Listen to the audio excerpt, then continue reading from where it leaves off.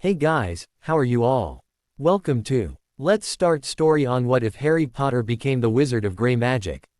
So do 4 blue hearts comment, be sure to subscribe to our channel and like this video and please share with your friends and watch till end. Also check out Patreon for I have upload Harry x Hermione. Uncensored spicy version, link in description. A fist-sized glass ball floated in the air, spinning.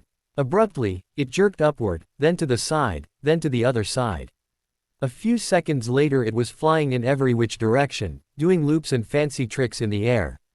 A pair of deep emerald green eyes intensely watched the glass orb, though their owner didn't appear to be concentrating very hard. Instead, he was glaring off into space past the ball, lost in thought. Suddenly a door off to the side opened, causing light to spill into the previously dim room. Instantaneously, the glass ball dropped out of the air and into a 15-year-old Harry Potter's hand. Said boy then quickly looked up at the door, fixing his expression into that of neutrality. "Hey," Dean Thomas said as he closed the door to the Gryffindor 5th-year boys' dorm. Harry, who was lying on his stomach on his 4-poster bed, nodded to him in reply. Dean stood awkwardly with his back to the dorm door for a moment before coughing into his hand and strident across the room to where his own bed was. He rooted around in his trunk for a minute, uncomfortably aware of the intense stare that was directed toward his back via the infamous boy who lived. Once he'd found what he'd been looking for, he quickly moved to leave the room. Against his own instincts, Dean stopped before the door. Clearing his throat slightly, he turned around to face Harry. "Hey," Dean began hesitantly. Harry cocked his head to the side, indicating that he was listening but otherwise making no move to speak. Dean opened and closed his mouth a few times before finally gathering the courage to continue. "Are you okay, Harry? 'Cause, you know." Harry studied Dean for another moment before turning his attention back to the glass ball in his hands. "I'm fine," Harry replied. When Dean didn't make any move to leave, he glanced up at the dark-skinned boy again. "Really I am," he added. Dean didn't look as though he believed him. He shifted uncomfortably for another moment and looked as though he wanted to say more, but in the end the uneasiness of the situation won out over him. With just a simple nod, Dean slipped out of the dorm room, closing the door soundly behind him. As soon as his dorm mate's footsteps on the stairs had faded away, Harry let out a deep sigh. He had nearly been caught that time. Glancing at the nightstand behind him, Harry took note of his wand, that was resting there innocently. Other times he'd had his wand near his hand so that he could easily come up with an excuse if someone noticed him doing anything odd, but this time. Sighing once more, Harry shifted his attention back to the glass orb in his hands and his expression quickly shifted into that of a glare. He snarled quietly, not because of anger over anything to do with the glass ball, but just in anger over the direction, or rather downward spiral, that his life had taken recently. In a fit of unrestrained anger, he tossed the glass ball at the far wall, but topped it with his magic just centimeters before it made contact with the wall. Harry called the ball back to him and caught it deftly in his hands. It wouldn't do to damage to glass orb, it was Neville's Remembrall, not his. And he had it for no reason other than that it was something to practice his magic on. Why was Harry practicing magic on a glass ball? Well, Harry had a dark secret. It was something that he'd never told anyone. Not even his closest friends. It was something that no one would ever guess about him, and partially for that reason he held it close to his heart. And if things continued as they had for years, then no one would ever find out.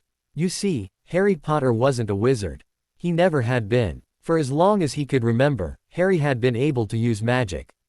And it wasn't like the accidental magic that all young witches and wizards experienced, but rather something much more controlled. In fact, he'd have to say that he had just as much control over his magic today as he did when he was 3. Now, one might say that this just meant that Harry was more powerful than usual. This was exactly what Harry had thought when he first found out about the wizarding world. And about how witches and wizards had to use wands to accomplish feats of magic. The problem, however, ran deeper than that. Harry discovered this when he went to Ollivanders. None of the wands did anything for him. They were like dead pieces of sticks in his hands and didn't react at all to his magic. After going through several dozen wands, Harry got so fed up that he just used his own magic. to make it look as though one of the wands had chosen him. It was pure irony that that particular wand just so happened to be Voldemort's brother wand. Fate seemed to hate him that way. Since discovering that he was different, Harry had gone to great lengths to hide his differences from the rest of the wizarding world.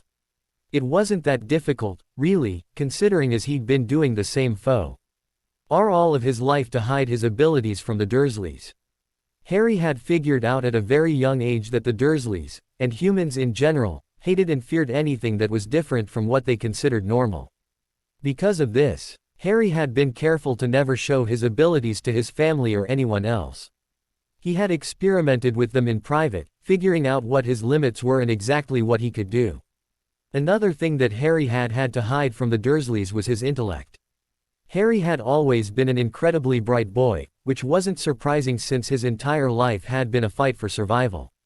When one grows up in such a situation, they tend to be very observant and able to use most anything to adapt to survive. Harry was no exception, and he'd found that he generally caught onto things a lot quicker than others his age. Harry had, however, pretended to be normal in order to avoid notice. But this didn't stop him from going down to the public library in his read time and spending hours upon hours reading anything that he could get his hands on. He learned a lot this way. In fact, most of what he'd learned in primary school was not from school itself but from that library. Harry was also fortunate that he usually had a lot of time to go to the library. Contrary to what he had told his friends, his relatives hadn't given him very many chores when he was younger for fear that the neighbors would notice. Instead, they would just kick him out of the house and leave him up to his own devices. This was actually how the rumors that he was a hoodlum had started, after all. What kind of a child spent barely any time at home? Harry couldn't help but chuckle at what the neighbors would think if they found out where he'd spent all his time. One would probably wonder that, if Harry was so bright, why was he only an average student at Hogwarts? The answer to this frustrated Harry quite a bit. He knew that he could do quite well if left to his own devices, he had to follow the Hogwarts curriculum, and mimicking the spells that they were supposed to do was more difficult than most would think. You see, Harry did magic differently than anyone else. For wizards, it was as simple as an incantation, a wand movement, and an intention. For Harry to cast a spell, he had to understand what he was doing almost on a molecular level and how and why the result that he had wanted to happen would happen. For even a simple spell, he would have to spend quite some time in the school library researching the spell and what it did so that he could mimic the result accurately. And waving a stick around while doing so certainly didn't help his concentration. Doing the amount of work for every spell that Harry did left him with very little time to experiment on his own. Because of this, Harry was bound to the work that all Hogwarts students did, and he couldn't work on finding out more about what his own powers did. Harry did, however, get several ideas that he never would have thought of before coming to Hogwarts. The Fidelius charm was a prime example of this. With a sigh, Harry shifted his position so that he was lying on his back. Hiding the fact that he was different had been much more difficult than he'd thought when first deciding to come to Hogwarts. Just in the first year, he'd had to get used to attempting to mimic the spells that, on top of he'd had difficulty fitting into the Gryffindor house. This in itself was something that he'd completely understood. During the sorting ceremony, the Sorting Hat had been completely adamant about putting him in Slytherin, insisting that it was the only place for him, more so even than the Ravenclaw that Harry had originally guessed he'd be placed in. Harry did have to agree with the Hat's decision. After all, he had grown up having to be as cunning as possibly in order to survive. However, contrary to what many people believed, Harry was neither stupid nor naive. He knew that if went into the so-called dark house, then many people would believe him to be dark and thus shun him. Not to mention it'd place a lot of extra scrutiny onto him, and that was something that he definitely didn't want. No, Harry knew that he had to be placed into Gryffindor in order to appease people's curiosity. In the end, the only way that he'd gotten the Hat to do so was by convincing it that a true Slytherin would be placed in Gryffindor. Since no one would expect that. A snake in a lion's den, Harry thought with a dark chuckle. After that, the year had only turned stranger and stranger, and he had eventually become friends with Ronald Weasley and Hermione Granger. Harry had to admit that they were the closest friends that he'd ever had. They may have been different from him and in reality didn't even really know the real Harry Potter, but they were still good friends, if not the best. Of course, simple schoolyard drama wasn't the worst of the year. No, instead all of the strangeness accumulated in the end of the year. When Harry's curiosity had gotten the better of him and he and his two friends had gone to try to save the Philosopher's Stone. There, when Quirrell had attempted to kill him, the professor had found that he couldn't touch Harry without being hurt himself. Harry still wasn't sure why exactly that was, and didn't believe for a moment the love bowl that Headmaster Dumbledore had fed him. After that, Harry knew that he should have expected that his second year would be strange as well, but nothing could have prepared him for the opening of the Chamber of Secrets. The school year itself had been okay, if one ignored the terror that had spread throughout the student body. He had to admit though that finding out that he could speak to snakes had been fairly interesting. At first he had thought that it was just another strange thing about him, but then he'd been told that it was an ability inherited by dark wizards. To this day Harry wasn't sure whether his ability to speak Parseltongue was connected to Voldemort or his non-wizard-like abilities. At the end of the year the strangeness had once again accumulated to one final meeting. This time he had to fight off an ancient basilisk and destroy Riddle's memory. The basilisk itself hadn't been very difficult to defeat, that had only taken a few minutes. He'd had to make up a story about using Gryffindor's sword to kill the beast though. Since Riddle had had his wand during the fight and thus he shouldn't have been able to use magic. Plus, saying that he'd pulled out Gryffindor's sword helped to cement the belief that he was a true Gryffindor. Fortunately, Harry's third year had been much quieter, and thus much easier to keep his abilities hidden. His meeting with his godfather had made it a year to remember though. Also, finding out about time turners had been interesting, and had caused several ideas to begin whirling around in his mind. Would it be possible to mimic the effects of time turners without having to use one? The only problem was that he'd probably need to understand how time works for that, and that was something that no one knew. Learning the Patronus was definitely a highlight of that year. It was quite easily the hardest spell that he'd ever had to master, especially since there was little to no background on the spell. The main reason as to why he'd been able to master the spell was really just instinct and desperation. In contrast to his third year, Harry's fourth year had been the most active of them yet. Unfortunately it also put a lot of spotlight on him and his magical ability. It was very lucky that no one had caught onto the fact that he was different, especially considering that he'd had to get through all of the tasks with everyone's attention solely on him. After completing the third task, Harry had to fight with a fully revived Voldemort. That was easily the most terrifying experience Harry had ever had to go through. And for him that was really saying something. The strangest part about that encounter meeting was when he dueled with Voldemort.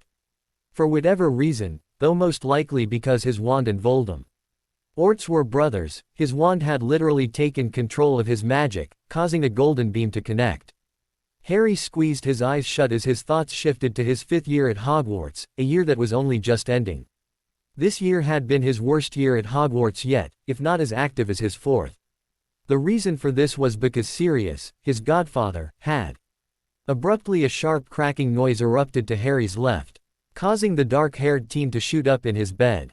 Looking off to his right, Harry cursed as he saw cracks in glass of the window there. Sighing once more, he concentrated and caused the glass to instantly mend itself back to its flawless state. Harry then slumped back onto his bed, his face in his hands. This was why he had to be careful and keep his emotions in check. Harry had a tight control over his magic. But his magic also reacted strongly to his emotions. Whenever he got too angry or emotional, things around him tended to either break or react strangely. Because of this, he usually attempted to keep his emotions relatively neutral while reacting differently on this outside. Harry rolled over once more, this time onto his stomach again so that he could hide his face in his pillow.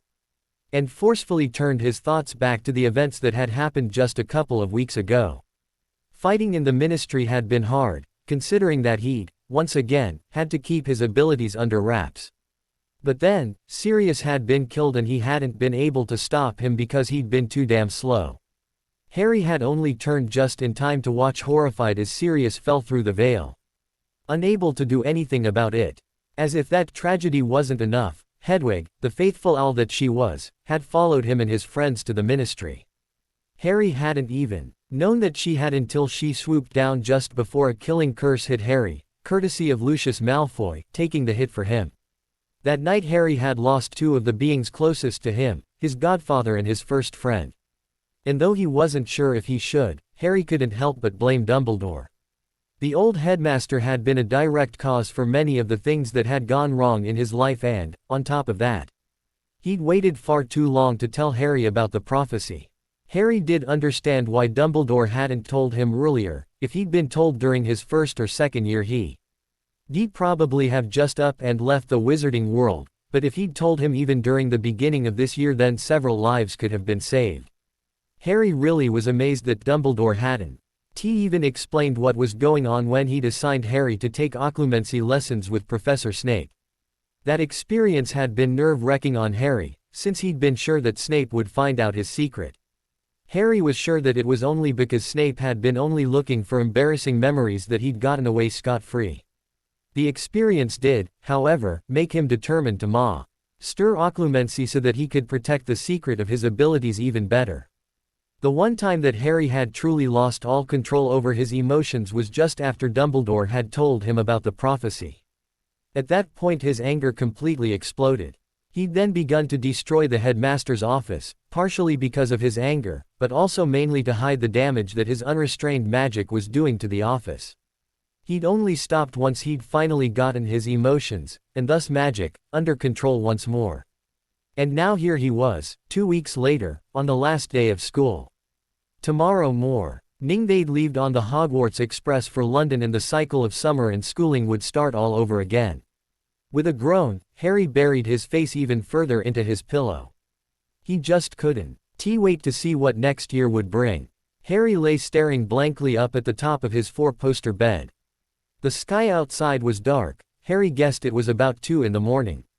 The rest of his dorm mates were asleep and Ron's loud snores were reverberating through the room. With an almost inaudible sigh, Harry realized that he wouldn't be getting any sleep tonight. So, casting his version of a silencing spell around himself, he slid out of bed. Unheard by anyone else in the room, Harry opened his trunk and pulled out his invisibility cloak and the Marauder's map. He then slid the cloak around his shoulders and opened the map with a tap of his finger and the whispered password. Giving it a quick scan, he was glad to notice that there were no teachers or prefects patrolling anywhere near the Gryffindor Tower. Still silent, Harry moved quickly out of the Gryffindor common room and into the cold, damp halls of Hogwarts. He traveled silently down the corridors, checking the map every now and then and acting accordingly to what he saw. After only 5 to 10 minutes he arrived at his destination, the library, and slipped in. Harry breathed in deeply as he looked around at the hundreds of bookcases that made up the library. He always felt at peace here, perhaps because he'd spent most of his childhood within a library. Harry moved forward then, navigating through the less of books with an ease born from many a sleepless night spent doing exactly what he was doing now. Before long he had ducked into the restricted section. Harry wandered through the rows of books for another minute, not quite sure what he was looking for. Eventually, he wound up in a dark, dusty corner of the section. With a sigh, something Harry noticed he'd been doing a lot recently, the green-eyed boy sat down with a slump against one of the bookshelves and randomly pulled out an old tome that was directly across from him. He stared dispassionately at the title scripted in gilded letters for a moment, before exactly what he was reading hit him and his eyes immediately widened. Branches of Magic by Iali Rielendry. Branches of Magic. Harry felt his heart beginning to race in his chest. This meant that there really were other branches of magic besides wizardry. That perhaps there were others like him. Excitedly, Harry opened the book and began to read the introduction. One part in particular caught his attention. There are 2 main different types of magic, that of wizards and that of magical beings, which are not to be confused with magical creatures. The magic that they all use is essentially the same, but how they access it is different. Harry paused, shocked. Wizards couldn't directly access their magic. No wonder there was such a difference between them and these magical beings. Shaking off his thoughts, Harry dove back into his reading, eager to find out more. Within the division of magical beings, there are many different branches. The main branches include mages, born vampires, born werewolves, elves, fairies, dwarves, goblins, Veela, and centaur. For more information, see their respective chapters. Harry paused again, curious as to why the book specified born vampires and born werewolves. He hadn't even known that vampires and werewolves could be born. Weren't they only changed when bitten? And how could werewolves be considered magical beings in the way the book had described earlier? Remus certainly didn't fit that explanation as far as he knew. Wizards and magical beings alike all have magical cores, which is the source of their magic, and magic channels which their magic runs through their bodies, very similar to a person's veins. The difference between wizards and magical beings is due to this system. Magical beings are directly connected to their magical cores via their magical channels.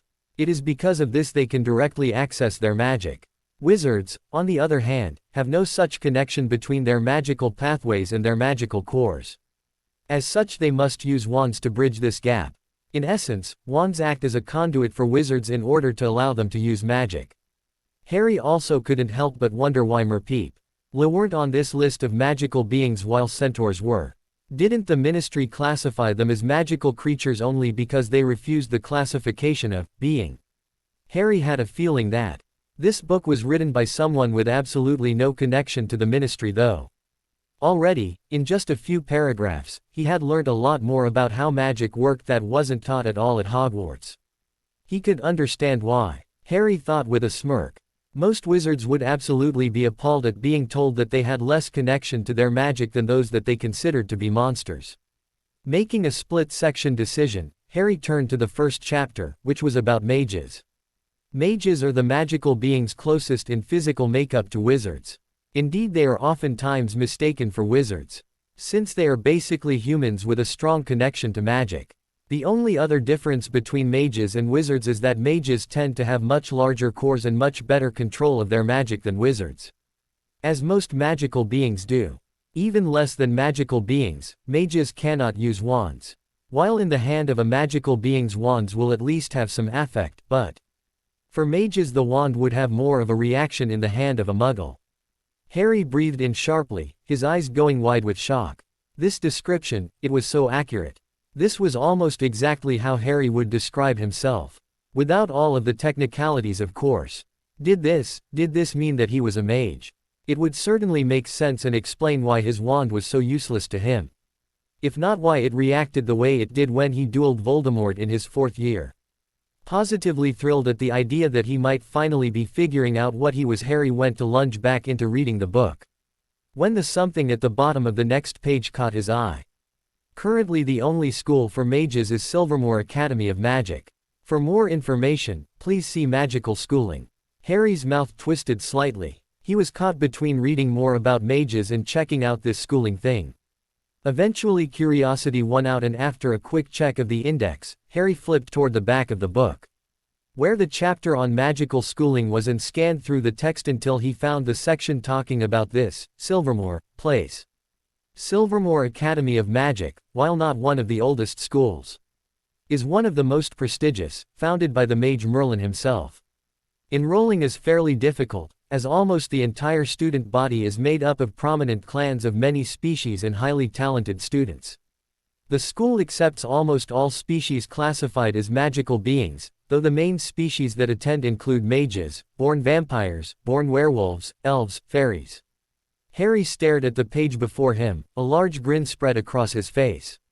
This was perfect. He could just imagine the type of things that he could learn at such a school. That was, of course, if he was a mage.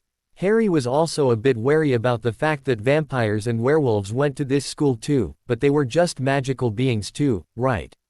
Silvermoor Academy's current headmistress is Sylvia Mikhailova, an ice elf of notable power. Harry's thoughts were abruptly cut off when the teen noticed a ray of light falling across the floor on the other end of the aisle. Quickly, Harry scrambled to his feet and peeked around the bookshelf he was leaning against to get a glimpse of the window he knew was visible from his spot. Sure enough, Harry was able to look out the window. And his eyes immediately widened at the lightness of the sky outside. No, Harry thought, surprised. It couldn't be sunrise already. He was sure that he hadn't been wandering around for that long before he'd found the book he'd been reading. Regardless of his astonishment, Harry knew that time had indeed flown. Quickly, Harry moved to shove the branches of magic book back in his place, only to hesitate, frown on his face. This book was a wealth of knowledge and Harry knew that he'd be leaving Hogwarts for the summer today. Was it really wise to just leave it? Harry paused for another moment before shoving the book under his arm. A slight smirk twitching at the corners of his lips. No one would notice if he took it anyway. It didn't look as though anyone had even been in this corner for many a year. Harry then slung his invisibility cloak around his shoulders and left the corner in which he may have just found the answers to some questions that he'd been asking for as long as he could remember. As he hurried back to his dorm room, the only thought on Harry's mind was, there has got to be some way for me to contact this Mikhailova person. The next morning Harry woke up to the noise of his dorm mates rushing around and finishing last-minute packing. Harry groaned as he sat. Normally he'd be annoyed at not being woken up earlier, but he'd only gotten a couple of hours of sleep since returning from the library and so was glad for the few extra minutes. "Hey mate," Ron said boisterously as he passed Harry's bed with an armful of clothes. "About time you got up."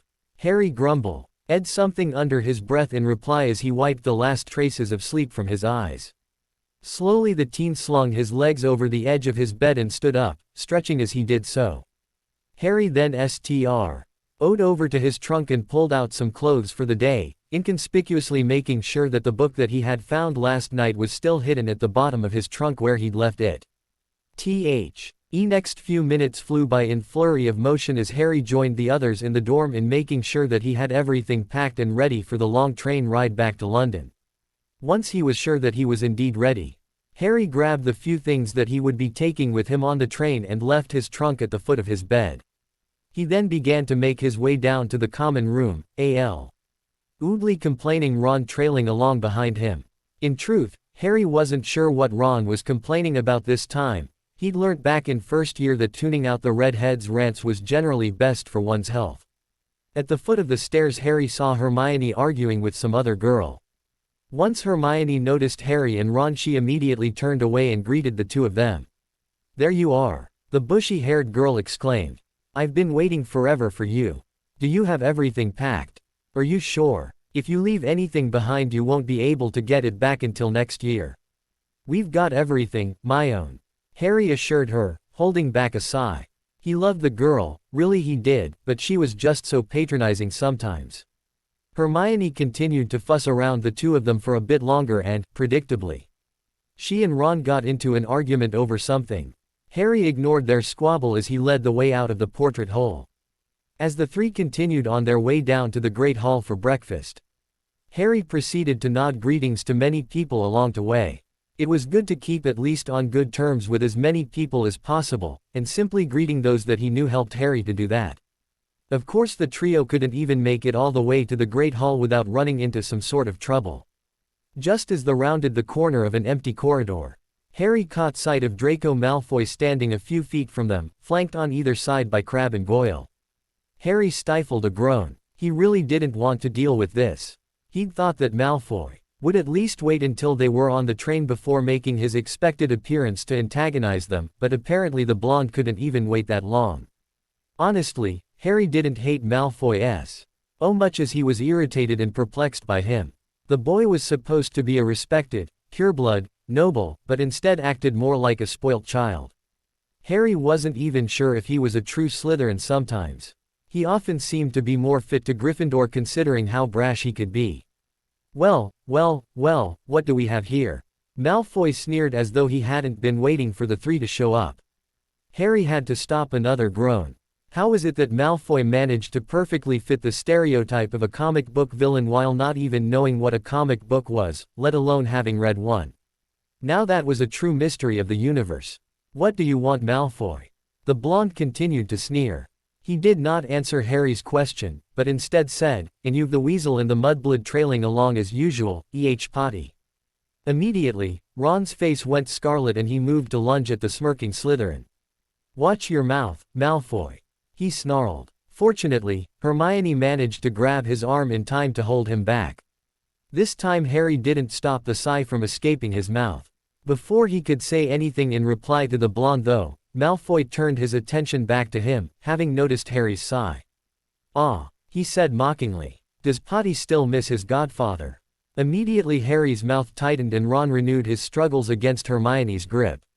Instead of replying however, Harry simply strode forward and brushed past Malfoy. Normally he'd rise to the blonde's bait and get into an argument and/or fight with him, but his godfather was a sore spot and he really wasn't in the mood for Malfoy's arrogance. Seeing him walk away, Ron and Hermione stilled, surprised. They exchanged glances momentarily, before quickly following after Harry. Malfoy, meanwhile, stood sputtering in Harry's wake. An indignant look plastered across his face. Quickly, he whirled around and took a few steps toward the retreating back of the so-called Golden Trio. "Things will be interesting next year, won't they?" Malfoy yelled out in a last-ditch attempt to get a rise out of Harry. Said teen paused in his tracks and glanced at the oncoming blonde. Not even twitching his fingers. He conjured a metal bar in front of Malfoy, though, really, it was more like transfiguring air molecules into the metal bar, bent the way light reflected around it to disillusion it, and then forced T to levitate horizontally off the ground, level to Malfoy's ankles. He did this within a bare millisecond so, fortunately, no one noticed. Harry watched, a slight grin quirking at the corners of his lips. As Malfoy continued to stride forward, only to apparently trip over his own feet. Harry then instantly transfigured the bar back into air, erasing any proof that it had even been there in the first place. Malfoy himself plunged forward, sprawling across the stone floor in an undignified heap. Now this was one of the great things about Harry's abilities. Behind him, Harry heard Ron howling. With laughter and Hermione giggling quietly into her hand. Even Crabbe and Goyle stared blankly at the Malfoy heir for a moment before breaking out into snickers. The grin that he'd been holding back before came onto his face in full force as Harry turned on his heel and continued down the corridor. "Yes," he murmured under his breath as he, Ron, and Hermione continued toward the Great Hall. This coming year is going to be very interesting." As he walked, Harry never noticed the feelings of apprehension coiling in the bottom of his stomach. "Ah, man, that was bloody perfect," Ron howled, clapping Harry on the shoulder as he held his own stomach and continued to laugh. "And we didn't even have to do anything." "Oh, Ron, it isn't good to laugh at people," Hermione stated with a huff. Despite her words, a smile was still tugging at the corners of her lips. "You can't say that that wasn't hilarious," Ron pointed out. "And you were laughing earlier too." And thus the two once again got into another squabble. Harry followed their argument with half an ear while his mind was turned to other things, namely Sirius and Hedwig. Slowly, Harry's mood turned slightly depressed again. He knew that neither of them would want him to act the way he was, but Harry also knew that he needed to grieve if he was to ever get over their deaths. Apparently, Ron and Hermione noticed the change in his mood as well and became quiet. It was in this state that the three entered the Great Hall. They continued silently over to the Gryffindor table. They sat down there, near Dean, Seamus, and Neville. They exchanged greetings with them before loading their plates with food and chowing down. Harry noticed, with no small amount of irritation, that everyone around was acting very careful now and barely even speaking. Once again, they were treating him as though he was a bomb that was about to go off. Harry chomped down on a piece of bacon a little harder than necessary and then noticed that the liquid in his glass was vibrating slightly. Purposely he forced himself to calm down a bit. Harry was glad that his friends cared, he really was, but treating him as carefully as they were was not going to help. He was grieving for those whom he had lost, but he was about to go on murderous rampage or try to kill himself. In silence, and with Harry still simmering slightly, they finished eating and Dee then left with the crowds of people heading out of the front doors of Hogwarts. After a bit of a walk, they finally reaching the edge of the Hogwarts grounds, where the carriages pulled by Thestral were waiting. Harry and his friends quickly claimed one of the carriages, but instead of going in, Harry moved toward the Thestral pulling the carriage, a slight smile gracing his lips. Harry stood in front of the Thestral for a moment. Just looking at it, Thestrals really were amazing creatures, despite their desolate appearance. They looked so weak, so wraith-like, but despite that were incredibly strong. As he and his friends had found when they had easily carried to the Ministry. They had sleek leathery wings with a larger wingspan than most winged horses. What really stuck Harry about them were their eyes. At a first glance their eyes were a simple milky white, but if one took the time to look, as Harry was doing now, then it was quite easy to see the colors that danced across their eyes like a silvery curtain. Slowly, Harry reached out a hand and ran his fingers through the creature's black mane. Even just standing here, Harry could somehow feel some sort of a connection with this creature of death. So entranced was Harry at looking at the Thestral that he jumped in surprise when a voice called out to him. Looking up, eyes wide, Harry saw Hermione leaning out of the carriage window, a look of worry on her face. "Come on, Harry," she continued. "We're about to leave." With one last glance at the Thestral, Harry quickly hurried into the carriage with his friends. The ride to the Hogsmeade station was fairly quiet, and Ron and Hermione only got into an argument once. Harry spent the entire ride staring out of the window. The sky was quite sunny, which was very unfitting for Harry's current mood.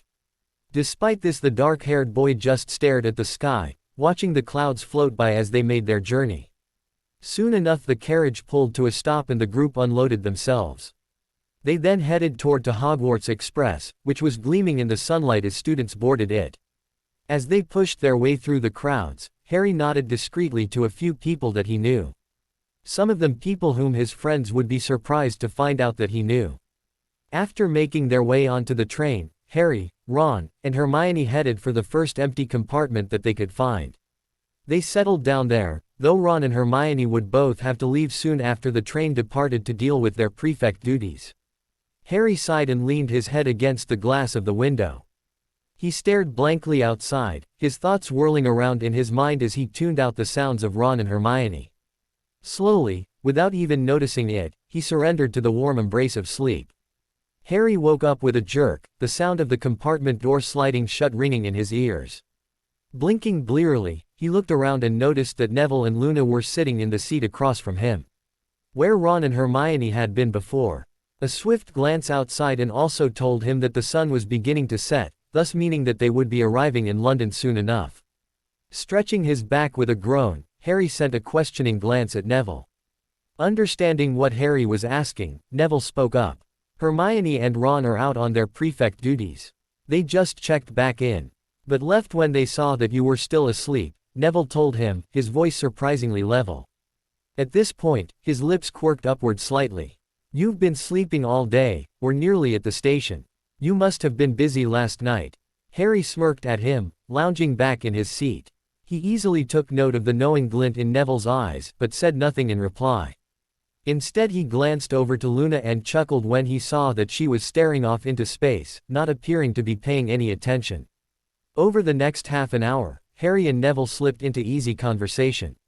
Before Harry had even realized the time, the compartment door slid open once more and Hermione stepped in. When she saw that Harry was finally awake, she smiled. Hermione opened her mouth to say something, but Ron suddenly popped up beside her. "Hey," Ron said brightly, "we're just arriving at the station." True to his word, the train suddenly stopped at that moment, its brakes screeching. Ron immediately turned around and exited the compartment, eager to be getting off the train. Sighing, Hermione followed him. "We'll see you outside," Hermione called over her shoulder to Harry. Harry nodded in reply before following Neville and a dreamy Luna out at a leisurely pace. Out on the platform people were milling around, getting their trunks and greeting their families. After pulling out his own trunk, Harry said goodbye to Neville when the boy spotted his grandmother, promising to speak to him sometime over the summer. Turning back around, Harry noticed that Luna had already left. Chuckling in amusement at the strangeness of the girl, Harry headed over to the large group of redheads that he spotted out of the corner of his eye. While approaching, Harry saw that Mrs. Weasley, Ron, Ginny, Hermione, and Hermione's parents were standing around talking and exchanging hugs. Seeing Harry out of the corner of her eyes, Mrs. Weasley immediately turned around and enveloped him in a backbreaking hug. "Oh, Harry dear," she exclaimed. Harry hugged the matronly woman back, his reply greeting muffled. Finally, Mrs. Weasley let him go and held him at arm's length, examining him. "You're still too pale," she said, frowning. Harry sighed. Spending most of his youth in dark corners of the library had apparently caused his skin to be permanently pale, or at least he grew. SSED it had since his recent summers spent outdoors gardening hadn't changed his skin at all. Still frowning, Mrs. Weasley looked Harry in the eye. "Oh, you poor boy," she continued, tears gathering at the corners of her eyes. "How are you? Are you holding up okay? Anytime this summer, anytime at all, you can all us." She looked as though she was going to continue, but Ron butted in, to Harry's great relief. "Come on, Mum," he exclaimed. "Harry's fine. Aren't you, Harry?" Hermione immediately hit the red-headed teen over the head, glaring at him. Ron yelped in indignation and two proceeded to squabble once more. Chuckling, Harry turned his attention back to the worried Weasley matron. "Really, Mrs. Weasley, I'll be fine," he assured her. Mrs. Weasley didn't look as though she completely believed him. But she nodded anyway and let the subject go. At that moment Mad-Eye Moody and Tonks walked over to the group. "Watch her, Harry," Tonks called out jovially as they stopped before him. Moody grunted Ted in greeting as he peered about the platform suspiciously, his magical eye spinning around. Harry smiled weakly up at them, memories from that night a few weeks ago flashing through his mind once more. As if picking up on his emotions, Moody suddenly fixed both of his eyes on Harry, peering at him closely. Harry quickly shifted his gaze away, not in the mood for talking about what had happened. After a moment of studying Harry, however, Moody spoke up. "I have a message from Dumbledore," Moody said. He was frowning as he relayed this, as if he didn't agree with whatever he was about to say. Harry shifted his attention back to him then, interested. What did Dumbledore have to say that he couldn't have told them himself, earlier? Sighing, a very un-Moody action, which only made Harry even more curious, Moody continued in his gruff voice, "Dumbledore says that no one can send any messages to Harry this summer." Harry's mouth immediately dropped open and he could hear loud protests coming from behind him, especially from Mrs. Weasley. Moody glared at them all and slowly their words petered out. "I don't agree with it," he bit out, "but Dumbledore says that the owls could be tracked and Harry's position compromised." Harry had to hold back a growl from escaping from his throat. Of all the things the old bastard had done, keeping him at his relative's house was bad, but forbidding him to receive or send messages was just insane. Apparently, Mrs. Weasley had similar thoughts and didn't mind voicing them as she immediately strode up to Mad-Eye Moody, shoved a finger in his chest, and began arguing with him. Harry would have listened in, but at that moment his two best friends, Ron and Hermione, approached him once more. Immediately Hermione enveloped him in a hug, similarly to how Mrs. Weasley had. "Oh Harry," she said as she pulled back, sniffing. "I'm so sorry that we won't be able to contact you." Harry smiled tightly and nodded in appreciation. "Yeah mate," Ron agreed. "And we'll see if we can get Dumbledore to bring you over to Gree." Hermione quickly hit Ron over the head and hissed at him to be quiet. Ron glared back at her, rubbing the back of his head, and muttering under his breath. Sending a sheepish glance at Harry, he continued. "We'll see if we can get Dumbledore to bring you over to that place as soon as possible." Harry smiled lightly once more. "Thanks guys." Before they could take their conversation any farther, Tonks bounced over to them. Offhandedly, Harry wondered how one person could have as much energy as she seemed to. "Well," Tonks said smiling. "Moody and I are here too." Speak with your relatives before you leave with them." Tonks gave the three a cheeky grin as she said this, giving them much reason to believe that they would be threatening the Dursleys. "Yes," a voice behind them agreed. Harry jumped and spun around, only to find Mad-Eye Moody standing there looking down upon him. Harry's mouth tightened in annoyance at having been snuck up on so easily. But his attention was diverted when Moody opened his mouth once more and continued, "We'd better be going now. We wouldn't want to keep those no-good muggles waiting." He sneered at the end of his sentence to Harry's surprise. As Harry proceeded to say goodbye to the Weasleys and the Grangers, he couldn't help but wonder which house Moody had been in when he attended Hogwarts. Slytherin didn't seem too far-fetched for the old Auror. Following Tonks and Moody through the exit to platform 9 3/4, Harry turned around and waved goodbye to his friends and their families one last time. "Hopefully I'll see you soon," he called out. For some reason, though, he couldn't help but feel that that wouldn't be the case. Outside, Harry was met with the loud sounds of bustling crowds. People were everywhere. talking over one another, and Harry noticed that every now and then he could catch a glimpse of a few wizards moving through the crowds, most of them students. Tuning out the distractions, Harry searched around for a moment until he caught sight of the Dursleys. Flanked on either side by his guards, Harry navigated through the station to where the Dursleys were waiting. When they reached the portly family, well, Petunia was an exception. Moody went straight for Vernon Dursley. "May I speak to you for a second?" Moody asked as he pulled the large man off to the side, somehow managing to make it sound more like a statement than a question. Spluttering, Vernon followed, though most likely the main reason he did so was not to make a scene in such a crowded place, rather than because Moody was pulling him along. Meanwhile, Tonks helped Harry put his trunk away in the Dursleys' car, completely ignoring Petunia and Dudley. His mouth tightening once more, Harry realized that this was the first year that he didn't have Hedwig's cage with him as well. Straightening up and pushing his grief away until he was not around the Dursleys, Harry smiled weakly at Tonks and said his goodbyes to her. "Take care, you hear?" she said with a grin as Harry got into the car. Harry smiled back and gave a final wave. Not a moment later his uncle and Moody returned. Moody gave a gruff goodbye to Harry and Vernon said nothing as he climbed into the driver's seat. Harry guessed that Mad-Eye Moody had explained to him about Sirius and Hedwig dying. Hopefully that meant that the Dursleys would mostly leave him alone that summer. The car then quickly pulled away from the station and Moody and Tonks quickly faded into the distance, along with Harry's connection to the magical world. 1 week later found Harry holed up in his bedroom, lying on his bed with a book in hand. He hadn't come out much since he'd returned to number 4 Privet Drive with his relatives, instead preferring to dive into his studies. In fact, he was sure that the only times he'd left his room was to go to the bathroom and take showers. The Dursleys had taken to pushing his meals through the flap that was still at the bottom of his door since he never came out to eat.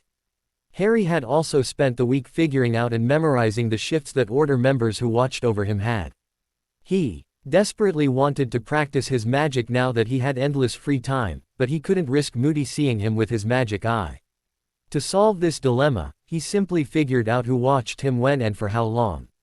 He figured that in a couple of days he'd be able to practice his magic without fear of being caught. One thing that Harry had figured out his first summer back at the Dursleys was he could practice his magic without being caught by the Ministry. Whatever spells they used to track students didn't affect him. He also figured that the tracking spells could possibly be on his wand. That didn't, however, explain why he did receive a letter about using magic when Dobby, the house elf, levitated a cake. Shaking off his thoughts, Harry looked down at the book that was currently in his hands. It was the Branches of Magic book that he'd found in the Hogwarts library. He'd nearly completely finished with the book. It had taken so long mainly because he'd been reading other books as well, and was completely and utterly fascinated by it. In his reading, Harry had found out many things about vampires and werewolves than he'd never known before, and in fact Harry doubted that many people did know. It had completely changed his perspective on the creatures that witches and wizards considered monsters. For example, most vampires were actually born rather than bitten. Despite this, it was actually very hard for vampires to give birth. The reason for this was because when a vampire was first conceived there was a spark of magic and this spark generally killed the fetus. When it didn't, and the baby was strong enough to survive the rest of the mother vampire's pregnancy, a vampire would be born.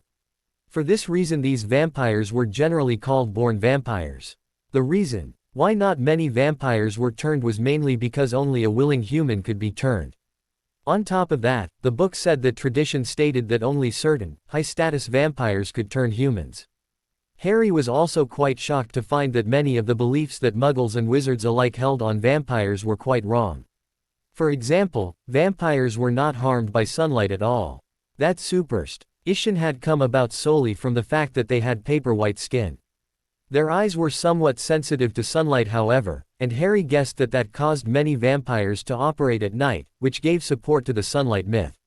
Vampires did have to drink blood to survive though. They could also eat human food, but blood was their main sustenance. Harry frowned, remembering that the book had stated something about magical properties of blood. Quickly he flipped back to the chapter on vampires and began to scan through the text. Before he could find what he was looking for though, a Another section of the chapter caught his eye. Harry couldn't help but smirk. He'd been surprised at first to find out that vampires did indeed have a government, and then later had become fairly interested in it. All vampires belong to a clan, a large family if you will. Born vampires belong to the clan they were born to, whereas turned vampires are automatically inducted into the clan of their turner. These clans have existed for thousands of years, almost as long as vampires themselves have existed. Over the years some have died out and some new ones have been created. Currently, there are nearly 100 clans in existence.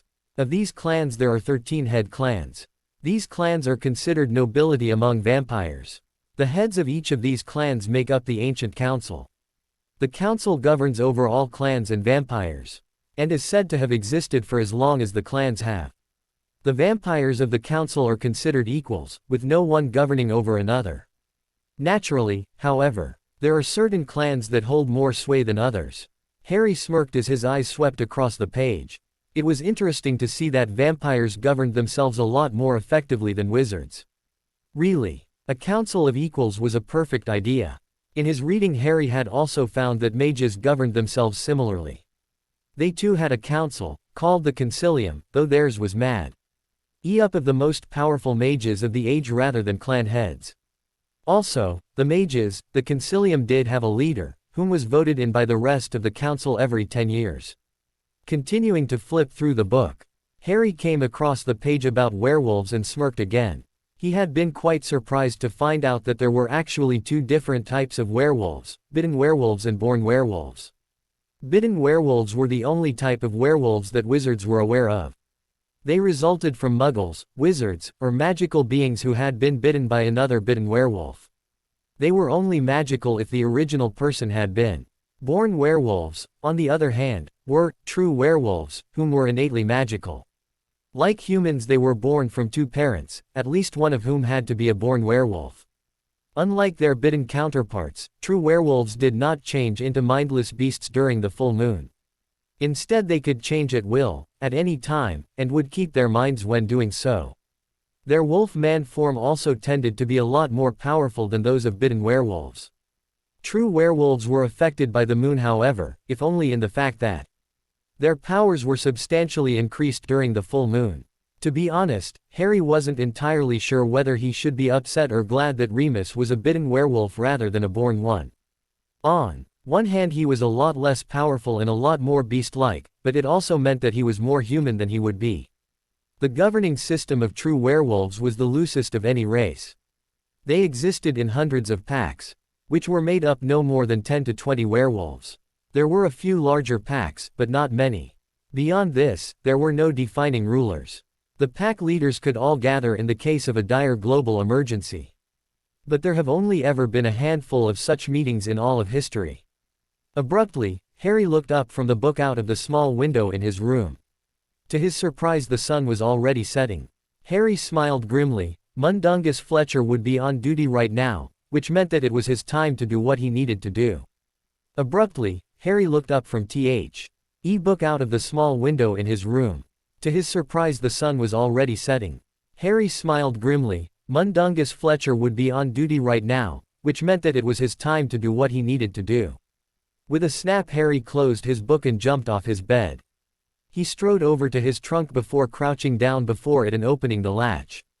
He placed the book at the bottom, underneath everything, and pulled out a nondescript black hooded cloak. Standing up and closing the trunk behind him, Harry then moved over to his bedroom window and pulled the curtains closed. He had no need for anyone to see what he was about to do. Standing in the middle of the room, Harry pulled his cloak around his shoulders and then pulled the hood up so that his face was slightly shadowed, but still mostly visible. Harry took a deep breath before silently taking a spot in the middle of the room and beginning to concentrate. Harry wrapped his magic around him, using it to change the way light reflected off him. Just moments later he opened his eyes and smiled. He didn't need to look in a mirror to know that his face had changed. Harry now had chocolate brown eyes and short sandy brown hair. His face shape had changed slightly as well, and his distinguished lightning bolt scar had completely disappeared. He was also now about half a foot taller, just over 6 foot. Harry's smile widened into a grin. Glamour spells could be so useful, especially since his could only be taken off by him. Chuckling lightly under his breath, Harry disapparated out of his small bedroom with a small pop. RRY had come across his apparition ability in the same way that he'd come across all of his other abilities with magic, through accidents and experimentation.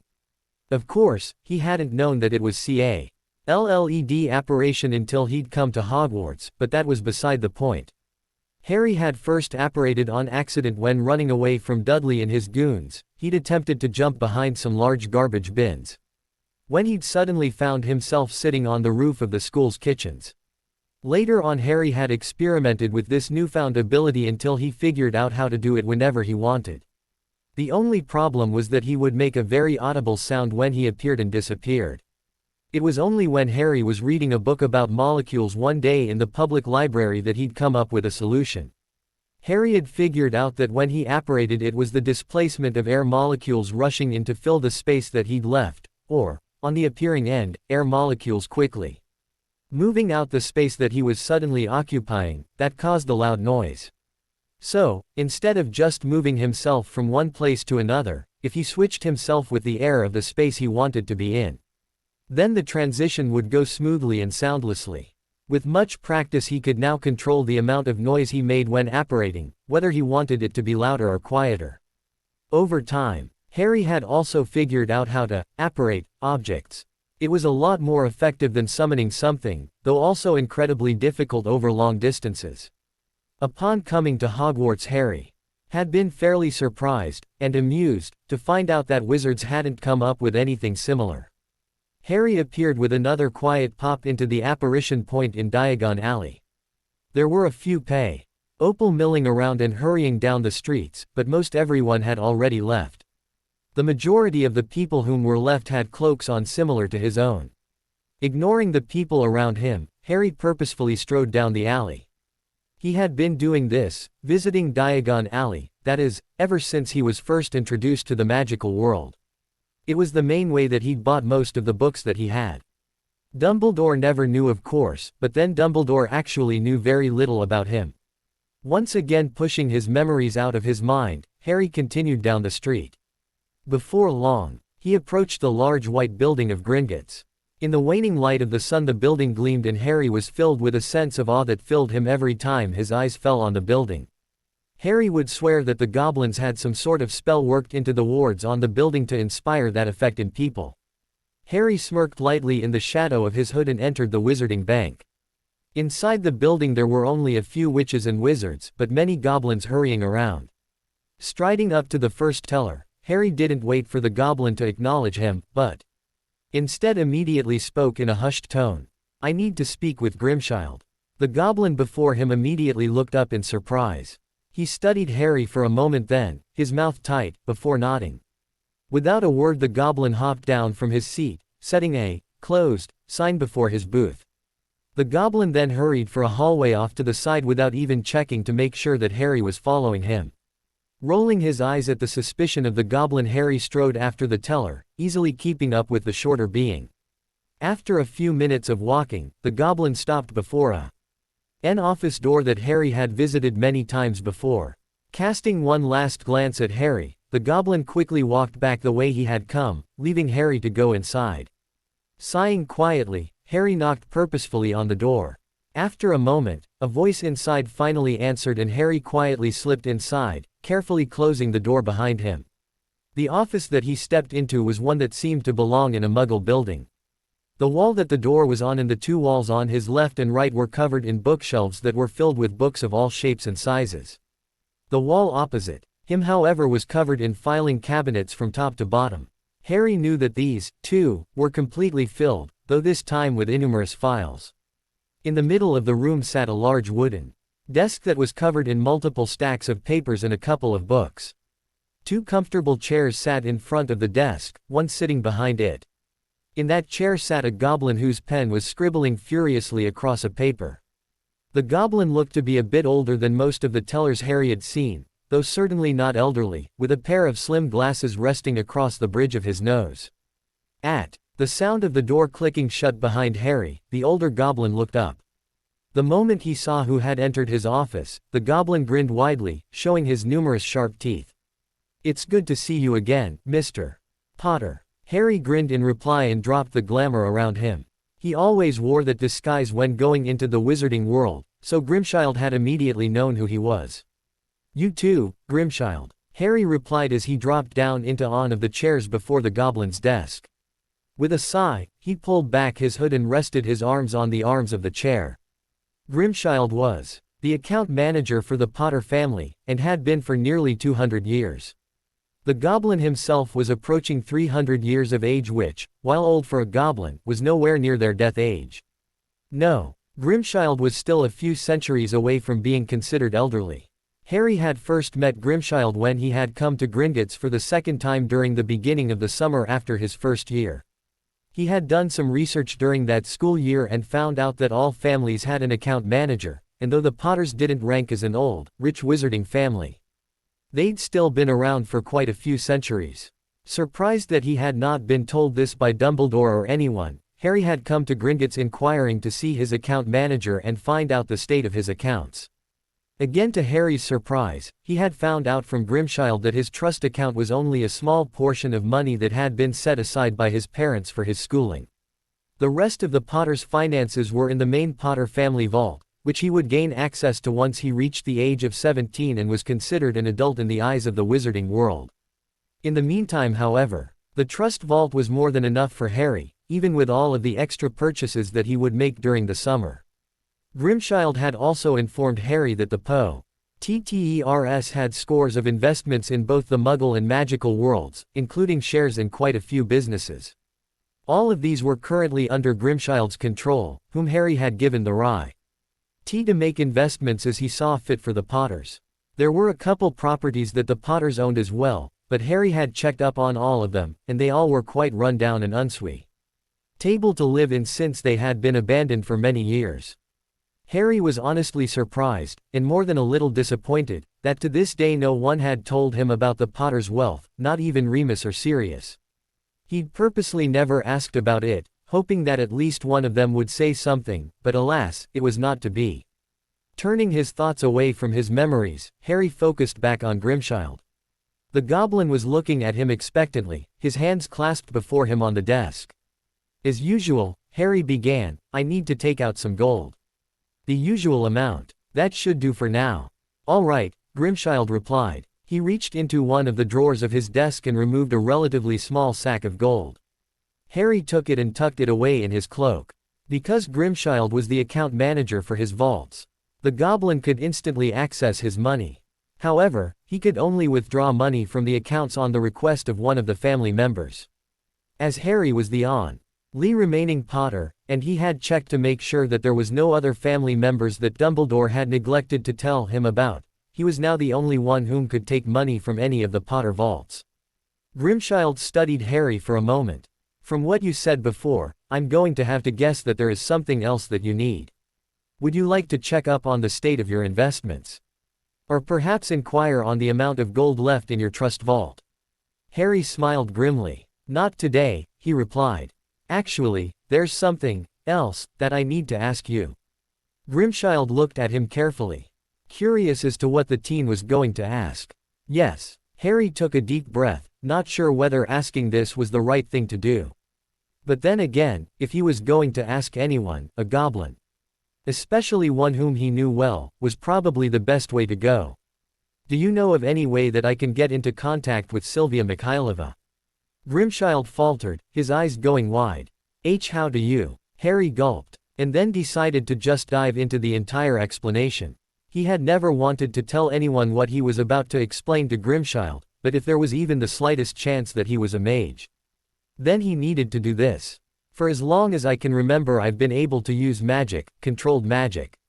For a long time I thought that I was just different. When I turned 11 I found out about the magical world. I thought then that it all made sense. I was a wizard and what I could do was magic. However, it was not much longer until I found out that wizards had to use wands to perform magic, and that what little magic they could perform without one was completely uncontrollable and called accidental magic. The problem continued when I went to the wand store. I found that wand after wand had no effect whatsoever with my magic. It was comparable to attempting to get some random stick off a tree to perform magic. In the end, I just randomly chose one wand and used my own magic to make it look like it had reacted. And so I found that I was once again different. For the past 5 years I've carefully hidden my abilities, making it appear as though I'm just a normal wizard. However, at the end of this past year I came across a book by pure happenstance. This book explained in detail numerous different races of magical beings. And not just the magical beings of the Ministry of Magic, but born vampires and werewolves, elves, fairies, and mages. Grimchild stared at Harry for a moment, unable to move. After a minute he carefully calmed OSED himself and then studied Harry much closer than he had before. Finally, he spoke. "Show me," he commanded, his voice brooking no nonsense. Harry immediately complied and raised one hand up. Grabbing a hold of several books on the shelf to his right with his magic, he pulled them toward him. Instantaneously, 3 books shot off the shelf and into his hand. Looking up again, Harry grinned at His surprised look on Grimchild's face and then, with a wave of his hand, sent the books back to their proper places. Well, Grimchild started, straightening up once more. Suddenly, he grinned a wide, toothy grin that, on a goblin, rarely meant anything good. Imagine the looks on the faces of the wizarding world if they found out that their savior isn't even a wizard, but a mage. A magical being. He cackled then, terribly amused with the picture in his head. Harry himself couldn't help but chuckle as well. That would be a sight to see. Suddenly, however, a part of what Grimchild had just said dawned on him. "Wait," Harry gasped. "You mean I really am a mage?" Grimchild grinned at Harry. "Well, it certainly seems like it. There isn't much else of a reason for you to be able to do what you can do. Plus what you just described to me, and showed me, fits the description of a mage perfectly." Grimchild paused for a moment before becoming a bit more serious. "I'm guessing that you would like to speak to Headmistress Mikhailova about possibly entering Silvermoor Academy." Harry nodded. "Yes, though I also was going to question about whether or not I actually was a mage." Grimchild smirked once more. "Well," he said, "I think that I can arrange a meeting between you two. Please wait here for a moment." He stood up at Harry's nod and padded out of the office. Harry sat and waited for about 10 minutes. His mind reeling with the information that he actually was a mage. He honestly couldn't quite believe it yet, even though he'd been hoping for the last week that it was true. Finally, however, Grimchild returned. A small grin on his face. Sitting back down at his desk, the older goblin spoke. "You're lucky, I was able to get in contact with Headmistress Mikhailova and she's free right now. She has agreed to meet with you, but only for a short while." Harry's eyes widened and a goofy grin lit up his face. He was actually going to have a chance to go to Silvermoor Academy. Seeing his expression, Grimchild chuckled. "Here," he said, tossing Harry a muggle pen. Harry stared at the object in his hand, confused. Seeing Harry's expression, Grimchild chuckled. "It's a portkey," he clarified. "It will take you to Headmistress Mikhailova's office and, later, back to here. Simply say, Mikhailova, to activate it and then, Gringotts, to return." Harry nodded his thanks to the older goblin. He then took a deep breath, holding tightly onto the portkey in his hand. He knew that the upcoming conversation would change the fate of his life. Mikhailova. Instantly, Harry felt the familiar feeling of a jerk behind his navel before the scene around him shifted. As Harry reoriented himself, he glanced around the new office that he was in and found that, unlike what he would have expected, it was somewhat Muggle-like. It was a fairly large square-shaped room with smooth hardwood floors. The wall to his left held 2 large bookcases, while the wall to his right held a single case filled with various objects, none of which Harry had ever seen before. Behind him was door, which presumably led out of the office. The rest of the space on the walls was filled with various paintings of different sceneries. Turning his attention away from the walls, Harry focused his attention forward where an oak desk stood. Sitting behind that desk was a woman who was watching him with interest clear on her face. Straightening up and gulping slightly, Harry walked forward until he was standing in front of the desk. As he did, the woman, Headmistress Mikhailova, stood up. Harry wasn't quite sure what he'd been expecting, but this woman wasn't it. She didn't look to be a day over 30, though Harry knew that she had to be at least several hundred years old. She stood at about 5 feet 8 and had obsidian black eyes. Straight blue hair held back in bun with a pair of long bangs framing her face. Her skin was very pale, but nowhere near the white of vampires. If anything, it had a slightly bluish tint to it. She was wearing a simple black dress with very wide sleeves. The last thing about Mikhailova that stood out was the pair of pointed ears that she had. Harry suddenly remembered that the book, Branches of Magic, had said that Headmistress Mikhailova was an ice elf. Well, that would certainly account for her ears and skin. Offhandedly, Harry couldn't help but wonder if all ice elves looked like her. Mikhailova smirked. "Welcome, Harry Potter," she greeted, and Harry noticed that she had a fairly strong Russian accent. She sat down and Harry hesitantly followed suit, King into one of the chairs sitting before her desk. "It's a pleasure to meet you, Headmistress," Harry replied smoothly, carefully hiding his nervousness. Mikhailova nodded approvingly at his control of emotions while folding her hands before her. Cutting straight to the chase, she looked Harry in the eye. "I hear that there is a distinct possibility that you are a mage." Straightening his shoulders, Harry nodded. "Yes," he replied. "Grimschild, the goblin who is my account manager, seemed sure of it." Mikhailova titled her head towards Harry, signaling him to continue his explanation. Taking a deep breath, Harry did so, repeating the explanation that he had just told Grimschild. Once he'd finished, Mikhailova was watching him with sharp eyes. "Interesting," she murmured. Suddenly, she leaned forward over her desk, looking Harry straight in the eye. "And you say that you have had complete control over your abilities for as long as you can remember?" Harry nodded. "As much control as you have today." Another nod. "Your control has been the same level, a high level, for that long?" Harry nodded once more and Mikhailova leaned back in her seat, threading her hands under her chin. Interesting. Harry stared at the headmistress, completely confused about where she was going with this. "Tell me, Mr. Potter," Mikhailova continued, "exactly what is the title of the book that you mentioned?"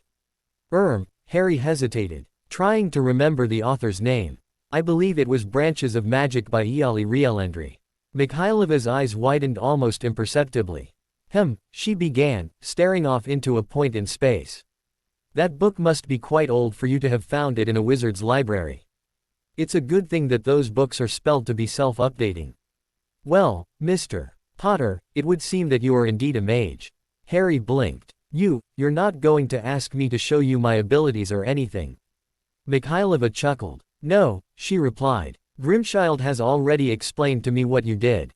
That, and I can tell that you're a magical being from your aura." Harry blinked once more. "My aura?" "Yes," Mikhailova smirked. She didn't expound on her previous statement however and instead just moved on to the next topic. "I presume that the reason you are here is because you would like to attend the Silvermoor Academy of Magic, correct?" Once again, Harry nodded in reply. "Well, you do understand that Silvermoor is a prestigious school which even mages have difficulty getting into, right? And that on top of that the majority of the student body is made up of vampires, werewolves, elves, and fairies.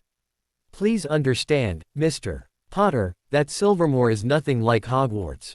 The curriculum is much harsher and we do not cater to our students in the same way that it does. About 30% of the students who attend are killed in some way or another before they get the chance to graduate. Hogwarts teaches students how to perform spells. We teach students how to harness their magic in order to survive. We also focus a lot more on physical condition than wizarding schools. You are required to master at least one weapon during your time at the school.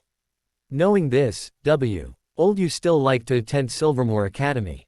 "Yes," Harry replied without hesitation. "The teaching that Silvermoor offers is exactly the kind of experience that I need. War is about to break out, headmistress. Even if only among wizards, and I need to prepare in whatever way possible." Mikhailova sighed. "Yes, I suppose you do," she replied. Suddenly, her mouth tightened and her eyes turned very serious. "However, this war may be farther reaching than you'd think." Harry stared at the ice elf before him, confused. He didn't get a chance to question what she meant though, because at that moment she moved on to the next subject. "Well," Mikhailova said with a sigh, if it's true that you've been able to control your magic for as long as you can remember, and have been able to hide from wizards for the past 5 years, then I believe that we do have a place for you at Silvermoor Academy." Harry was caught between elation and confusion. Acting on the second feeling, he immediately spoke. "Thank you very much, ma'am," Harry began. "But, why do you seem surprised that I have always been able to control my magic?" Mikhailova smirked at the teen before her. "Mr. Potter, you may not know this, but the connection that magical beings have with their core strengthens over time. At a young age, magical beings are able to do magic, but it is only a very small amount.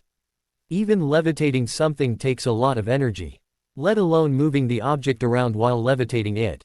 It is for this reason that Silvermoor is for students ages 16 to 20, as I'm sure you've read in Branches of Magic.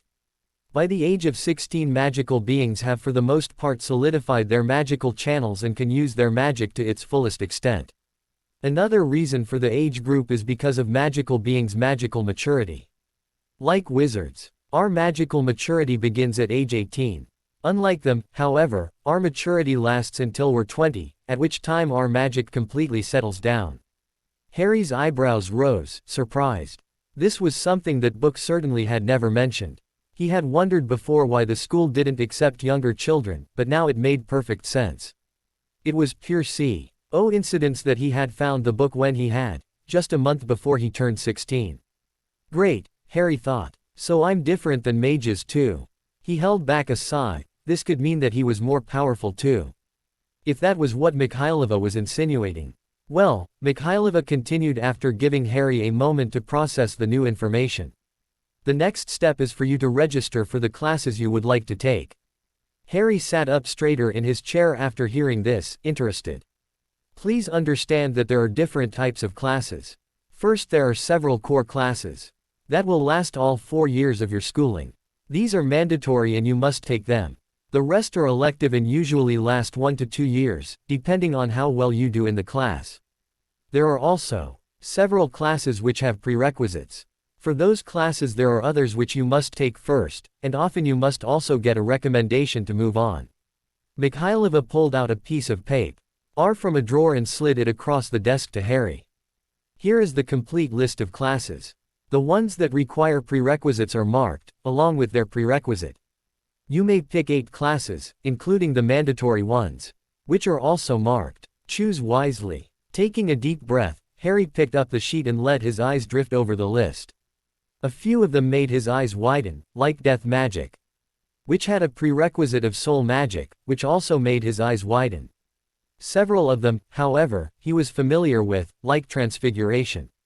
Still, Harry knew that even that would be far different, since he would be around people who used magic in the same way he did. And that, truly, was what excited him the most about attending Silvermoor. After a couple minutes Harry finally came to a decision.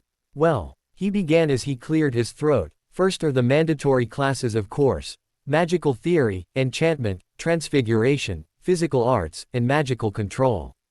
For the other 3 classes, I'll take elemental manipulation, magical creatures, and soul magic." Harry wasn't entirely sure about the magical creatures class, but from what little the book, Branches of Magic, had mentioned about them, they were quite often much more dangerous than the ones studied at Hogwarts. Harry figured that the more he knew, the better his chances of surviving were. Mikhailova smirked once more and took the paper back, marking down the classes that Harry had stated as she did so. Once that was done, she took out another sheet of paper and handed it to Harry. "This," she said, "is the list of items that you will need to acquire before school starts. Silvermoor doesn't use textbooks, but the books on the list are ones that you will want to get, and possibly even read before school starts. You should be able to get all of these items in the wizarding world, even if you have to look a little harder than usual." Harry nodded his thanks and slipped the paper into his pocket after only a quick glance at it. "Before I go," Harry began, "there's something else that I have to ask." Mikhailova signaled the dark-haired teen to go on, and he did so after taking another deep breath. "I would like to attend the school under an assumed name." Mikhailova raised an eyebrow, a smirk coming to her face. "So then, you don't want anyone to know who you are?" Harry nodded. "I suppose we can do that. You'd be surprised at the number of students, often mages, who just that for one reason or another. You'll have to come up with a backstory yourself, but what is the name that you'd like me to register you under? Harry paused for a moment, racking his brain for a name, when the perfect idea came to him. Gray, he said thoughtfully. Blake Gray. A brown-haired, brown-eyed Harry Potter walked out of Grimchild's office. It had taken a few minutes to get everything straightened out with Headmistress Mikhailov, but soon after giving out his new name they had said goodbye and parted ways. After that, Harry had gotten more gold from his accounts from Grimchild. He knew he would need it, considering the list that he now held. And now here he was, with his glamour back on, heading out of Gringotts. Harry walked straight out of the building without glancing at anyone around him. The bank was almost deserted now, though that wasn't too surprising considering as it was probably about 10 at night. Regardless, Harry pushed through the large double doors of the bank's entrance and stepped out into the alley. Completely ignoring the shops of Diagon Alley, Harry silently swept down the stray until he came to the entrance of Nocturne Alley. He paused there and pulled his hood up further so that his face was completely hidden. Unlike Diagon Alley, Nocturne Alley truly came alive at Nig. So now was probably the best time for him to shop. Plus, it was also when the shops put out some of their more questionable items. Slipping into the alley, Harry strode forward with his back straight and his shoulders squared. Nocturne Alley was certainly not a place to act meek. Harry completely ignored the street vendors hawking their wares along the alley, and instead made a beeline for a bookstore that he was pretty sure would have all of the books that were on the list that Mikhailov had given him. Once inside the store, Harry gave his eyes barely a moment to adjust to the gloom of the shop. He then located the shopkeeper at the back of the large room and, keeping an eye on him, began to flit around the store, picking up the books that were on the list as well as a few others that caught his eye. Among them, the most interesting of the books on the list Harry would have to say was Deadly Magical Creatures by Eumil Driernan and Understanding Politics by Tywil Anowin. He had picked out everything he needed. Harry took his stack of books to the counter at the back of the store. The haggard-looking older wizard who was the shopkeeper stared at Harry suspiciously for a moment before quickly ringing up the books and then roughly murmuring out the total price. Staring straight at the wizard, who was starting to shift uneasily under his gaze, Harry pulled out the correct amount and handed it to the shopkeeper. He then reached into his cloak and, while his hand was hidden, conjured a wand-shaped stick of wood. Harry pulled it out and tapped the stack of books before him with it and murmured what he knew was the shrinking spell. As he did so he reached out with his own magic and shrunk the books before slipping them in the wand into his pants pocket. He decided to keep the wand for now, in case he needed it again. With a last nod to the shopkeeper, Harry swept out of the shop and into the narrow alley once more without a word. The next item that was on the list surprised Harry a bit. A ritual knife, he thought unsurely. Sighing quietly, he ignored his confusion for the time being and headed to where he knew a weapon shop was, in the back of the alley. The outside of shop was small, dark, and dusty, and the inside of the store turned out to be exactly what the outside suggested. It was dark and cramped with shelves that seemed to hold nothing of any real value, just a bunch of old, rusty weapons that looked as if they'd seen better days a few centuries ago. Slowly Harry picked his way across the store toward the back where a counter was, itching slightly as a rat came out of a dusty corner and ran across his path. It disappeared into a hole in the floorboards soon after. Attempting to hide his disgust, Harry stopped before the small counter at the back, where the shopkeeper was standing, watching him. He was a scarred, Japanese man, with graying hair, a crooked nose and a pointed little goatee. Sharp black eyes focused on Harry, studying him. Before Harry could open his mouth however, the Oriental man's face split into a wide grin.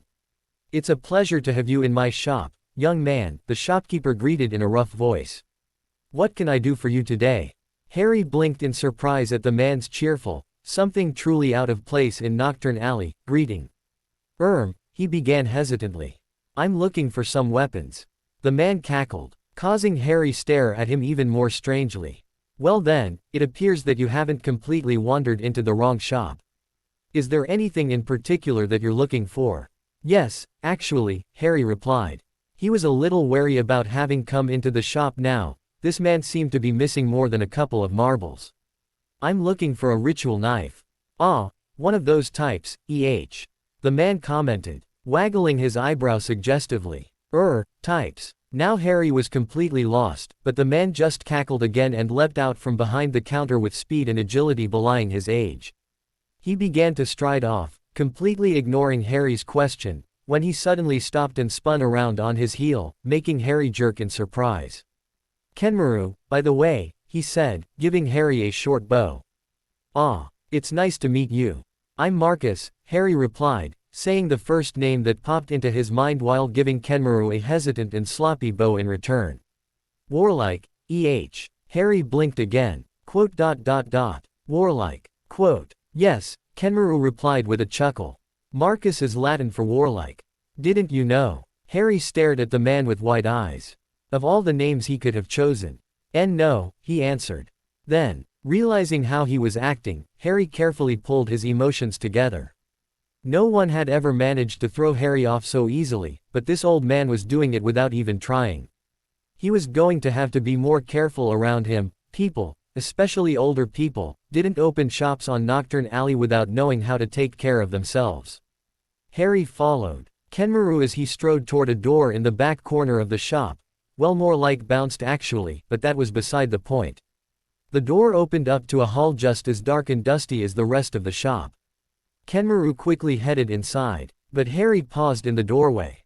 Harry was far from naive and knew how incredibly dangerous it was to follow a seemingly insane old man down a narrow hallway to Merlin knows where.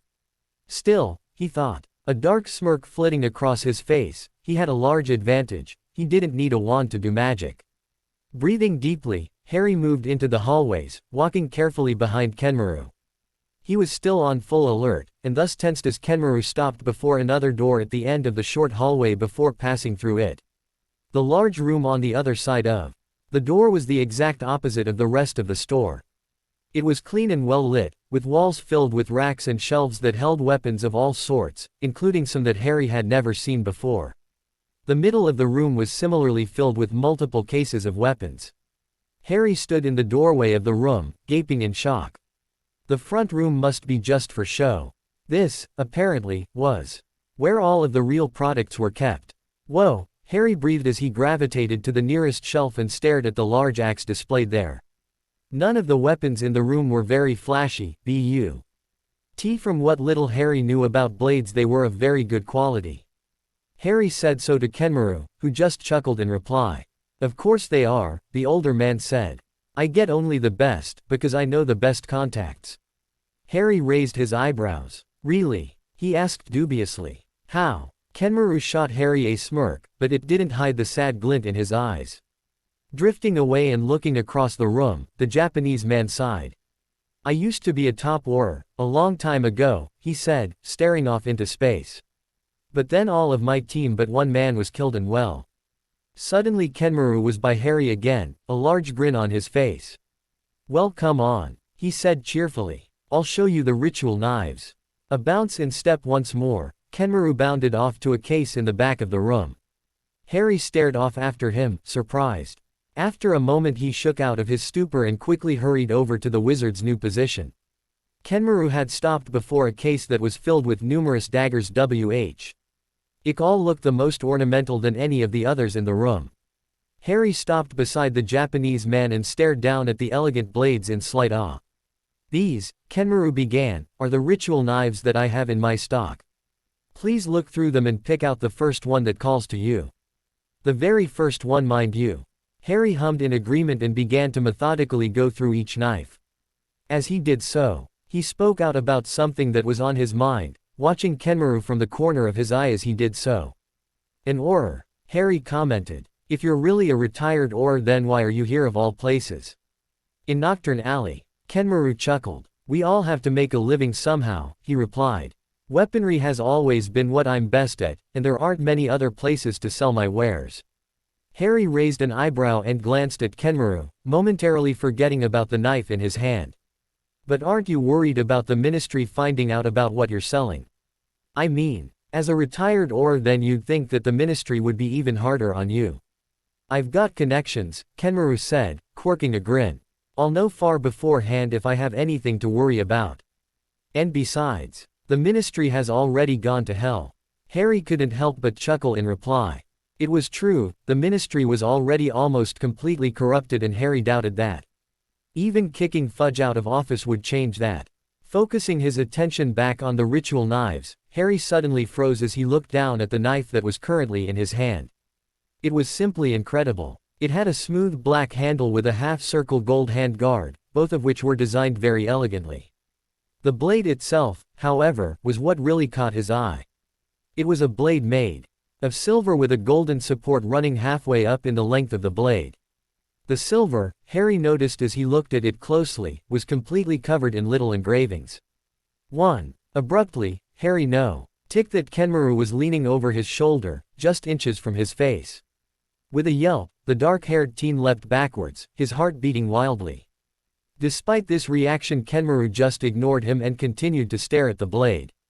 "Ah," the older man said suddenly as a grin crossed his face. "How interesting, that you would choose this blade. Sir," Harry stated hesitantly as he straightened himself out once more. Kenmaru looked up at him then, his eyes sparkling. "It is made entirely of gold and silver, as you can tell. Usually this would not work at all for a weapon of any type, even a ritual knife. Because the metals are far too malleable. The silver, however, is engraved with hundreds of tiny runes that harden the blade and give it extreme strength. This knife is perfect for rituals." Kenmaru held the knife out for Harry, who hesitantly took it. Staring down at the blade again, Harry couldn't help but marvel at how well it fit in his grip. "Also," Kenmaru suddenly began, "you will have to be very careful with this knife." Harry looked at Kenmaru questioningly. "Because of the runes on the blade, this knife will be fairly testy around magic. You will never be able to perform magic on the blade. Be it to shrink it or summon it, though that could be a good thing." Harry nodded in understanding, looking down at the blade with renewed awe. To have a weapon that couldn't be summoned would be very helpful. Even if it only was a ritual knife. "Now," Kenmaru said, clapping his hands together, "is there anything else that I can get for you?" Harry hesitated for a moment. Headmistress Mikhailov had told him students would receive their weapons at the school itself, but it couldn't hurt to have an extra weapon on him for protection, especially in these times. And if it were just something small. "Do you have any daggers?" Harry asked uncertainly. "Nothing too large or extravagant, just something for a little extra protection." Kenmaru smirked. "I think I have just the thing for you." Kenmaru darted across the room, heading straight for a case in the middle of the room. He bent down there and picked something up off the bottom of the shelf, something that Harry hadn't even noticed before. Standing up again, Kenmaru turned to face Harry, who had come up behind him. The old shopkeeper held out what he had picked up to Harry, who suddenly felt his breath get caught in his throat. Shakily, he stretched out a hand and picked up the dagger that Kenmaru had picked out. Now this was true craftsmanship. It was so elegant that it made his ritual knife look like a shoddy pile of metal. The dagger couldn't have been much more than a foot long. The handle and hand guard was made of a black metal with designs carved into it. The gleaming silver blade of the dagger was shaped in a way that he'd never seen on a dagger before. One side of it was an elegant S-curve, while the other side, the back of the dagger, had a sharp wave-like design to the edge of the metal, making it appear very dangerous. In the middle of the blade was a small 3-inch long carving of what looked like fire. 2. "That is one of the greatest works that I have," Kenmaru commented as he watched Harry examine the dagger. "I believe it will fit you well." Harry looked up at the retired Auror. This is incredible." Kenmaru chuckled and then turned around once more. "I'm guessing that you'll need a sheath for each of your blades." Yes." Kenmaru disappeared behind a few cases but, just a moment later, reappeared again with 2 leather sheaths in hand. "Here," he said, passing them to Harry. "Now let's head up front to the register." Harry nodded as he slipped his 2 new blades into the black leather sheaths that he'd been given. He followed Kenmaru to the front of the shop then, his nose wrinkling ever so slightly at the extreme difference between the front room and the room that he'd been in moments before. They stopped at the counter in the back of the store, which Kenmaru quickly slipped behind. Then taking a second glance at the 2 sheathed blades in Harry's hands, the older man quickly calculated out the cost of the weaponry. 17 galleons, 9 sickles, and 12 nuts. Kenmaru finally said, "I'm throwing the sheaths in for free, mind you." He gave Harry a pointed look. "And only 'cause I like you, kid." Harry mumbled his thanks and pulled out his money. That was a pretty good sum of money, but Harry knew that the blades were worth it. In hindsight, it had been a very good idea to get some more money from Grimschild before he'd left Gringotts Bank. After handing the stated amount of money over to Kenmaru, Harry stared down at the weapons in his hands, unsure as to where to put them.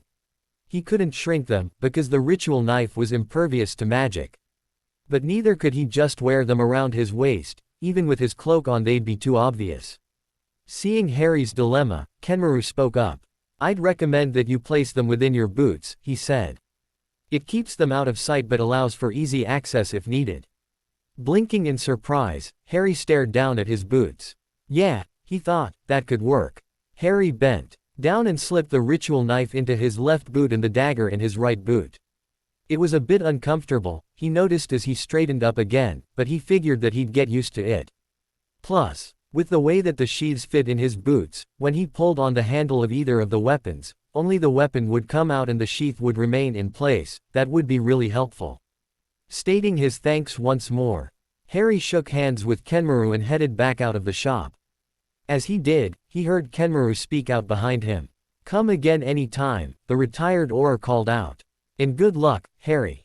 It wasn't until Harry was halfway down Nocturne Alley that he realized what name Kenmaru had called him by. After his strange encounter with Kenmaru, Harry had decided to head back to the Dursleys. He had gotten a bunch of items, and he still had the rest of the summer, 5 weeks, to get the few items that he still needed. Thinking of that, Harry suddenly remembered a letter that Headmistress Mikhailov had given him just before he'd left. She had told him when handing Harry the letter that school would be starting on August 16th, which was 2 weeks before Hogwarts Street started, and that the letter would explain everything else he would need to know about getting to Silvermoor Academy. Plopping down on his bed without even taking off his cloak, Harry pulled the letter out of his pocket and opened it up. As soon as he had, 2 plane tickets fell out and onto his lap. Surprised, Harry quickly read through the letter, his eyebrows rising as it did. Apparently on August 14th, at 10:25 a.m., he would be taking a 7-hour flight from Heathrow Airport, here in London, to the Baltimore-Washington International Airport in the United States of America. From there he would be taking a second flight from BWIA to Nuuk, the capital of Greenland. Here, Harry's eyebrow reached his hairline. Silvermoor Academy of Magic was in Greenland of all places. Well, now that he thought about it, it did kind of make sense.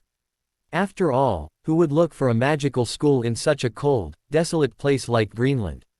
Continuing to read, Harry found that once in Nuuk he would be CTED as to where he would be staying for the night. Then, on the 15th, all of the students would be taken to the academy. Sighing, Harry glanced down at the 2 plane tickets that were still resting in his lap. Well, he'd never been on an airplane before. Harry couldn't help but be curious as to if it was anything like flying on a broom. Harry tucked the tickets back into the letter and then set it on his bedside table. Going to Silvermoor was something that he definitely wanted to do, but he was still nervous. What would it be like to be around people who were like him? To not have to hide his abilities anymore. And even more so, how would his current friends react when he didn't show up at Hogwarts on September 1st? The students who had been in the DA would be especially disappointed. But no matter how he felt, Harry knew that he couldn't tell anyone that he was leaving until he actually did. Though, even then, he actually couldn't tell them because he no longer had an owl, and the Order had left him with no way to contact them that summer. Sighing once more, Harry laid back on his bed, only to quickly sit up again when he felt the shrunken book in his pocket digging into his side. Harry stood up and moved over his trunk, taking his cloak off as he did so. At the same time he remembered that he still had his glamour on and then cursed himself for being so careless. What if nay of the Dursleys or an Order member had walked in? Harry quickly removed it and then focused on the trunk before him. Harry couldn't help but smirk as he looked at the trunk. It appeared to be the Impulse school trunk that he'd bought with Hagrid, but it wasn't. Just after meeting with Grimschild during the summer after his first year, Harry had left to buy a new trunk. While in the trunk store Hagrid, he had seen some trunks with multiple compartments and he'd known that he would need that in order to hide some of his purchases. And the trunk before him was what Harry had bought. It was nearly identical to his first trunk. But it had 3 compartments. The first 2 were average and looked just like the inside of a normal trunk, albeit there being 2 instead of 1, but the third trunk was a small room with a ladder leading down into. Harry used the first compartment for all of the items that people knew that he had, including his invisibility cloak. The second one he used for all of his other items, which he had bought over the years. The third compartment, however, he had transformed into a miniature library. It was there that he kept all the books that he had bought. Place C. In his hand on the single lock that the trunk had, he murmured, "Gamma," and the lid immediately popped open. The lock was keyed into his magical signature and had passwords for each compartment, though. The first one could also be opened with a conventional key. The first compartment was Alpha, the second Beta, and the third Gamma. Harry opened the trunk's lid completely and stared down. There was a ladder before him, which led down into a small room. Making sure that the shrunken books were still in his pocket, Harry lowered himself into the trunk and climbed down the ladder. Once at the bottom, he glanced around. The room itself was probably only about 10 feet by 10 feet with a ceiling about 8 feet high. All 4 of the walls were covered in bookshelves which reached from the floor to the ceiling. Said bookshelves were for the most part filled with books. Harry had gotten quite a collection over the years. He estimated that he had about 200 or so books. Of course, Harry hadn't read all of them yet. He had scanned through most of them though. Moving quickly for fear of someone coming into his room and seeing him, Harry pulled his new books out of his pocket and unshrunk them. Seeing that he still had the fake wand, Harry shrugged and then transfigured it back into air.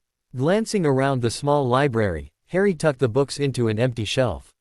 He turned to leave, then, after hesitating for a second, turned back around and pulled Understanding Politics by Tywil Annowyn off the shelf again. This one he wanted to read. After all, if he wanted to gain some power in this world that he would be entering as some no-name mage, then he would need to know what he was doing. Harry climbed back out of his trunk and then opened the first compartment. He tucked his black cloak away from where he'd gotten it, making sure that his copy of Branches of Magic was still safe. After closing the trunk once more, Harry proceeded to collapse down onto his bed and dive straight into Understanding Politics. He had a feeling that he'd be doing a lot of reading this summer, even more than usual. Blearily, Harry opened his eyes to the darkness of the night. He sat up in bed and ped around on his bedside table until he found his glasses, which he promptly slid on. Rubbing the sleep out of his eyes, Harry looked around once more and caught sight of the clock, which read 11:59 in glaring red. He couldn't figure out, however, why he had woken up at such a later hour. It had been 3 weeks since Harry had spoken with Headmistress Mikhailov, 4 weeks since school had ended. That meant that it was the end of July, and at the end of July was. Harry abruptly gasped at the same time as the clock's time changed to 12 o'clock. Harry groaned and dropped back down on his bed so that he was staring at the ceiling. It was officially July 31st, his birthday. Why the heck did he always wake up just before midnight? It was almost starting to get annoying. At least, Harry thought. With a sigh as he placed his hands behind his head, he was now 16. This gave him at least some measure of freedom with the British Muggle law. And this was, of course, crucial to his plan on getting away from the Dursleys permanently. After all, in Great Britain teens of 16 years of age could get a job, rent an apartment, and do nearly anything so long as they had their guardian's consent. And Harry planned on using this loophole to its fullest. Dumbledore and the others believed that he was too deep in his grief to do anything, and him rarely coming out of his room helped that belief, so they weren't watching him as close as they probably should. Beyond that, none of the Order even knew much about Muggle law anyway. Harry couldn't help but smirk. Once again, their ignorance would lead to their downfall. Glancing over at his bedside table, Harry saw a book there. It looked exactly like his 5th-year Charms textbook, but it wasn't. He had used his magic to make it look as though it was, but if anyone actually opened the book they'd find out that it wasn't. Harry did that with all of the books that he kept out of his trunk just in case anyone ever came into his room. He didn't Nt anyone to find out his secret so close to him finally going to Silvermoor. Harry had done quite a bit of reading in the past few weeks. He had already gotten through almost all of his new books. He had had nothing to do but read and practice magic anyway. Still, he was going through them even faster than normal, though Harry attributed that to excitement. Indeed, Harry was positively ecstatic about getting to attend Silvermoor Academy. He knew that he probably should be nervous about going to school with vampires and werewolves, but he just couldn't bring himself to be. He'd learnt so much about them and their cultures from branches of magic that he knew not to be. Most of the legends and myths that muggles and wizards alike held about vampires and werewolves were complete rubbish. So, if anything, Harry couldn't wait to meet the two species and see what they actually were like. But, Harry reminded himself as he turned over once more, he was going to have to wait.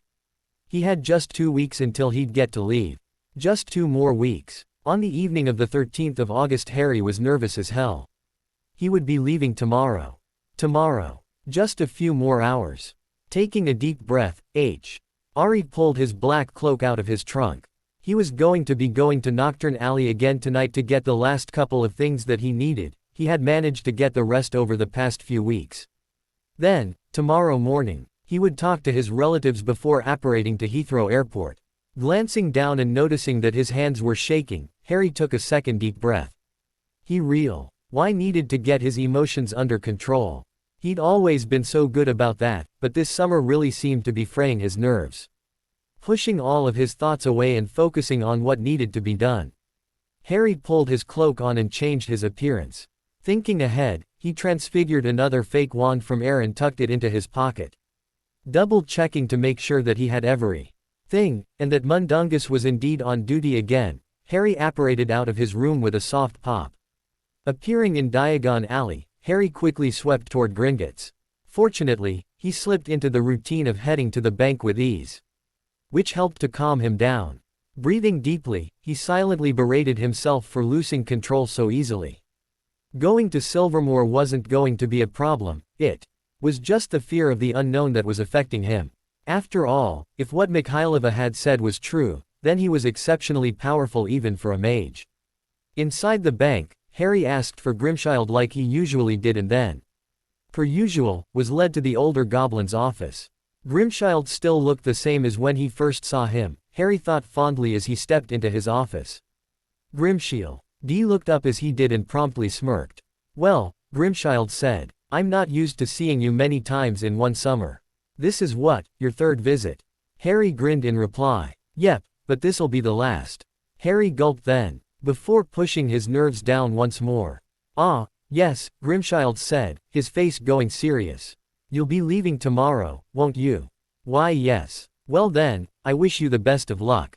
May you prosper well in your proper environment. Harry smiled at Grimschild. Thank you, he murmured.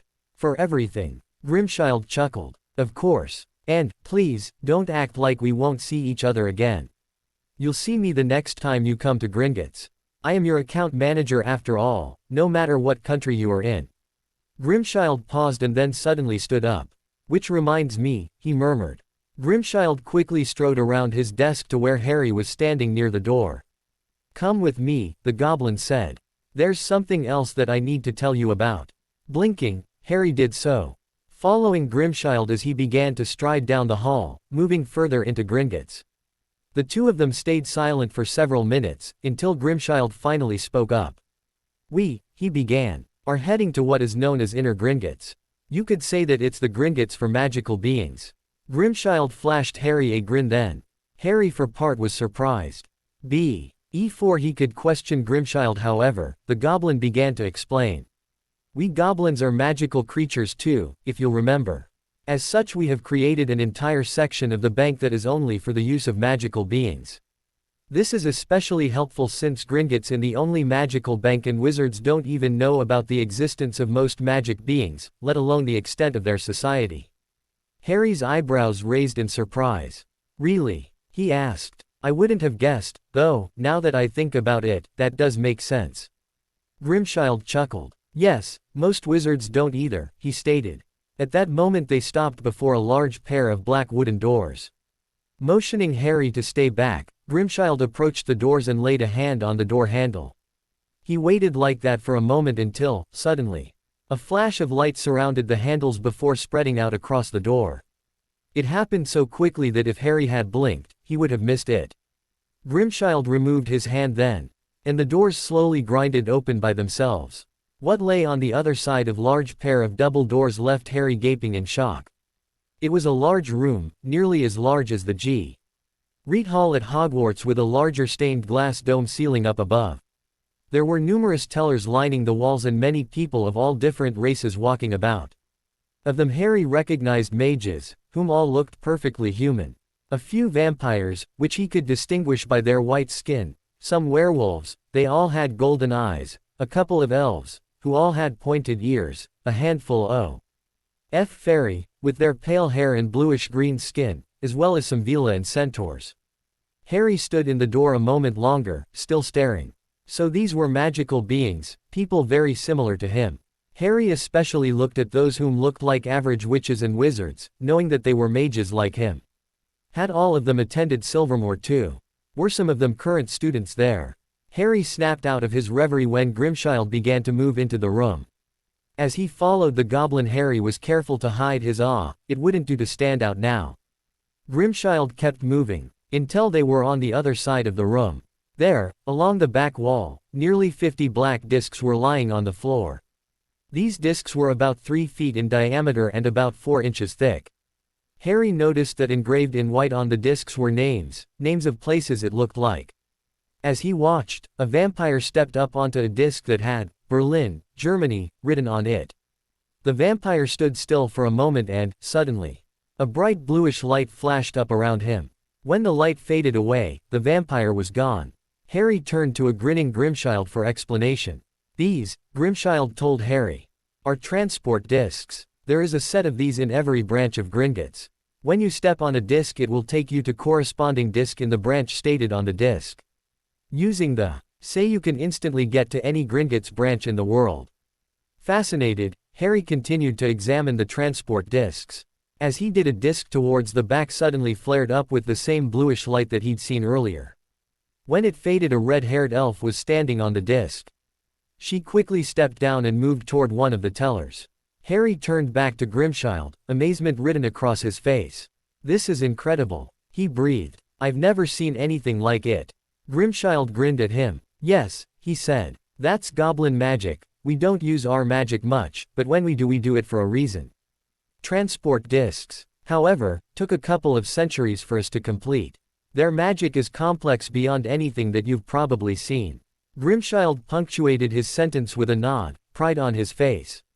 Anyway, he continued, no matter where you live, your family vaults are still here at this branch in Great Britain. Because of this, you'll have to come here whenever you want to withdraw some money. For wizards, this is difficult because it means that they have to either transfer all of their gold, which is difficult and expensive, or get an international portkey to return here. For magical creatures, however, the transport discs make life much easier. No matter where you are, all you have to do is get to the nearest Gringotts and go to a transport disc. So, Harry, whenever you need to withdraw some gold, you're still going to have to come see me. However, Grimchild paused then, looking Harry straight in the eye, you do have to pay to use them. And the farther you're going, the more it costs. We don't run a free transport system, you have to understand. Harry nodded. Yes, I see. Grimchild grinned again. All right then, he said. Now let's get back to my office. Grimchild abruptly turned on his heel and began striding away. Harry stood frozen in surprise for a moment before he quickly shook himself off and hurried after his family's account manager. As the two traversed the long and confusing hallways of Gringotts, they once again were caught in silence. Harry, for his part, was too caught up in his thoughts to even notice his surroundings. When Hay stopped in front of the door to Grimchild's office, the older goblin looked up at Harry. One last thing, he said. Whenever you enter another Gringotts Bank branch, just tell a teller that you need to get to the inner Gringotts. They'll take you there. Grimchild looked Harry in the eye. But be discreet about it, please. I will, Grimchild, Harry chuckled. I will. You know me after all, I'm like discretion incarnate. Grimchild smirked toothily, flashing his sharp teeth. That you are. That you are. Grimchild suddenly pulled out an empty bag. The usual amount. The usual amount. Instantly the bag bulged with what looked like coins. Harry couldn't help but grin. It was always interesting to see that happen. Taking the now filled coin bag from Grimchild, Harry tucked it inside his coat. Then bidding goodbye to Grimchild, he headed out of the bank. A few minutes later found Harry with his cloak pulled up as he strode down Knockturn Alley. His first stop was a potions and herbs store. Stepping inside, Harry unconsciously wrinkled his nose at the smells that met his nose. If it weren't for the fact that he'd purchased from this store before, he'd think that it sold old, defective items. As it was, however, the shop actually had quite a few rare and good quality substances. Harry was here because he needed some new potion equipment and ingredients. Truly, why didn't like potions? Snape had almost completely turned him off it, but he understood how helpful it could be sometimes. As soon as he had taken a couple of steps into the store, a portly man with squinty eyes and thinning brown hair approached him. The man stared warily at him for a moment, until he caught a glimpse of Harry's brown-eyed and haired face beneath his hood. "Ah, Donovan." The man grinned with a chuckle as he rubbed his hands together. Donovan was the name that Harry had given this man, and as such the name that he was known by whenever he stepped into this shop. "How are you?" "Good, Connor, good. I have, however, found that I'm in need of a couple of things." Connor immediately grinned, his eyes gleaming with the chance to make some money. "Well then, I'm sure that I've got exactly what you need. I just got a shipment of Ashwinder eggs. Or perhaps some doxy wings would suit you better. Oh, I've even got a couple." "No, Connor," Harry quickly interjected. He knew that the man would go on and list his entire inventory if given a chance. "I'm actually looking for a new cauldron. A good one." Not even noticing that Harry had interrupted him, Connor quickly grinned again and began to move further into the shop, motioning Harry to follow. "Well, why didn't you say so? I've got several high-quality cauldrons that I think you'll like. I keep them in the back here." Connor continued to ramble as he led Harry down a couple of aisles of high shelves filled with potions ingredients. For the most part Harry tuned him out, but he kept an ear open just in case the man said anything of importance. Finally, Connor stopped before a wall that had about 5 cauldrons standing up against it. Immediately, Harry's eyes were drawn to one of them, which had to be the most outlandish cauldron that he had ever seen. It seemed to be made entirely of shining jewels placed together. Honestly, to Harry it looked as though it belonged in a museum. Seeing Harry's stare, Connor's grin widened. "That," he began, "is a fire crab's shell." "Yep, those tortoises' shells make highly prized cauldrons. They're so rare that is the first one I've ever managed to get. I can sell it to you for the low price of—" "No thank you, Connor," Harry quickly said. "I need something a bit less gaudy." Connor looked put out for a moment, but he quickly picked back up, intelligence flashing behind his eyes. "Well then," Connor continued, "I think I might have just the thing for you." Moving silently despite his large form, Connor approached a pure black cauldron that was standing off to the side. "This," he said as he ran a hand across the rim, "is made entirely from spelled obsidian. You'll notice that there are runes engraved all around the rim. These help to prevent spills and strengthen the rock. This cauldron will never melt or suffer any major damage." While Harry doubted that the cauldron was as indestructible as Connor said, the man certainly was known for embellishing his products, but from what he could tell it was pretty hardy. Harry studied the cauldron for a moment longer before nodding in satisfaction. "All right," Harry replied, "I'll take it." Connor clapped his hands in glee, as he always seemed to do when someone bought something. The two talked prices for a couple of minutes after that, and Harry also proceeded to order a couple of ingredients that he knew he was running low on. After handing over some money, Harry pulled out his fake wand and shrunk the cauldron and the rest of his purchases before slipping them into the pocket. Waving goodbye to Connor, he left the shop. Now Harry had only one purchase left to make before he would return to the Dursleys. As he headed down Knockturn Alley, however, a particular store front caught his eye and caused Harry to pause. "A wizard optometrist?" Harry questioned. He made to move on, but something held him in place. Finally, giving in to his curiosity, Harry slipped inside the shop. To Harry's surprise, the inside of the store was impeccably clean and looked exactly like a waiting room of a Muggle doctor office. The dark-haired teen paused for a moment, considering leaving, when a wiry middle-aged man stepped into the room through a door to the back. "Ah," he said upon noticing someone in his store. "Hello, hello. What can I do for you today?" Harry hesitated once more. He really had no reason to be here, but despite the fact that Harry hadn't said a word, the older man's eyes suddenly brightened up. "Well," he said, clapping his hands together. "Regardless, you're obviously here because you have poor vision." Harry raised an eyebrow. "Obviously." The man smirked. "Yes," he replied, "because this store is spelled to be visible only to those who have glasses or need them. It's because F this that I have to keep this store in Nocturne Alley rather than Diagon Alley." Then man sighed, then shrugged.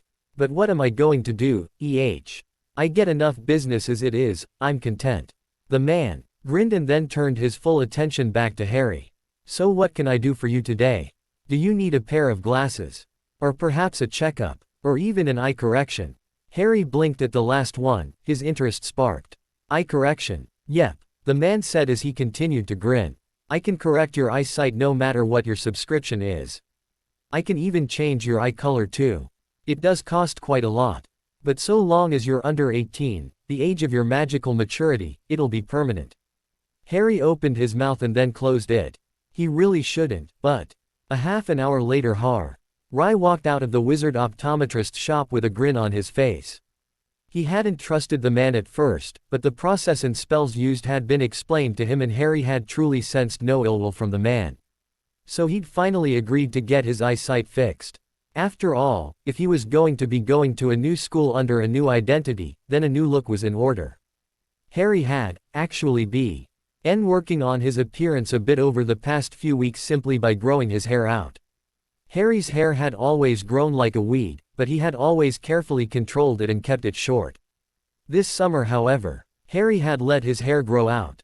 Currently, without his glamour, Harry's hair was about shoulder length and was tied back at the nape of his neck. Of course, despite its length, his hair was still as unruly as ever. As Harry began to walk along Nocturne Alley again, he focused back on what he had just had done and still felt that he was in slight awe. He didn't have his glasses on any longer, but he could see perfectly. Perhaps this was why he almost never saw witches and wizards with glasses on, and if he did see them they were always older, like McGonagall or Dumbledore. After a bit of internal conflict, Harry had actually decided to forego getting his eye color changed. He may want to look unrecognizable at Silvermoor, but he wasn't going to be completely leaving the Wizard Ding World, and his eyes were something that he'd always liked since they reminded him of his parents. He had, after all, been told many times that they looked exactly like his mother's. Harry continued down the alley for another minute or so until he reached his final destination, a small store hidden in the back of the alley. Stepping inside, Harry had to wait a few seconds for his eyes to adjust to the gloom of the store. Once he had, however, he quickly took stock of his surroundings. The store Harry was in was basically a pet shop for rare and dangerous animals, magical and mundane alike. It did, however, also sell some other items that were often used in the handling of said dangerous animals. In particular, Harry knew that they sold some very superlative dragon hide gloves that he had been meaning to buy for a while. As Harry moved further into the small shop, well, at least it seemed small from where he was. Regardless, Harry knew that most of the products were actually kept in the back. Behind some strong wards, he looked around at the selection of products offered. Something small, however, caught his eye. Moving over to it, Harry saw that it was what appeared to be a small silver-green money bag. Harry reached out and held the money bag and was shocked to feel it shrink in his hand. "Interesting, isn't it?" a voice behind Harry said. Jerking in surprise, Harry quickly let go of the purse and spun around, only to see a small wiry man standing near the door that led to the back of the shop. The man moved silently across the floor towards Harry, his eyes not on the currently brown-haired teen, but on the moneybags. Stopping near Harry, he continued. "These are moke skin moneybags," he said. "Mokes are amazing little creatures. They're small lizards about 10 inches in length that you can find naturally throughout Britain and Ireland that can shrink on will. Because of this, moneybags such as this one can shrink and expand as their owner wills them to, making it why hard for thieves to get their hands on." Harry's eyebrows rose as he looked approvingly at the moneybag. Something like that could be very useful to have, especially since Harry often found himself carrying around a good amount of money. Granted, Harry could stop anyone whom tried to steal from him anyway, but a little extra protection never hurt. And how exactly did they recognize their owner? Harry asked offhandedly. The shopkeeper smirked. By letting a drop of your blood fall into the bag.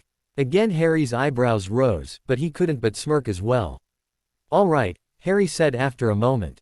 I'll take it. With a grin the older man swept the money bag up and placed it on the counter in the back of the room, which he then swiftly moved behind.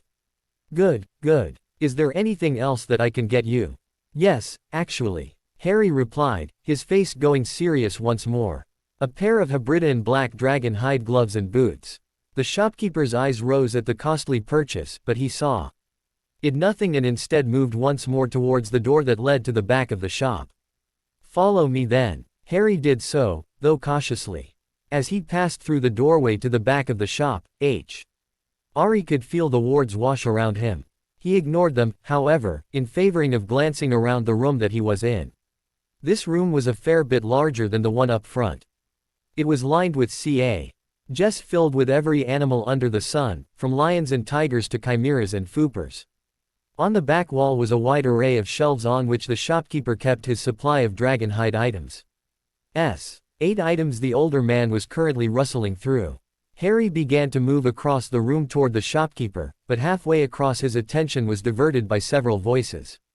If you think that you're so. I have never seen such atrocious. Maybe if I just went.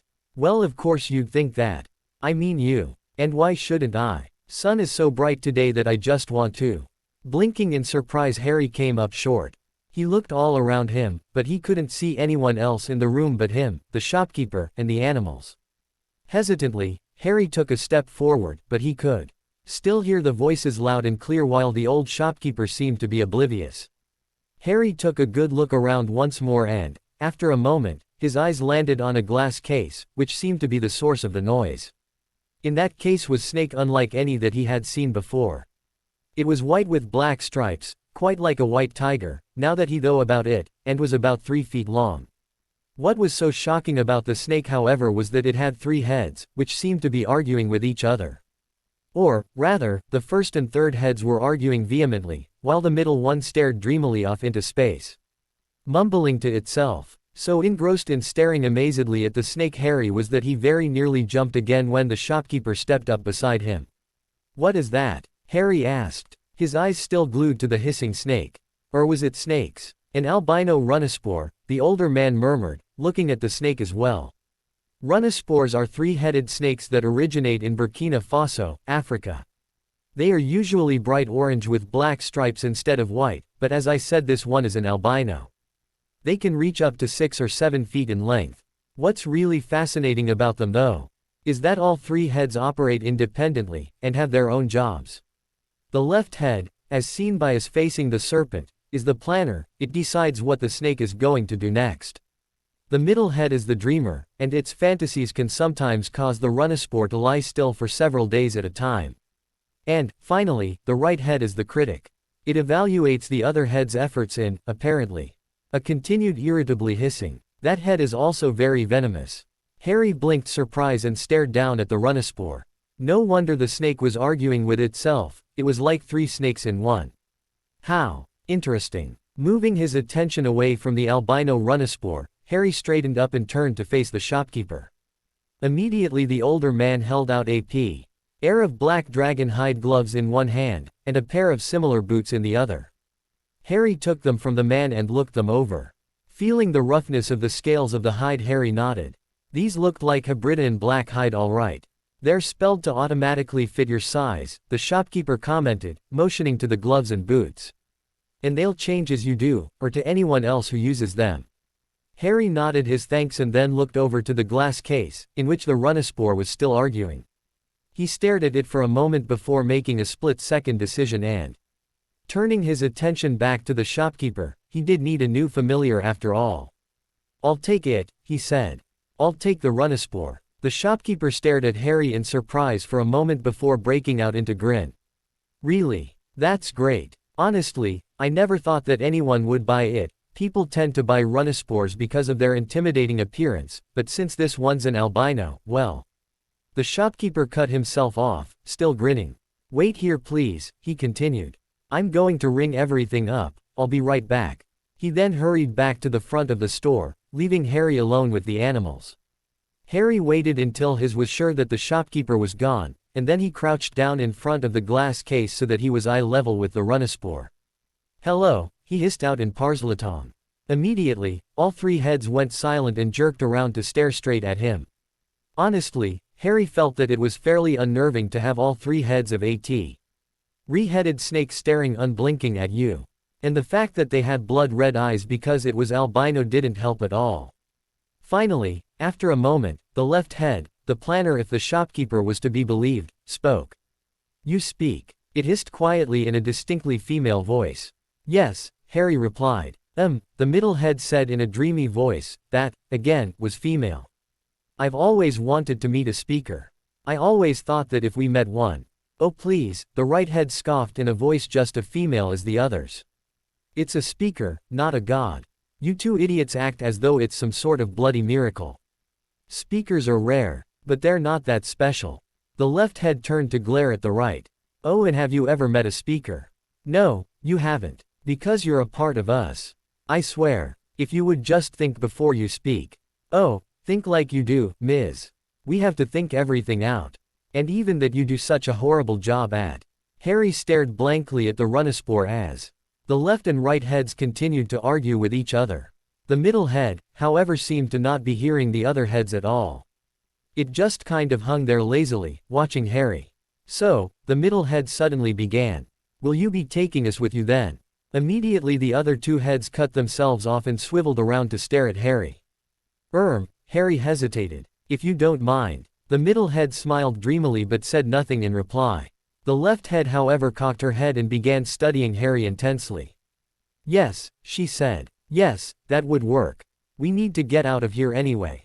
And having a speaker as an owner is far better than any lowlife dark wizard wannabe. Harry paused in his thoughts for a moment and stared at her. For a moment he could swear that it was Hermione talking to him instead of a snake. And come to mention it, the middle head sounded an awful lot like Luna too. The right head rolled her eyes. Well, this just may be the best idea you two dolts have ever come up with.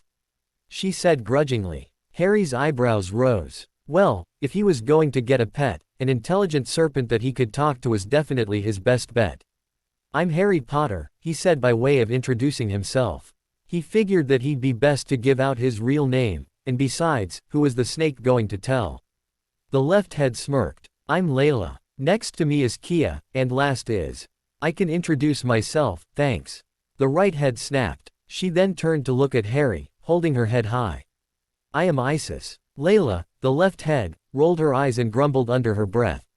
Kia, on the other hand, seemed to be completely unaware of what was going on around her as she proceeded to stare off into space. At that moment, the shopkeeper returned. Harry straightened and faced the man, watching out of the corner of his eyes as the albino Runispore's heads lifted up to stare at the shopkeeper. The two of them then proceeded to talk about prices for a minute or two before Harry finally agreed and handed over some gold. Would you like to keep the Runispore in the glass case, or? Harry shook his head. No thanks, I'll just take her with me. That said, Harry reached over, pulled the top off the container, and reached his hand in. The shopkeeper's eyes immediately went wide. No, don't, he yelled. Harry presumed that it was because the serpent was venomous. However, the older man's cries were cut off as the albino Runispore immediately began to curl her way around Harry's arm. Once she was completely wrapped around his forearm, Harry pulled his arm out of the case and smirked at the flabbergasted shopkeeper. Thanks, but I'm good. The next morning Harry sat on his bed with his new familiar wrapped around his arm. Or was it familiars? Harry wasn't quite sure whether he should refer to her, them, a single snake, or three. After all, they did have three different heads, and, in a way, were like three separate beings combined. We're going to be leaving today, he hissed at them. I'm going to be attending Silvermoor Academy of Magic. Ah, so you're a magical being then, Layla stated. Harry blinked in surprise at her assessment. This runes poor seemed to be more knowledgeable than he'd expected. Still, in the end that was a good thing. I don't think that there's ever been a speaker who was also a magical being, Kia murmured. They've always been wizards before. Using the hand that the serpent wasn't wrapped around, Harry scratched the back of his head sheepishly. Well, Isis on the other hand just rolled her eyes and grumbled under her breath. Sighing, though slightly amused at the three, he continued, we'll be going on a plane today to get to Greenland, well, technically 2 flights. Anyway, because of this you're going to have to stay in my trunk for most of today. Fortunately however, my trunk is a large room-like compartment in it. Well, we don't exactly have much of a choice if we want to get there, do we? Isis grumbled. Kia fortunately had a much brighter outlook on the situation. I've been wanting to have a nice long dream for a while now, she said wistfully with a sigh. Harry chuckled. Good then, he replied. It's a mini library, so I guess you'll be able to explore a bit. A couple of minutes later, Layla, Kia, and Isis were down in the library, slithering around and Harry was taking a deep breath as he stood near his bedroom door. Glancing down at a few papers that were held tightly in his hand, Harry groaned slightly. He really didn't want to have to deal with the Dursleys right now. But he was going to have to in order to leave without leaving any chains holding him back. And so, with a sigh, Harry opened his bedroom door and headed downstairs. Once in the living room, Harry saw that, to his luck, all 3 of his relatives were still at home. His uncle was finishing up packing his briefcase, Dudley was glued to the television, and his aunt was cleaning up dishes in the kitchen. As she passed by the doorway that connected the living room and the kitchen, Petunia paused, seeing Harry standing at the bottom of the stairs. She looked surprised, as she well should since RRY hadn't been downstairs since returning from Hogwarts. Her mouth opened and closed for a moment as she searched for something to say. To Harry it was amusing, but he quickly sobered as he remembered what his task was going to be. Clearing his throat loudly, Harry got the attention of his uncle as well. Dudley was still watching the TV, completely oblivious to those around him, but Harry didn't particularly care. As soon as he saw that it was Harry who had gotten his attention, Vernon's gaze turned into a glare before he leveled out his expression.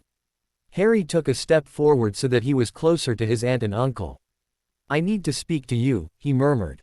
In private. Vernon and Petunia shared a nervous glance before Vernon nodded firmly. All right, he said, but no funny business. Y nodded in reply and led his aunt and uncle into the kitchen. Once they were all sitting down at the dining table, he spoke up once more.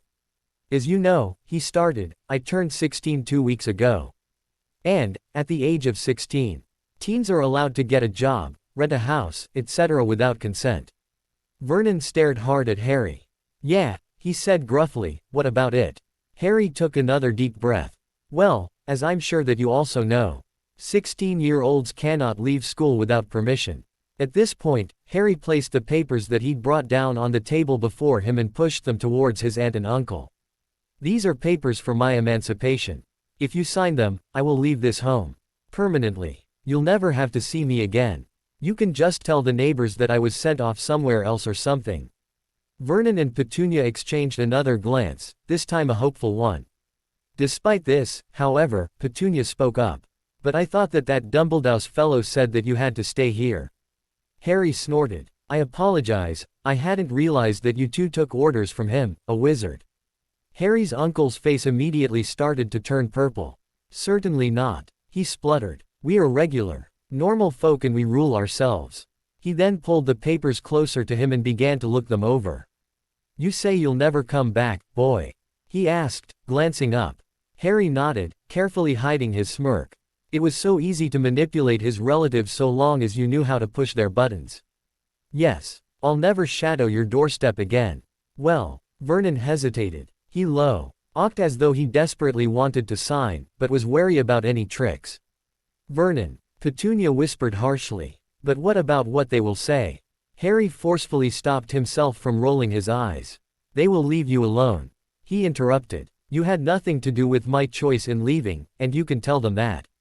Besides, there's nothing that they can do, since I'm 16 I can legally leave. I just need your permission to leave school, and this is the best way to do that and get me out of your hair at the same time. Vernon and Petunia continued to stare suspiciously at Harry. For a moment longer before Vernon finally hesitantly pulled out a pen. He read the papers through once more, constantly glancing up at Harry as he did so, before he paused at the end and then signed at the bottom. Harry stopped himself from releasing a sigh as he took the papers back from Vernon with a nod. "Thank Merlin. Good day, Aunt Petunia, Uncle Vernon," Harry said politely as he stood up from the table. "I will be leaving right away." Without another word, Harry turned on his heel and headed upstairs. Once he had closed his bedroom door behind him, Harry let out the smirk that had been threatening to consume his face. Finally he was free. Harry glanced down at the papers in his hand. Now all he had to do was send them back to Grimschild, whom he had gotten them from. He would take care of the rest. And so, after a moment's worth of concentration on his part, the papers disappeared from his hands. Harry knew that they were now safe in Grimschild's office. Before speaking to the Dursleys, Harry had packed up all of his things in his trunk. His Runesport had been the last. Despite this though, he took one last look around the room to make sure that he hadn't left anything. When he was absolutely positive that he hadn't left anything behind, Harry turned back to face his trunk and took a deep breath. Well, this was it, he was really leaving. He was really heading on his way toward Greenland.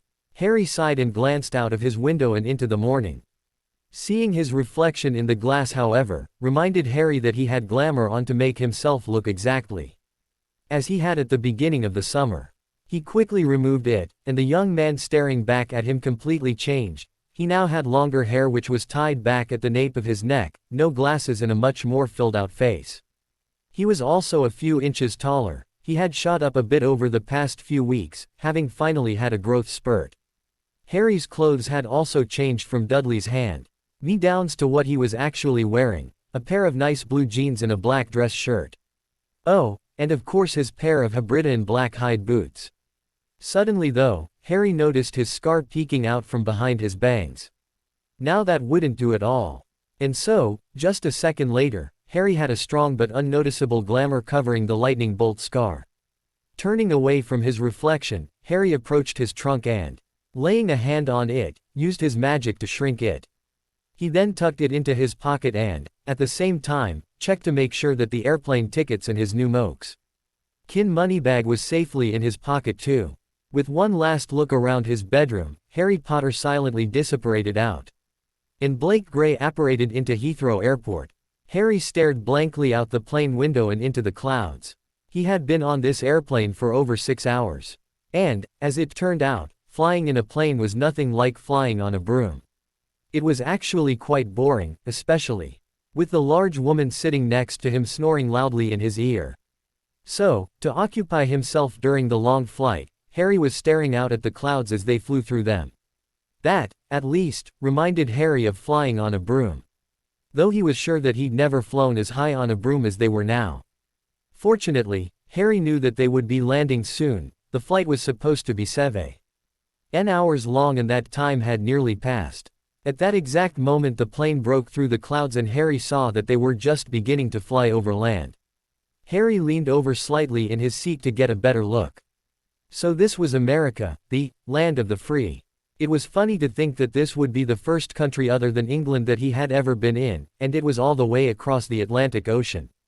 He wasn't sure why, but Harry had always expected that if he went to another country it would be somewhere in Europe. It only took about 15 more minutes until the plane landed in Baltimore Washington International Airport. Harry felt himself sighing slightly as he stood up with everyone else on the plane. He had to get up now and change to another flight, Greenland Air, he believed. At least, he thought as he shuffled off the plane. He didn't have any luggage to carry with him since everything was in his shrunken trunk. Once he was in the terminal, Harry had to stop for a moment. He was in America. He was actually standing on an entire other continent from where he'd lived his entire life. Harry took a deep breath and then pushed his thoughts out of his mind. He was here to do something. Even if it was just getting onto another flight. Still, he thought as a grin came unbidden onto his face, this was awesome. Who knew that widening your horizons could be so much fun? It took Harry another half an hour to get through the crowded terminals, during which time Harry realized that Americans had really strange accents, and onto his next airplane. It was unfortunate. 8 that he could just wander around the airport for a bit and get used to the feel of America. After all, who knew when he'd be back here next? However, the flight to Greenland would be leaving within the next 10 minutes, so he couldn't. It was times like these that Harry thought it was a real pity that people couldn't apparate across large distances and continents. Walking onto the Greenland airplane, Harry made his way down the aisle of the smaller plane toward where his seat was in the economy section. It was too bad that he didn't have a better seat, but this was his first time flying and he hadn't paid for the tickets, so Harry didn't particularly mind. Well, technically he had paid for them since he had to pay tuition for his schooling, but that was beside the point. Checking his ticket one more time, Harry found the seat that he was supposed to sit in. It was a window seat again, which Harry was fortunate for. He thought that'd probably go crazy if he had to be cooped up the plane without the ability to look outside. Harry dropped down into his seat and let out a sigh. He had another few hours of flight to look forward to, and it was already 3 in the afternoon, local time. Harry closed his eyes and simply sat, waiting for the next 5 minutes until another passenger stopped beside his row. Harry held back a sigh. This plane only had 2 seats to a row, so whoever this person would be the person that he'd have to spend the rest of the flight with. Slowly, Harry opened his eyes and looked at the person standing in the aisle. And promptly blinked. Whoever he'd be expecting, it wasn't this person. It was a guy whom appeared to be about Harry's age. He was tall, around 6 feet 1, with a slender build, broad shoulders, and tan skin. From what Harry could see, he also had wiry muscles, a hidden strength. The teen had shaggy sandy brown hair that fell into his eyes slightly. He was wearing a pair of loose blue jeans, a tight black t-shirt, a pair of black tennis shoes with their laces undone. And there was a pair of black arms bands on his wrists. "Hey dude," the brown-haired guy greeted cheerfully with an American accent. Without an ounce of grace, he slumped into his seat. Resting his arms on the arms rests and easily looking as comfortable as he could be, the teen then turned toward Harry again, showing, to Harry's shock, a pair of bright golden eyes. Harry had to forcefully stop his eyebrows from rising. A werewolf. Well, unless he was wearing contacts, that was the only thing that he could be. All werewolves had golden eyes, even Remus Lupin. "I'm Ryan Henderson," he said with a grin, holding his hand out. Harry shook Ryan's hand and found himself grinning as well.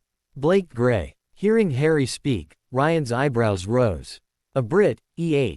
Now that's interesting." Harry simply smirked. "Yeah, well, where are you from?" "The good old US of A, of course," he chuckled, "but, more specifically, from a small town in the Sierra Nevada mountains in California." Ryan paused and looked Harry over. "So, you're heading to Silvermore, I'm guessing."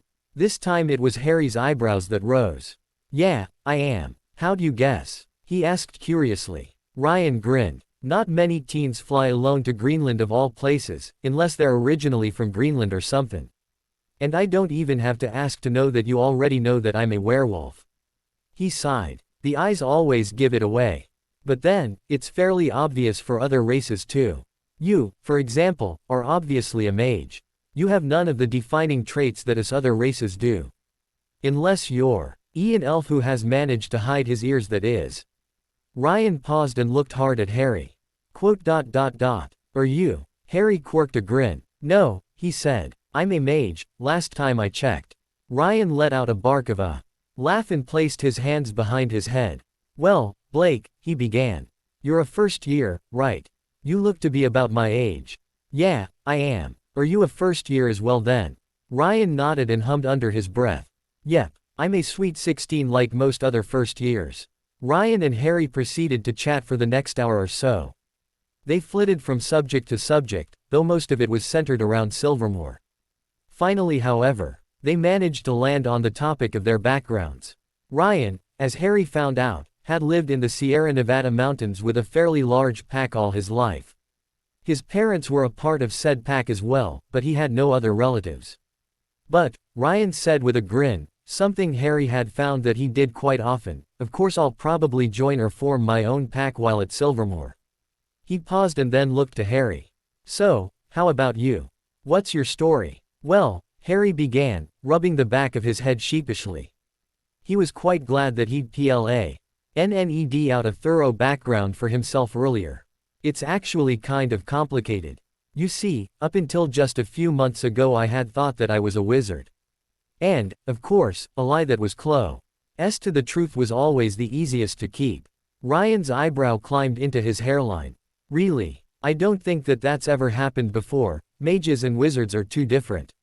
Harry chuckled. Yeah, he said. But part of the reason for it is that my parents died when I was just a baby and I grew up in a Muggle orphanage. That was true enough, the Dursleys had been like an orphanage. When I was 11 the wizarding community apparently found me and thought that I was a wizard. They sent me off to one of those smaller wizarding schools in the southern area of Great Britain, where I proceeded to pretend to be a wizard. I'd known I was different from them. Well, that was a bit more off, but he had been sent to a school.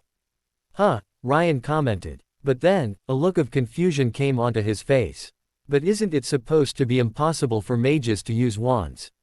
Oh, it is, Harry assured him. Like I said, I'd known I was different. Since I was young I've been able to use magic, It already was quite different from what wizards were like. On top of that, when I was taken to get my wand, none of the wands reacted to me. Eventually, I just got so fed up and bored that I used my own magic to make it appear that one of the wands had reacted. Harry shrugged. I've spent that last 5 years doing similar in order to make myself appear normal. Ryan nodded in understand. And Harry stopped himself from letting out a sigh. Though his excuse was quite close to the truth, he'd been afraid that people would see through it. Well then, Ryan said, looking at Harry with a look of slight surprise. You must have pretty good of control over your magic then, having gone to another magic school and all. Plus, if you were able to achieve good magic results at the age of 11. Harry shrugged. Yeah, Headmistress Mikhailova was surprised as well when I spoke with her about it. At Ryan's questioning look, he elaborated a bit. I had gone to speak with her when I figured that I might be a mage and that if I was I would want to attend Silvermoor Academy. Anyway, she said that it was unusual for magical beings to have almost complete control over their magic at the age of 4 or so. Ryan's eyes widened. Unusual. He gasped. Blake, that should be impossible. Harry shrugged uncomfortably. Yeah, well, it's partially how I survived in the orphanage. I had to conjure food and stuff. Ryan's eyes went even wider. Conjure. You're messing with me, right? No child should be able to transfigure air to food at such an age. Hell, even I couldn't do it until FA. Early recently and transfiguration is one of my best subjects. He paused, seeing Harry's sheepish look, and then suddenly chuckled. You're not kidding, are you? He asked as he slumped back into his seat. Nope, sorry. Ryan shook his head in bewilderment. In order for you to be able to use such magic at such a young age, you must be damn powerful. It's too bad that you don't know who your parents are. He paused. Do you? Harry smiled sadly. No, I don't. Ryan paused awkwardly, before suddenly grinning. Sweet, he practically howled. This year's going to be interesting. Harry blinked and then shook his head while chuckling. Interesting didn't even begin to cover it. At least he'd already made a friend of a magical being, and he hadn't even landed in Greenland yet. Well, Ryan suddenly spoke up after a moment's pause. Since you grew up in the Muggle world and had schooling in the wizarding world, I'm guessing that you don't know too much about us magical beings. Harry chuckled. No, he replied, I don't. Though I have read a book by the name of Branches of Magic. Ryan let out a feral grin. Well then, he said. I suppose I'm just going to have to teach you the basics. That'd be great, Harry said with a laugh, and the two shook hands as if completing some deal. Well, Ryan began, I suppose that I should start with us werewolves. He flashed a grin and then sunk into contemplation. How much do you know about werewolves? Well, a little bit, because a friend of mine in the wizarding world was a bitten werewolf. So then you do know the difference between bitten werewolves and true werewolves? Ryan asked. Harry nodded his reply. Do you know about alpha werewolves? That made Harry pause. No. Ryan grinned again. Well, you see, there are two different types of true werewolves, alpha or submissive. Whether a werewolf is alpha or submissive determines what their place in society will be. Submissive werewolves join packs, either the one they were born into or another at school. Alpha werewolves, meanwhile, almost always create their own packs at school, because they are pack leaders. There are a few alpha werewolves who take over old packs. But they are quite rare and usually only the brightest and most powerful of their age. Harry blinked. Interesting. It does make sense though, I'd been wondering how werewolf packs were structured.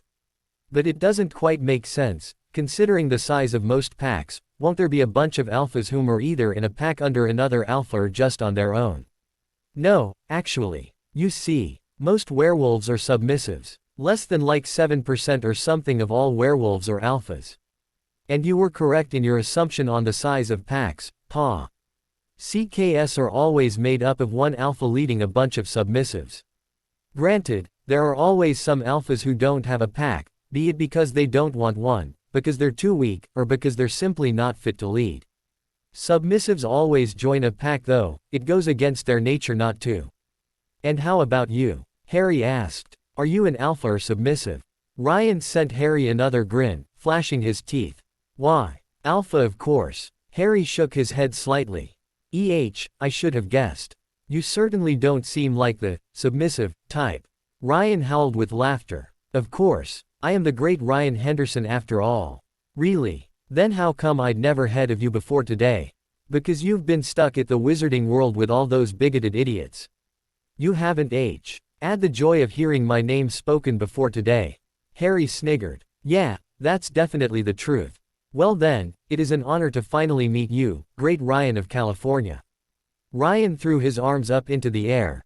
Of course, it is such a joy to allow all you little people to rest your eyes on me. Before they could continue their banter, the two glanced at each other and then suddenly broke down into laughter. Harry, as he wiped his tears away, he was laughing just that hard, felt a smile come to his face. His friends at Hogwarts had been good friends, but he had never been able to laugh with them like he was laughing with Ryan now. In fact, most of them would be indignant about their banter, not understanding the teasing. It was only another hour before the pilot announced that they were flying over Greenland.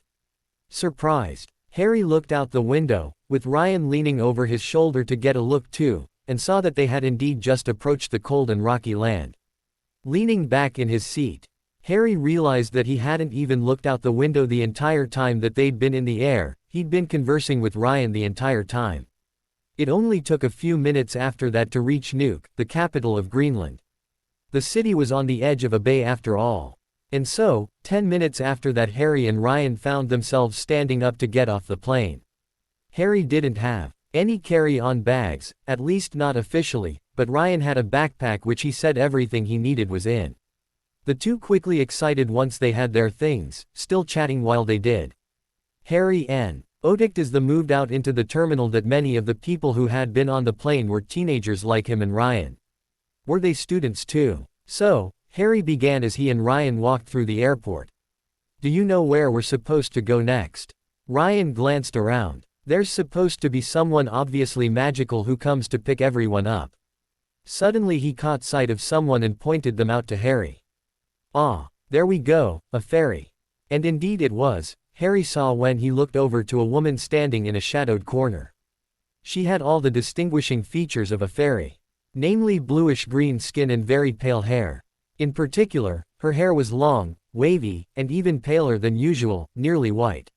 She looked to be about 30, which probably meant that she was around 400 or so years old. Considering that fairies lived to be somewhere between 500 to 800 years old. She didn't actually have wings, of course, that was just a myth humans have come up with because fairies' magical aura did take the shape of a pair of glowing wings on their back. The fact that fairies did actually exist and looked just like the myths didn't exactly help either. Fairies were the superior relatives of fairies, doxies, pixies, Erklings, leprechauns, etc. It was sort of like how human were the superior relatives of primates. The fairy was wearing a simple pair of white pants and RPLE top whose sleeves were embroidered with elegant designs in gold. For a moment Harry glanced around, wondering if people would get curious about seeing a person with strange skin like her. It quickly dawned on him, however, that she was using magic to hide herself, and Harry immediately felt like hitting himself over the head. How could have not realized that in the first place? Without wasting any more time, Harry and Ryan headed over to the ferry. Several other students were already standing around her, waiting. They all appeared to be around 16, so Harry guessed that they were first years too. He couldn't help but glance around at them as he and Ryan stopped to lean against a wall where the group was. These were some of the students that he would be attending school with for the next 4 years. Harry and Ryan spent the next 5 minutes in silence, waiting for everyone to arrive. To Harry's great amusement, he found that Ryan began fidgeting after only a minute. It seemed that he really couldn't keep still. Finally, once the fairy was sure that everyone had gathered, she turned to address the group. "I am Professor Gemma Cyan. I teach the healing class at Silvermoor Academy of Magic. Today, however, I will be your guide of the magical section of Nook. I know that many of you have questions, and they will be answered, but they will have to wait until we get to the Elysia Hotel, where you all will be spending the night, along with all the students." Everyone kept respectfully quiet, and Professor Cyan let out a grin, showing off that all of her teeth were sharp and pointed. Harry made a point not wince. After all, he already knew that fairies' most distinguishing feature, besides their skin, was their pointed teeth. Without another word, Professor Cyan turned and began walking off. Harry and Ryan shared a glance before quickly hurrying off with everyone else after her. To Harry's surprise, Professor Cyan didn't go to customs, and for that, Harry was glad. He wasn't quite sure how he'd explain that he had no luggage, but rather she headed straight toward a door that was off to the side, but still in the terminal. No one else seemed to be noticing it, so Ari guessed that it was spelled only for magical beings to see, kind of like how the leaky cauldron was spelled only for wizards to see. When Harry passed through the door right after Ryan, he had to hold back a gasp. He knew that the area behind the door had definitely not connected to the outside, but outside was definitely where he was now. Glancing around, Harry saw that they were apparently in an alley. The airport was nowhere in sight. Completely ignoring the questioning looks of the teens, Professor Cyan strode down the alley to where a large black metal gate was. As Harry and the Res.T of the new students followed after her, Harry noticed that he could feel pure power coming off the metal. It made him hesitate for a moment and, after a glance around him, he noticed that no one else seemed to be noticing the power. Leaning over toward Ryan, he caught the werewolf's attention. "Can you feel that?" he whispered. Ryan furrowed his brow. "Feel what?" Harry's mouth tightened. How come he was the only one? At Ryan's questioning look, he shook his head, dismissing the feeling for the time being. Professor Cyan stopped just before the gate and turned to face the group of students whom had followed her. "This is one of the gates to the magical section of Nook, better known as Myrthen's Circle, or just Myrthen. If you're really interested in the story behind the name, then ask someone else. I'm not here to give you history lessons." Harry couldn't help but raise an eyebrow. He could already see how different the teachers of Silvermoor were going to be from those of Hogwarts. This one, at least, was much harsher. And she was supposed to be the teacher of the healing class. For a moment, Harry was glad that he hadn't decided to take that class this year, though he hoped to in a year or so. He wanted to take at least a crash course since he seemed to get injured so often. "The tall black fence that you see behind me surrounds all of Myrthen," Professor Cyan continued. "It has been enchanted by some of the best and most powerful magical beings over the centuries to keep muggles and wizards out and ignorant of our existence. There are a total of 4 gates, including this one, around the area allowing access.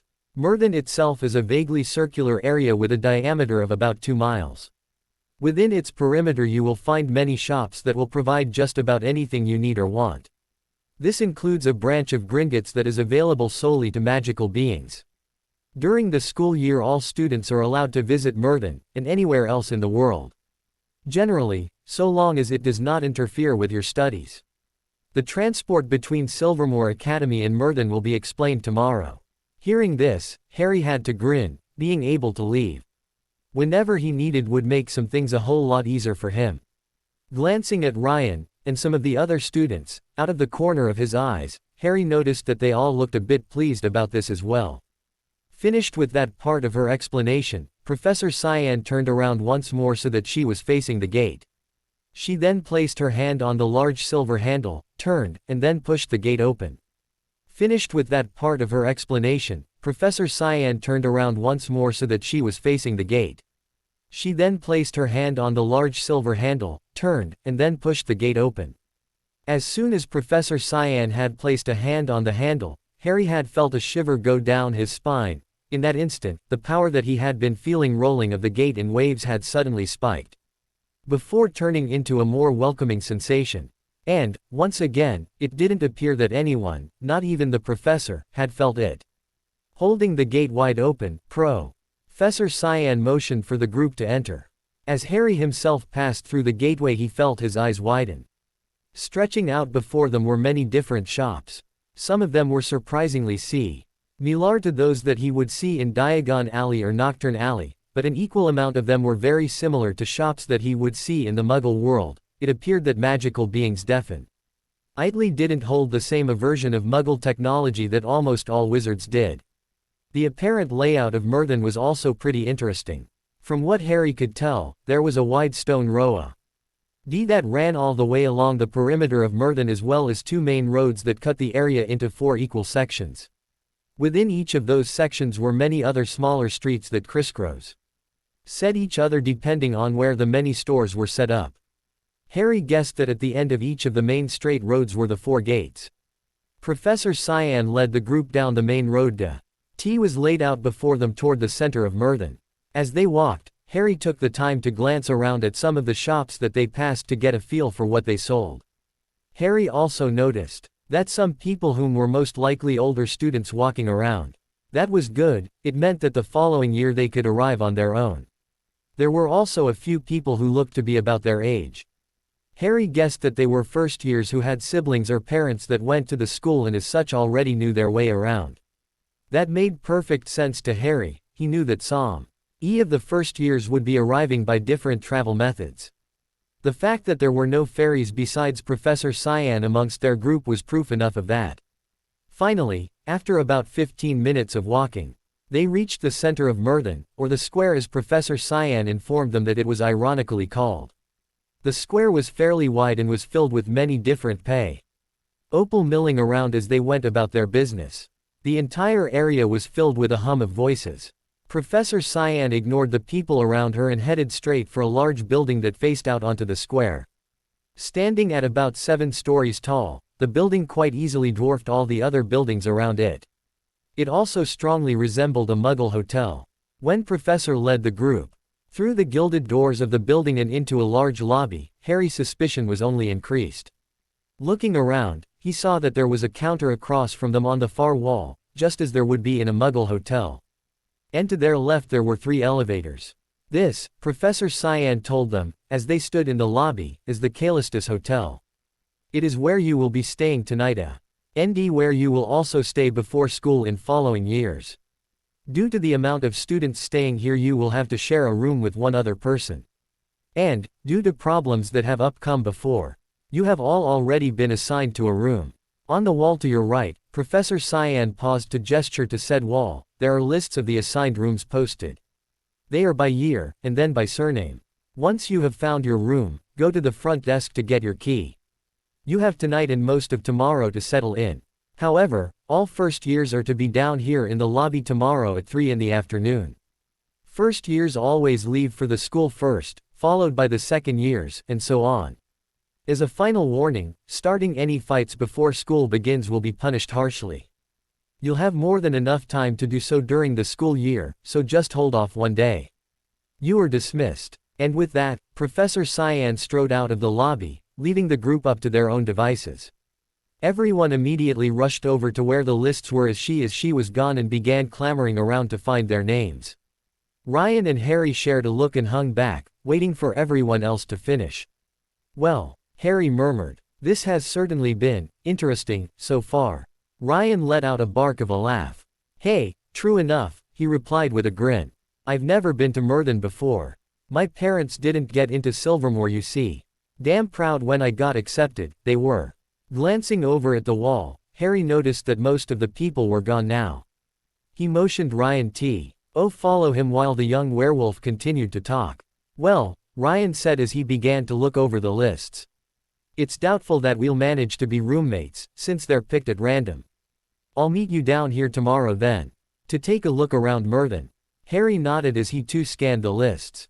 Sure, sounds good. We might at least have rooms near each other anyway. Harry suddenly paused as he caught his name. "Here we go," he murmured. "Gray, Blake," it read, "room 214. It didn't say who his roommate was, but Harry figured that he would find out who it was when he got to his room. "You found it?" Ryan asked, coming up beside Harry. "Yep, room 214. How about you?" 247, Ryan sighed. "Well, at least we're on the same floor, the second one, even if far apart." Harry hummed his agreement. "Let's go get our keys then. Shall we?" Ryan nodded his agreement and the two quickly headed for the desk. It took only a minute to confirm their names and receive their keys, and then the two headed up the stairs to the second floor. They decided to forego the elevators because so many people were using them and it was only the second floor that their rooms were on. Once on the second floor, they were confronted with a long hallway which countless doors faced out onto. They walked only a little bit farther before reaching the room labeled 214. "Well," Ryan said, "see you tomorrow morning then." "Yeah, does about 9 sound good?" Quote. Ryan grinned again. "Sure, that way we can get breakfast and then go out and explore." The brown-haired werewolf then set off further down the hall. "See you, Blake," he called back. Grinning, Harry waved to his new friend, before turning back to the dark wooden door before him. He took a deep breath before inserting his room key into the lock and turning the handle. The room on the other side of the door looked fairly similar to what a Muggle hotel room would be like, though quite a bit fancier.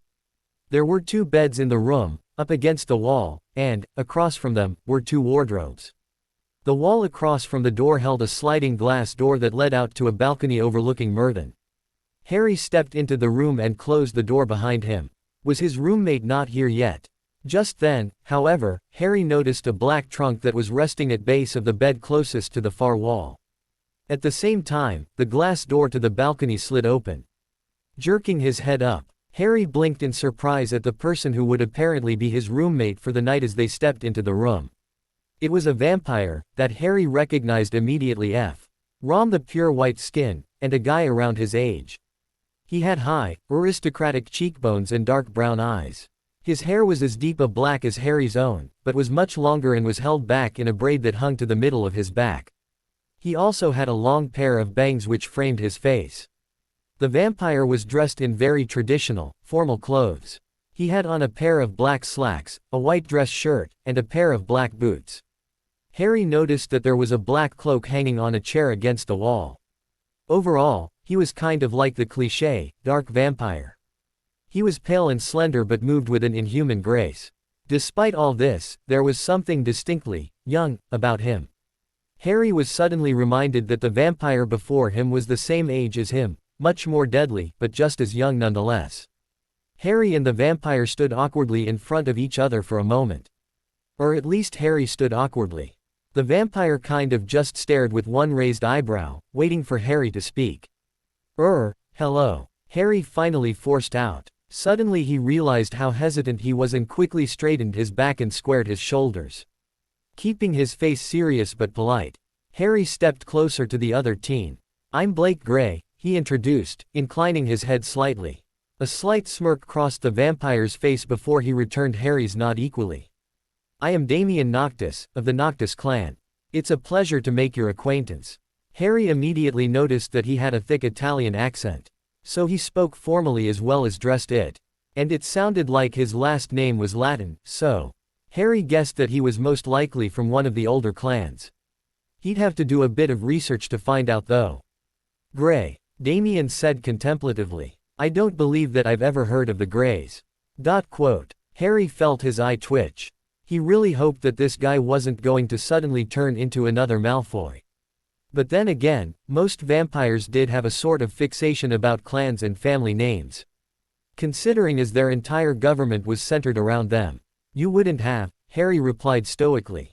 "My parents died when I was young and I have no idea who they are."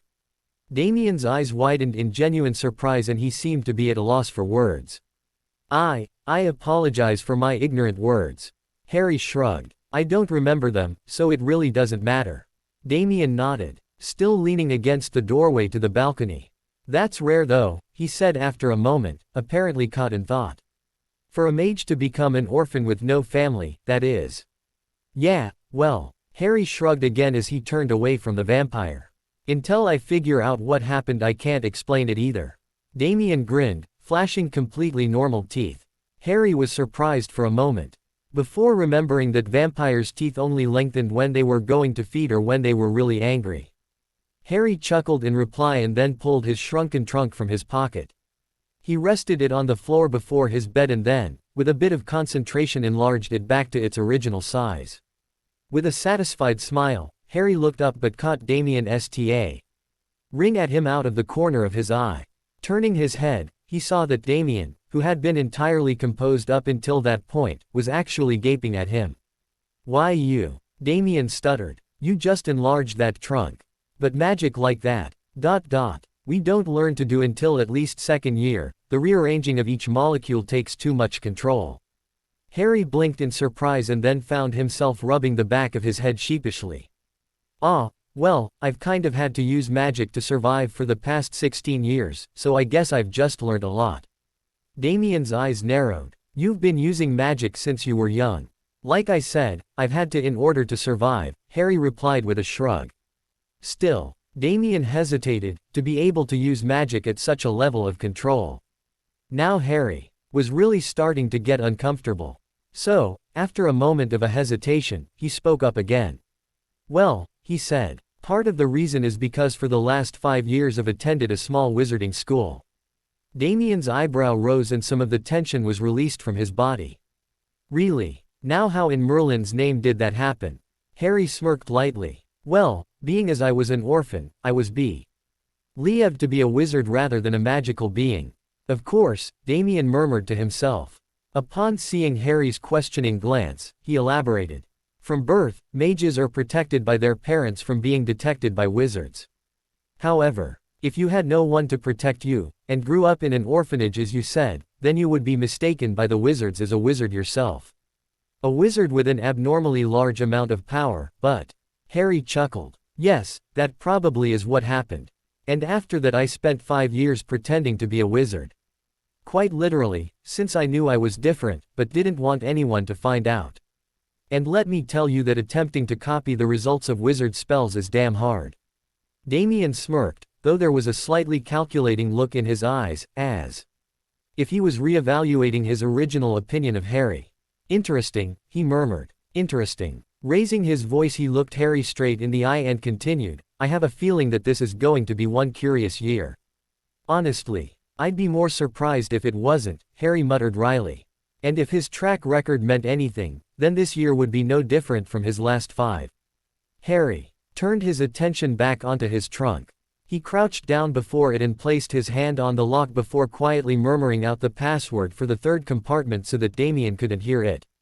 Granted, it wouldn't actually matter if the vampire did since the trunk was keyed into his magical signature, but it was the principle of the matter. Once the lid popped open, Harry reached his hand down as far as he could. Just moments later he felt cool scaled against his skin and his Runespore wound selves, around his arm. Harry then retracted his arm from the trunk compartment and closed the lid. As Harry stood back up, he became aware that Damien's eyes were on him once more. Gliding across the floor, the vampire stopped next to Harry, staring down at the serpent with curious eyes. "An albino Runespore?" he questioned. "I don't think that I've ever seen one before. Runespores are rare enough as it is." Harry smirked. "This is Layla, Kia, and Isis," he introduced. Damien returned the smirk, raising his gaze to meet Harry's. "You just get more and more intriguing, especially for a human."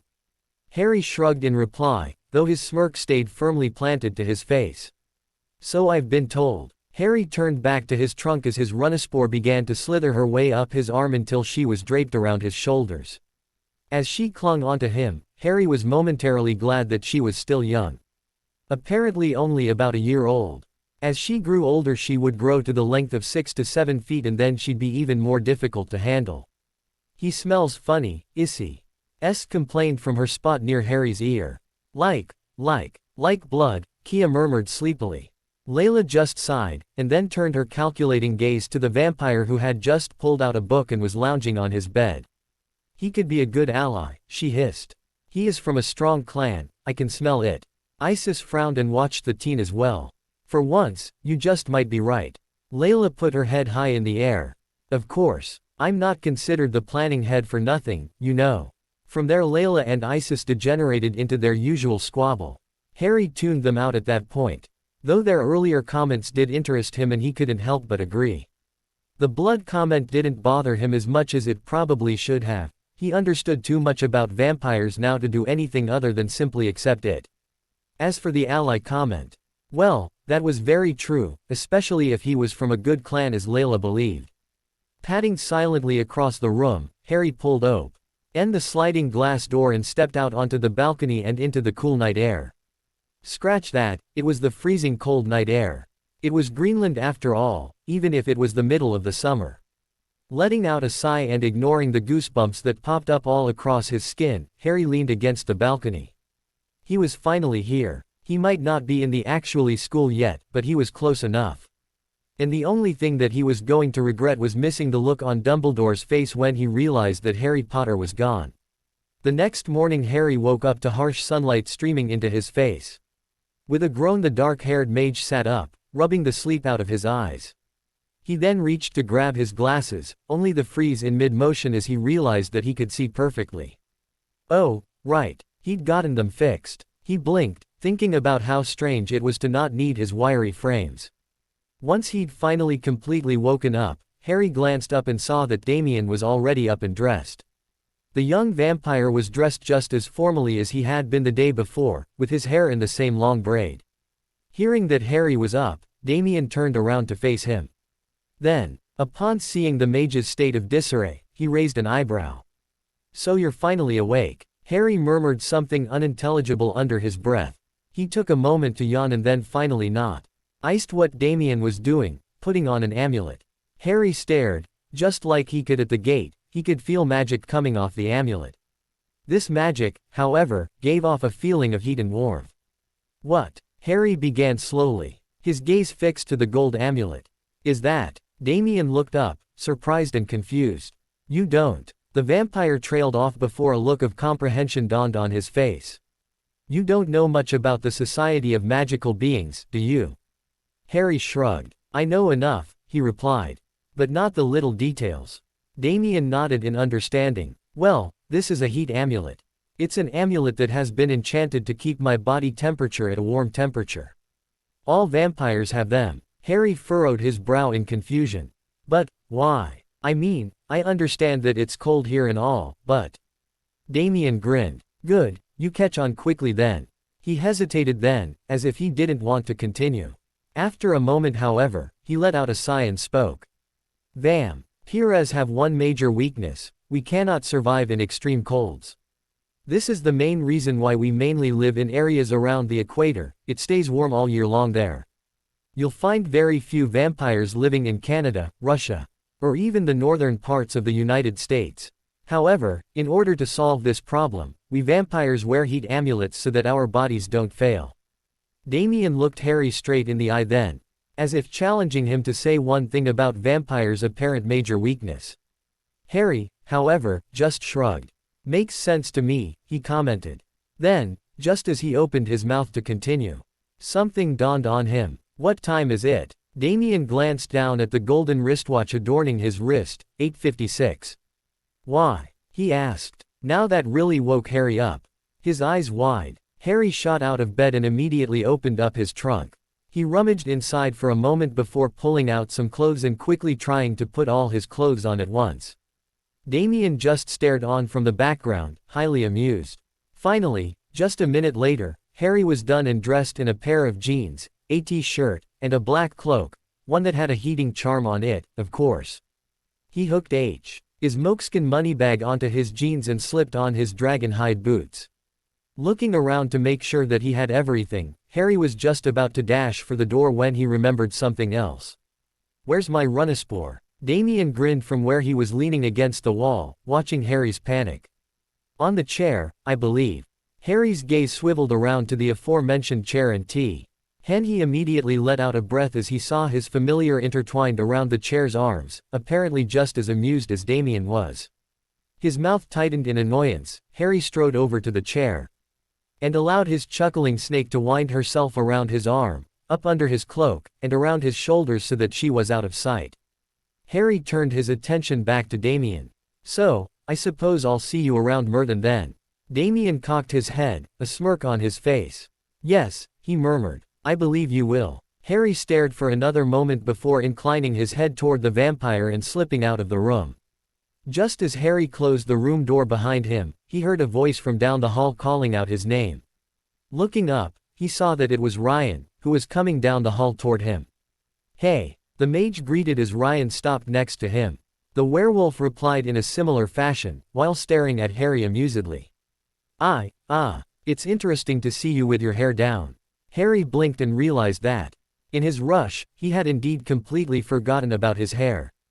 Grimacing, the teen pulled a rubber band from off his wrist and tied his hair back. And so, with Ryan caring, and Harry glaring at him, the two headed back down to the lobby. Upon stepping off the stairs, Harry was fairly surprised to find that the lobby was filled with different magical beings, all around his age. Though many looked to be a couple of years older. Upper years, he realized belatedly. There were many tables and couches set up all around the large room that people were lounging in, chatting with others.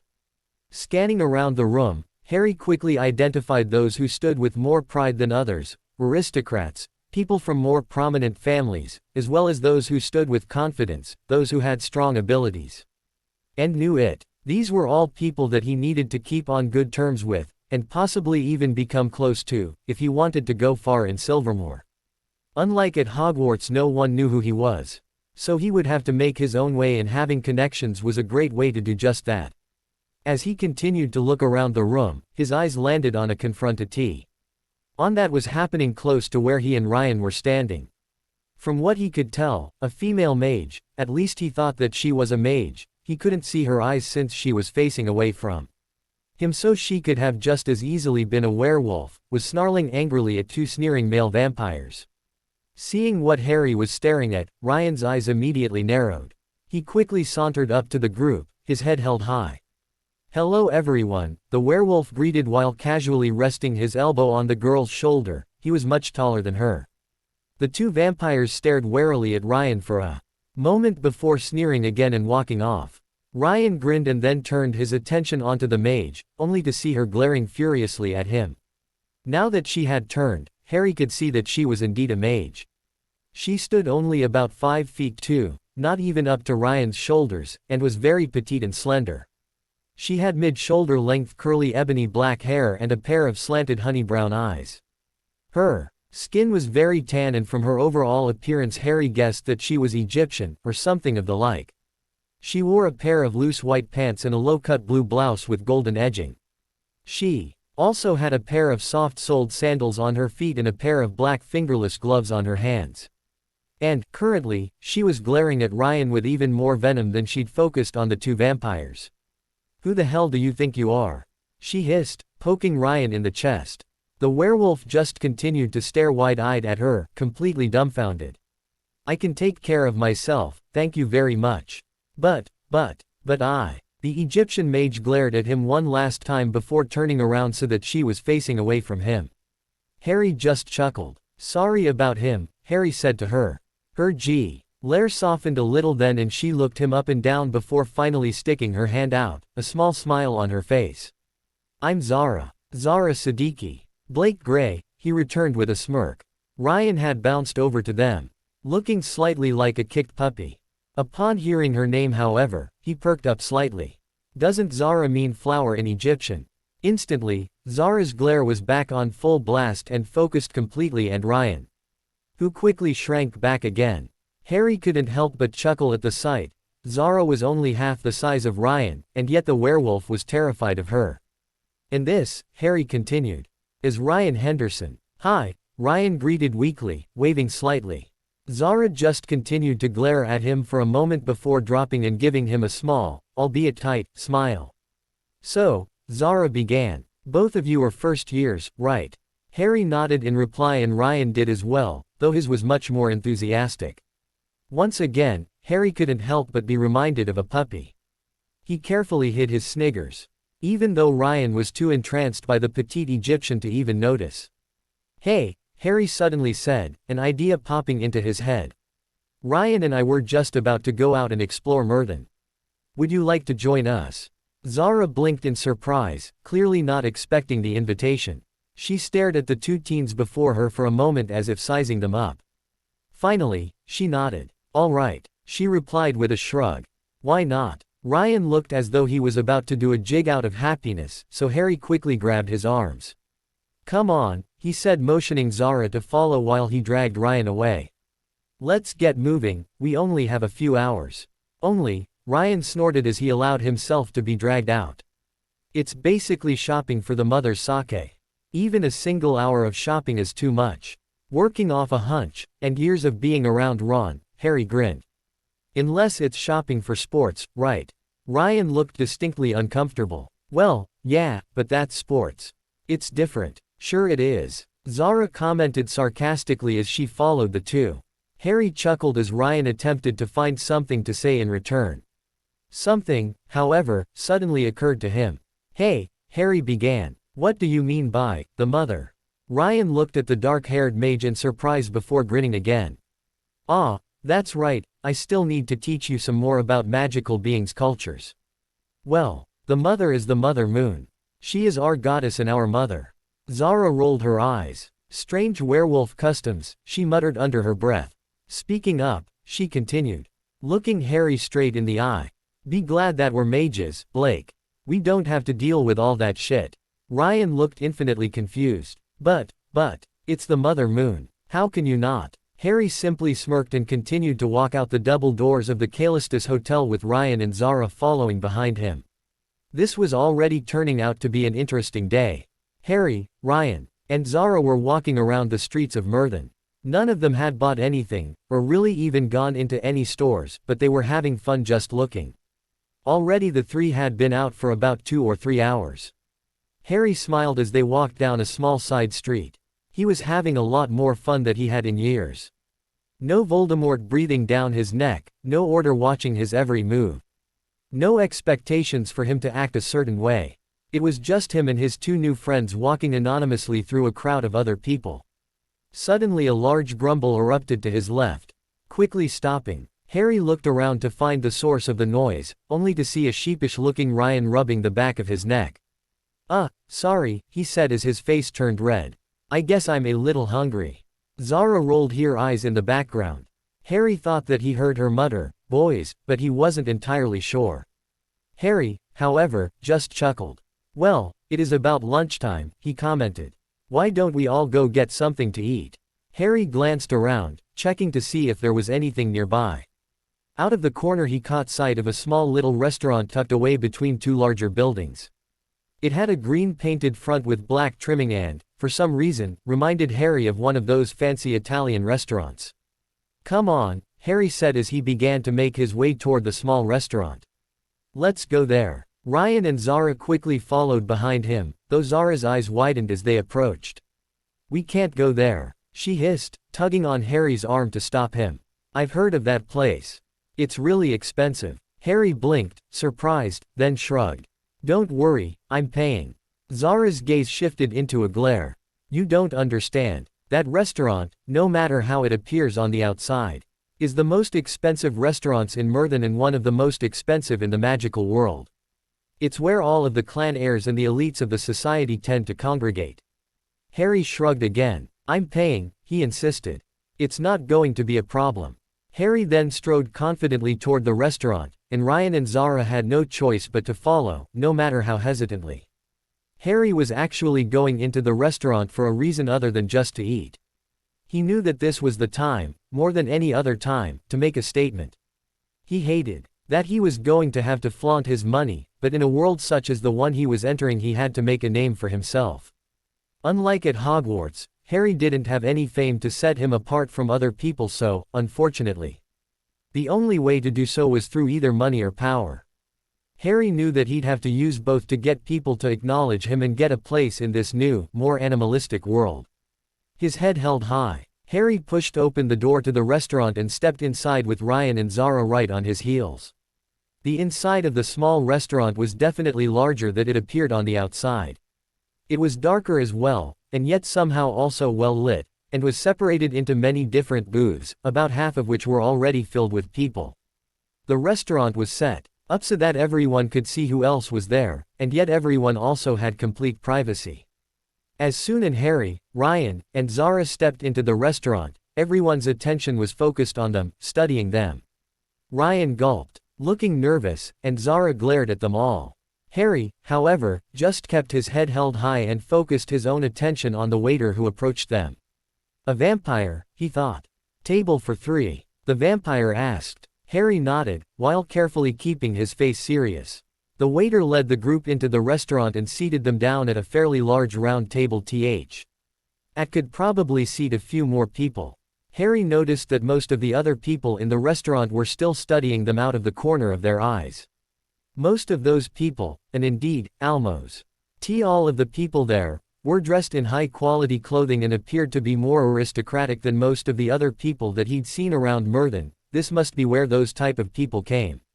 Once they were all settled down, Harry opened up the menu that had been set before him and took a look at what was offered. Zara and Ryan did the same thing and Ryan's eyes immediately widened. "Holy shit," he murmured, looking up at Harry worriedly.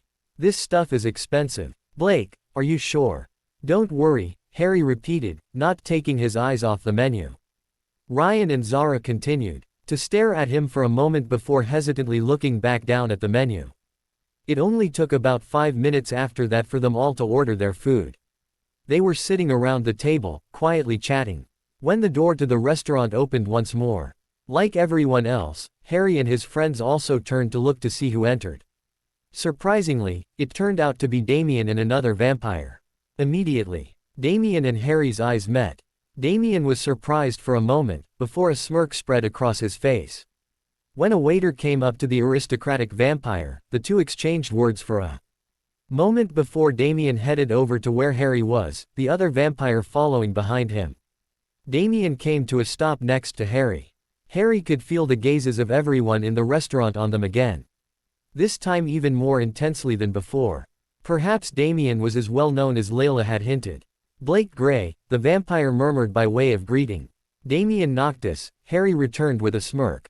He heard some kind of a choking coming from where his two friends were seated, but he ignored it for the moment. "Please, have a seat." Damien nodded graciously and then he and his friend sat down at the other 2 seats around the table. Harry took the time to study the other vampire who had come with Damien. He looked to be around the same age as all of them, was quite tall, though not as much as Ryan. So perhaps 6 foot or so, and had broad shoulders and defined muscles, but he was not too bulky. He had messy dark brown hair, so dark that Harry had thought that it was black for a moment, and crimson eyes. He was wearing a pair of black pants, a black muscle shirt, and a pair of black dragon hide boots. Seeing Harry's gaze, Damien spoke up. "This," he began, "is Azrael Draconis. He is my cousin. Azrael, this is Blake Gray." Harry exchanged murmured greetings with the other vampire, and then turned to Zara and Ryan, seeing their wide eyes. "Damien," he said, "this is Ryan Henderson and Zara Siddiqui. Guys, this is Damien Noctis, my roommate." "A pleasure, Lord Noctis," Zara greeted, bowing her head. Harry stared at her, surprised, but Damien just smirked. "Not yet, Miss Siddiqui, I'm still only my father's heir." Harry stared between the two of them, surprised, and decided that he'd definitely have to ask Zara later about what they were talking about. The group spent the meal chatting about random topics, particularly the school. Harry learned that, apparently, both Damien and Azrael's families had almost always attended Silvermoor. Ryan, on the other hand, was the first of his family to ever be accepted. A couple of people in Zara's family had gone to the academy before, but Zara was the first in her immediate family. Azrael, Harry found, wasn't much of talker, but he certainly had no problem saying something if he felt that it needed to be said. Damien was always polite and formal when speaking, but he seemed to open up a bit more as time went by. Ryan, meanwhile, was a true jokester if Harry had ever met one. He loved to laugh and make others laugh. Zara was fairly open, but she also had the most violent and volatile temper that Harry had ever seen. Overall, the group actually got on surprisingly well. Finally, about an hour after Damien and Azrael had arrived, everyone finished eating and the waiter came over and left the check. Damien moved to pull out some money. But Harry stopped him with emotion. "Don't worry," he said with a smirk while shaking his head. "I'm paying." Damien stared at Harry incredulously for a moment, and then his eyebrows rose. As he watched the dark-haired mage pull out his moleskin moneybag. Ignoring the gazes of everyone at the table, Harry pulled out the appropriate amount of gold and set it on the table, while mentally thanking any deities out there that he had thought to ask Grimchild whether or not magical beings used the same currency as wizards. It would have been really embarrassing if they didn't. Harry was just tucking his money bag away once more, when he heard an irritable hissing next to his ear. "Sure, let's forget that the snake might need food too," Isis hissed with a glare as she poked her head out from under Harry's cloak. Everyone at the table immediately started, surprised to see a snake suddenly pop up. Damien did react as much, having already known that the Runaspore was there. Blake. Ryan started hesitantly. "You do know that there's a snake wrapped around your neck, right?" Harry chuckled and placed a hand near his neck for the Runaspore to climb onto. Once she was wrapped around said arm, Harry held his arm out so that everyone at the table could see her better. "This is my familiar," he replied. "She's a Runaspore. It's Layla, Kia, and Isis, respectively."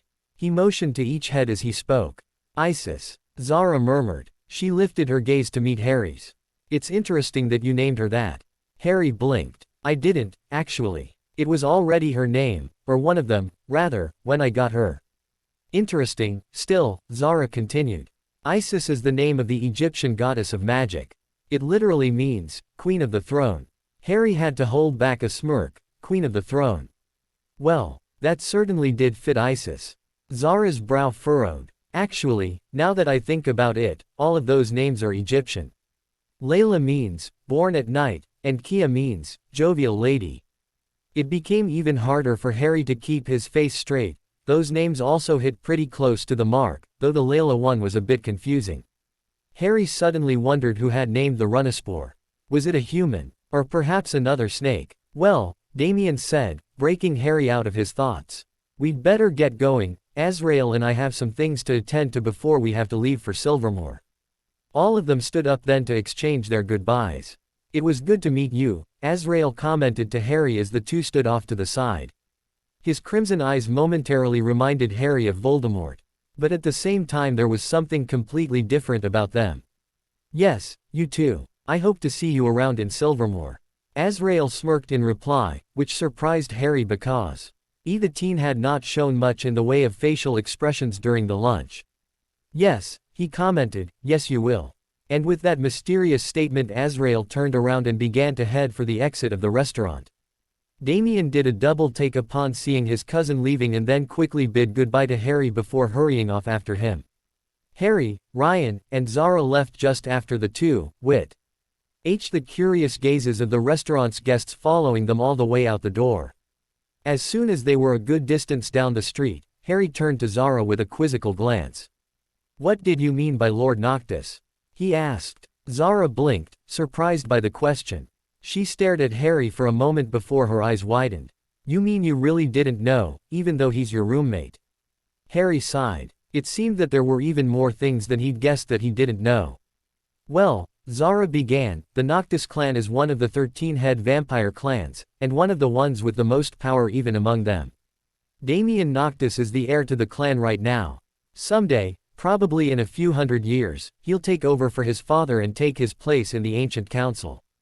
Harry stared blankly at her. Damien was one of the vampire nobles, and the heir to his clan. Before Harry could even fully process this new information, Zara continued on. "And his cousin, Azrael Draconis," she said. "I think that he's the heir to his clan as well. The Draconis clan is one of the 13 clans too, but one of the smaller ones. Despite that though, they're heralded as the CL. And with some of the greatest vampire warriors." Zara shrugged slightly. "I'm not entirely sure why though, that's usually kept among the vampires." Harry nodded and stared straight ahead while biting the inside of his lip thoughtfully. It seemed that Layla had been right. Damien was from a strong clan. Putting their thoughts behind them, the three new friends continued to walk around for another few hours. Mostly just exploring and having fun. Ryan, however, soon remembered that he had promised to teach Harry a little bit more about the different societies of magical beings. And so, after a quick explanation to Zara about Harry's background and lack of knowledge, the three found themselves sitting upon a short brick wall and pointing out different things. "All right," Ryan as he glanced around the street, "next is elves. There are 6 different types of elves: wood elves, ice elves, flame elves, dark elves, nymphs, and merpeople. Yes, the merpeople are a type of elf, though wizards don't know it." "Wizards don't even know that elves exist," Zara muttered with a snort. Ryan rolled his eyes. "They don't know that fairies exist either, or true werewolves, or that vampire society is as advanced as it is. Anyway, all elves specialize in their element, flame elves with fire, wood elves with earth, etc. They can never learn any other type of element, which the other magical beings can. But their mastery over their own element far surpasses what anyone else could ever learn. You'll also find that their appearance generally reflects what type of elf they are. Wood elves, for example, usually have hair that is some shade of brown and either blue or green eyes. This reflects nature and the earth." "There's one," Zara interrupted, pointing someone out. Harry looked and saw a guy, perhaps 19 years old, with light brown hair, forest green eyes, and pointed ears. Definitely an elf, and, now that it had been explained to him, Harry could see how he could tell that he was a wood elf. Ryan nodded. "Yep, that's a wood elf," he said. "Now, ice elves always have hair that is some shade of blue. Their eyes, however, are always black. Pure black. No one's quite sure how this reflects ice, but..." Ryan shrugged. Harry nodded, remembering what Headmistress Sylvia had looked like and that she had been an ice elf. "True to their name, flame elves have flaming red hair," the werewolf continued.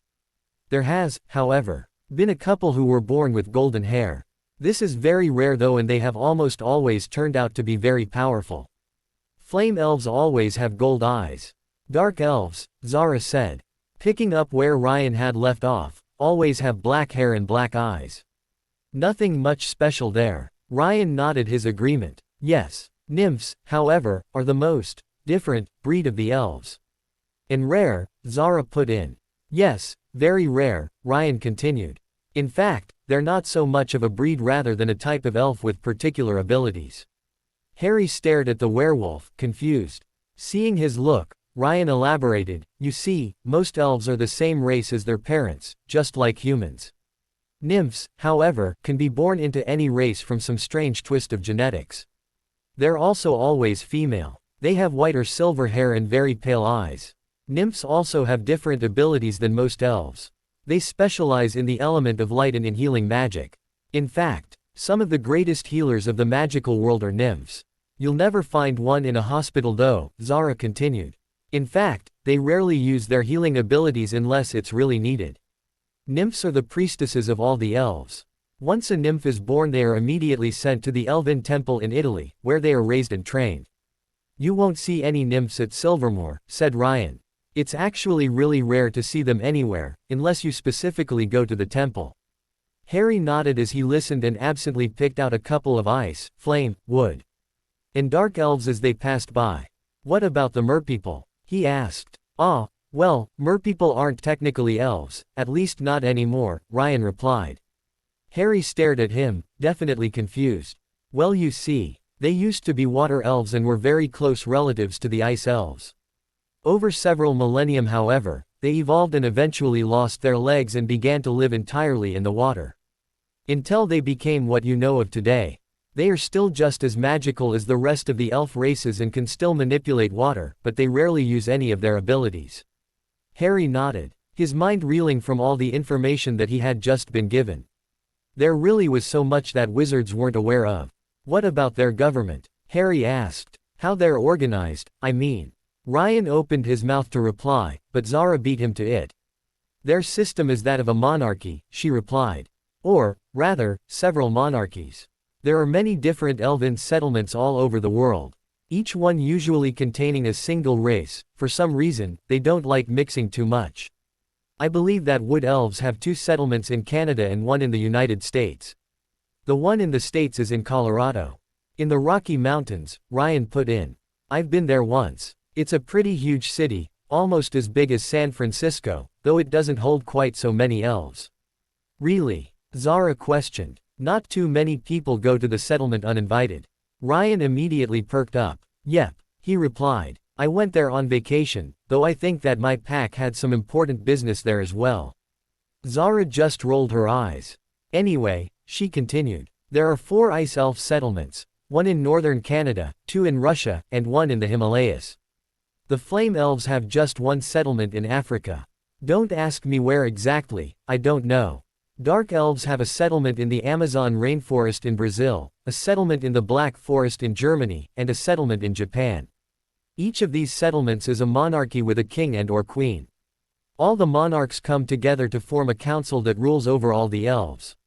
The merpeople aren't a part of this council though, and the nymphs don't really have much of a government since they're not really a race. I suppose that the temple has its own hierarchy though. Wow, Harry said, blinking, elves certainly are a complex races. Yes, a voice behind the 3 suddenly spoke. Though, of course, that's not even taking into account the crossbreeding that sometimes happens. Harry, Ryan, and Zara immediately jumped in surprise upon hearing the voice and nearly lost their balance on the brick wall. Harry carefully twisted around so that he could see behind himself. Standing there was a girl about their age with the pointed ears of an elf. She stood at about 5 feet 7, so about as tall as Harry, with a slender frame, high cheekbones, and fair skin. She had long straight black hair that head down to her lower back, and a pair of long bangs framed her face, one of them black and one of the blue. Her eyes were a sharp ice blue and she had the pointed ears of an elf. The teen was wearing a black t-shirt, a pair of baggy green cargo pants, and black combat boots that her pants were tucked into. Overall, she had a rather unique appearance. Harry couldn't quite place what race of elf she was. She appeared to be a dark elf, a wood elf, and an ice elf all at once. Hello, Ryan greeted. The elf shifted her penetrating gaze onto the werewolf but didn't say a word, causing him to shift uncomfortably. Harry, however, was a bit more interested in what she had said. Crossbreeding. The elf looked at the green-eyed mage again.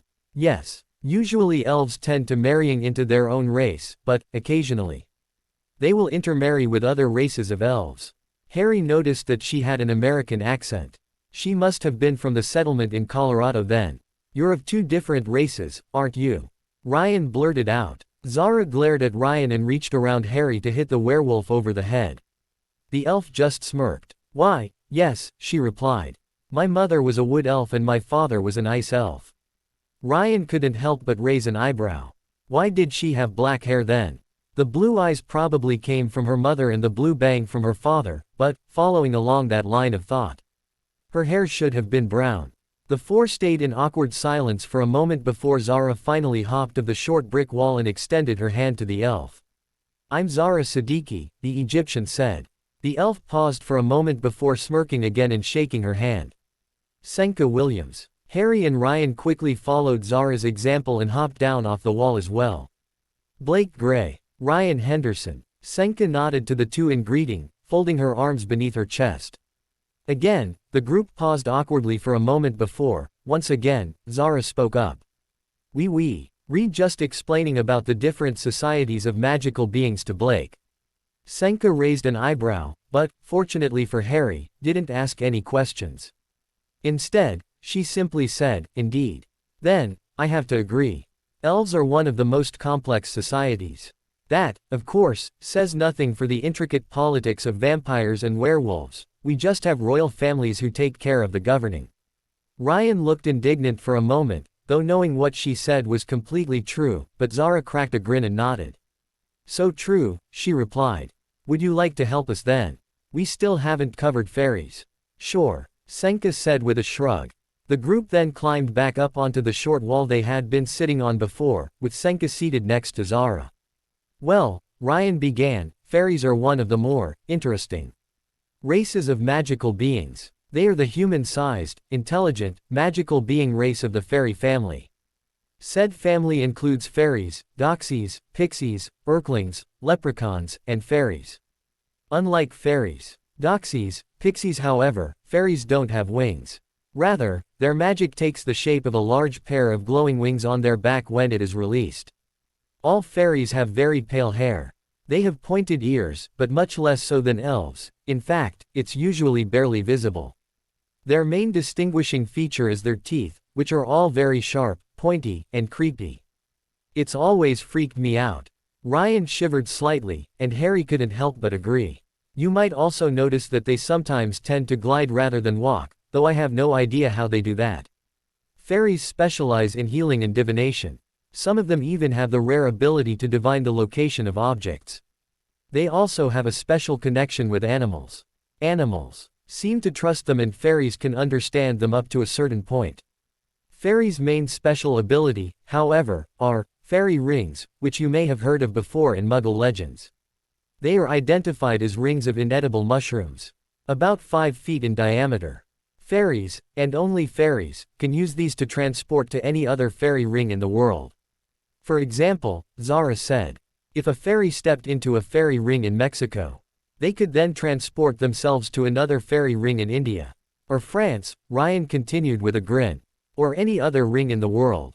And believe me Hen I say that there are thousands of fairy rings. Well, anyways, the fairies' homeland is a large, unplottable island in the middle of the Atlantic Ocean. The only way to get there is through a fairy ring. And non-fairies can only go if invited. The island is called Avalon. Or Tir Na Nog, Senka suddenly said. Surprised, the others turned to look at her. Harry was embarrassed to realize that. He'd almost forgotten that she was there. Seeing Harry, Zara, and Ryan's looks, Senka explained, Avalon is also called Tir Na Nog in the fairies' language. Harry blinked. The fairies have their own language. This time it was Zara who answered him. Yes, and, apparently, it's one that they automatically know from birth. No one's quite sure how it works, and the fairies aren't saying anything. Ryan nodded. Yeah, and since all fairies are born on Avalon, or Tir Na Nog, if you will, no one ever sees a fairy until they come to Silvermoor or another school, unless under special circumstances. Harry could understand what they were saying, though it was fairly surprising to learn that even magical beings knew so little about fairies. No wonder wizards didn't even know that they existed. What about their government? Harry asked. If they live in only one place. Ryan quirked a grin. Their government is also a monarchy, though it's a bit different from the elves. Avalon is ruled by a king and queen who are a part of a royal family. There are also many different families of nobles. It's really like a medieval society. Harry hummed under his breath, mulling over the information that he'd just been given. It seemed that there was even more to the different races of magical beings than had been detailed in the book he'd found, Branches of Magic. Hey, Zara said suddenly, what time is it? Harry paused then, his eyes widening, and he and Ryan exclaimed at the same time, oh shit. They had to leave at 3 and it was approaching the hour. They still needed to get back to the hotel and gather their things. Quickly, Harry, Ryan, Zara, and Senka leapt off the short brick wall and began hurrying toward the Kalistas Hotel. Even Senka, who didn't seem to be the type to panic to Harry, was taking very long strides. It took the group nearly 15 minutes to get to the square. It was even busier than it had been the day before when Harry and Ryan had first arrived. The group carefully maneuvered their way across the square to the hotel. Once inside, they split up. Harry and Ryan were on the 2nd floor while Zara and Senka both turned out to be on the 5th floor. Once Harry arrived at his room, he too bid goodbye to Ryan and then slipped inside. It took the group nearly 15 minutes to get to the square. It was even busier than it had been the day before when Harry and Ryan had first arrived. The group carefully maneuvered their way across the square to the hotel. Once inside, they split up. Harry and Ryan were on the 2nd floor while Zara and Senka both turned out to be on the 5th floor. Once Harry arrived at his room, he too bid goodbye to Ryan and then slipped inside. Glancing around at the hotel room, Harry found that Damien's things were already gone. He must have already come and gotten them. Harry picked up the few items that he had unpacked and placed them back in his trunk. His familiar was still around his shoulder, and he didn't feel like moving her.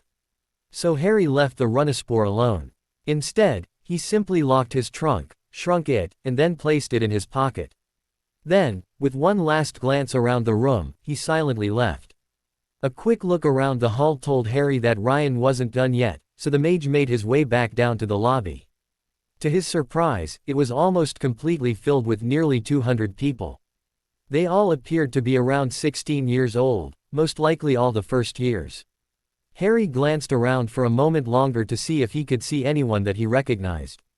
When all he saw was a sea of faces, however, he just leaned back against a nearby wall to wait. Harry stood there observing his peers for several minutes until he heard someone come up next to him. A glance up revealed that it was Damien and Azrael. Damien nodded composedly in greeting. Next to him, Azrael did the same before folding his arms in front of him and leaning against the wall. Harry glanced down as he felt some brush against his leg. As soon as he did, however, he immediately froze. Sitting there, looking up at him, was what appeared to be a gigantic leopard. Sitting as it was, its head reached up nearly to his chest. Harry guessed that standing it would be about as high as his waist. Damien, Harry began, keeping his eyes fixated onto the beast. As that, seeing Harry's expression, Damien grinned. He then reached out a hand and pet the large cat. It growled happily at the touch and the loud rumble sent a shiver down Harry's spine. "This is Nyx, my familiar," he told Harry. "She's a Noondu." Harry just continued to stare blankly at the beast before him. A Noondu. Harry remembered reading about them in a book in Hogwarts. It had said that they were gigantic leopards that moved silent. Despite their size and whose breath caused disease potent enough to wipe out entire villages. It had never yet been subdued by fewer than 100 skilled wizards working together. Noondu were oft and considered more dangerous even than dragons, and Damien had one as a familiar. Harry caught another bit of movement from the corner of his eye and, after looking up, he froze once again. Next to Azrael was another large beast. This one, however, was unlike anything that Harry had ever seen before. It had the lead of a lion, the body of a goat, and a dragon's tail. Overall it was about 5 feet in length and stood up to Azrael's waist. After a moment of staring, Harry realized that it was a chimera. Again, he was quite shocked. To his knowledge, there had only ever been one successful slaying of a chimera. Did everyone here have such incredibly dangerous familiars, for he was sure that it was Azrael's familiar, or just the vampires.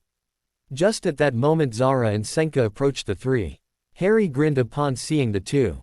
He may have only met Senka not a half an hour earlier, but it was still good to see some more friendly faces. "Senka," Harry began, stepping away from the wall that he'd been leaning against. "This is Damien Noctis and Azrael Draconis. Guys, this is Senka Williams." Senka nodded serenely at the two, who replied in a similar manner. Damien and her locked eyes then and began to stare at each other. As if locked in a battle of wills. Well, Harry thought, they both did have pretty piercing gazes. The group of 5 stood silently for another minute, waiting to leave. Just as it turned 3 o'clock, Ryan suddenly came rushing down the stairs. He immediately spotted the group and walked over to them while sheepishly rubbing the back of his head. "Hey guys," he greeted. He opened his mouth to say more, but before he could, the fairy from the day before, Professor Cyan, spoke up. "If you are not a first year, leave the room now," she said loudly. Everyone quickly quieted down. "If there are any first years that are not here yet, don't tell me, it's their problem for not being on time. Everyone else, please follow me. Do not wander off, you're not children and I'm not going to treat you like you are. If you get lost, then you can find your way to the school on your own." Professor Cyan then turned on her heel and walked out of the hotel. In streams, the crowd in the lobby began to follow her. Harry, meanwhile, couldn't help but raise an eyebrow, once again quite glad that he wasn't taking healing this year. Getting out of the hotel took a little while. Considering that there were 200 people trying to get through a single door, it really wasn't all that surprising. Once Harry and his friends had finally gotten out, they found themselves swept up through the sea of first years, moving down one of the 4 main streets of Myrddin, heading toward one of the gates. Harry struggled to stay with his friends and they only just barely managed it. Harry was surprised to learn, as they neared the gate, that the gate exited to the land outside of Nuke. It seemed that Myrddin actually was on the edge of the city. It took a little while for everyone to make their way through the gate. Once everyone had passed through, however, they found themselves standing around in a group just outside the gate. Harry and his group of friends edged themselves around the outside of the group so that they were closer to the front. What Harry saw there made his eyes widen. There was a mass of stables right in front of them. Said stables could probably house hundreds of horses. And, indeed it seemed that it did, for, to Harry's shock, there were several hundred horses lined up in front of the group of new students. They weren't just any horses, however. Harry recognized them as Abraxans, a breed of winged horses that were basically immensely powerful giant palominos. Their large wings stretched out nearly 10 feet on either side of them. The Abraxans were all attached to sleek black carriages in teams of 2. Though fairly similar to the ones at Hogwarts, these carriages looked as though they could hold about 6 people. Plus, they didn't have wheels, which made they look like odd giant boxes. These, if you didn't know, are Abraxans, Professor Cyan told the large group. They will be taking you to the academy. During the school year, you will be able to use the Abraxans to get from the school to Merthon and back. You'll be able to use either a single Abraxan or a carriage, if you're a part of a group. Now, everyone please find a carriage. The 16-year-old quickly rushed forwards. Harry and his group shared a look before heading to one of the carriages off to the side. True to Harry's earlier thought, the carriage fit the 6 of them in perfectly. Harry, who'd been the last one into the carriage, shut the door behind him and then took the last empty spot in the corner, across from Damien. Through the carriage's open windows Harry could see out and watch everyone scramble around. Like ants, he observed with no small amount of amusement. They all look like ants, even though the carriages aren't much taller than them. It took about 5 minutes for everyone to get into their carriages. Once that was done, the Abraxans acted on some unheard signal and suddenly took to the sky. Harry immediately grabbed the side of the carriage as it jerked. Several people gasped as they suddenly rose off the ground. In fact, it seemed that Senka was the only person in the carriage who didn't react at all. She just sat there, looking as composed as usual. In front of them, the 2 Abraxans pulling their carriage beat their powerful wings and soared forward. It took another 5 minutes for Harry to become fully accustomed to riding in a flying carriage. It was pretty stable though, so he guessed that the carriage was spelled to fly. The mage concentrated on the wood of the carriage beneath his hand then, acting upon instinct. True to his thoughts, he noticed that he could feel the carriage hum with magic beneath his hand. It seemed to be saturated with energy. Harry turned his thoughts away from the carriage beneath him to the landscape that they were flying over. It was green beneath them, he noticed, and forested. I thought that Greenland was supposed to be mostly rocks and ice, Harry murmured out. That's what the Muggles and wizards think, Damien stated. Blinking, Harry looked up at the vampire, who was smirking. They know how big Greenland is, of course, and they think that they've explored all of it. But they haven't. Muggles, and by extension, wizards, have actually only explored a very small amount of the country, along the edges. They believe that they've crossed it entirely, of course, that's just what our enchantments make them think. The reality is that most of Greenland, the wild, uninhabitable part, has been enchanted and tucked away from the world. Most of Greenland is now a magical creature reserve. Harry blinked again, surprised. Greenland had been turned into a reserve. That was interesting. Seeing Harry's pensive expression, Damien's smirk widened. The land is very different than you'd think, he continued, and has all different types of terrain.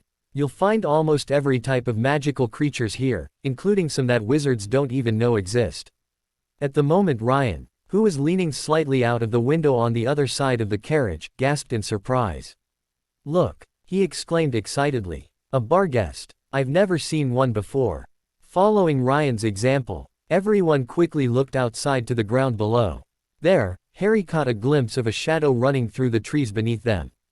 It crossed into a meadow suddenly though, and 4 others suddenly appeared out of the forest behind it.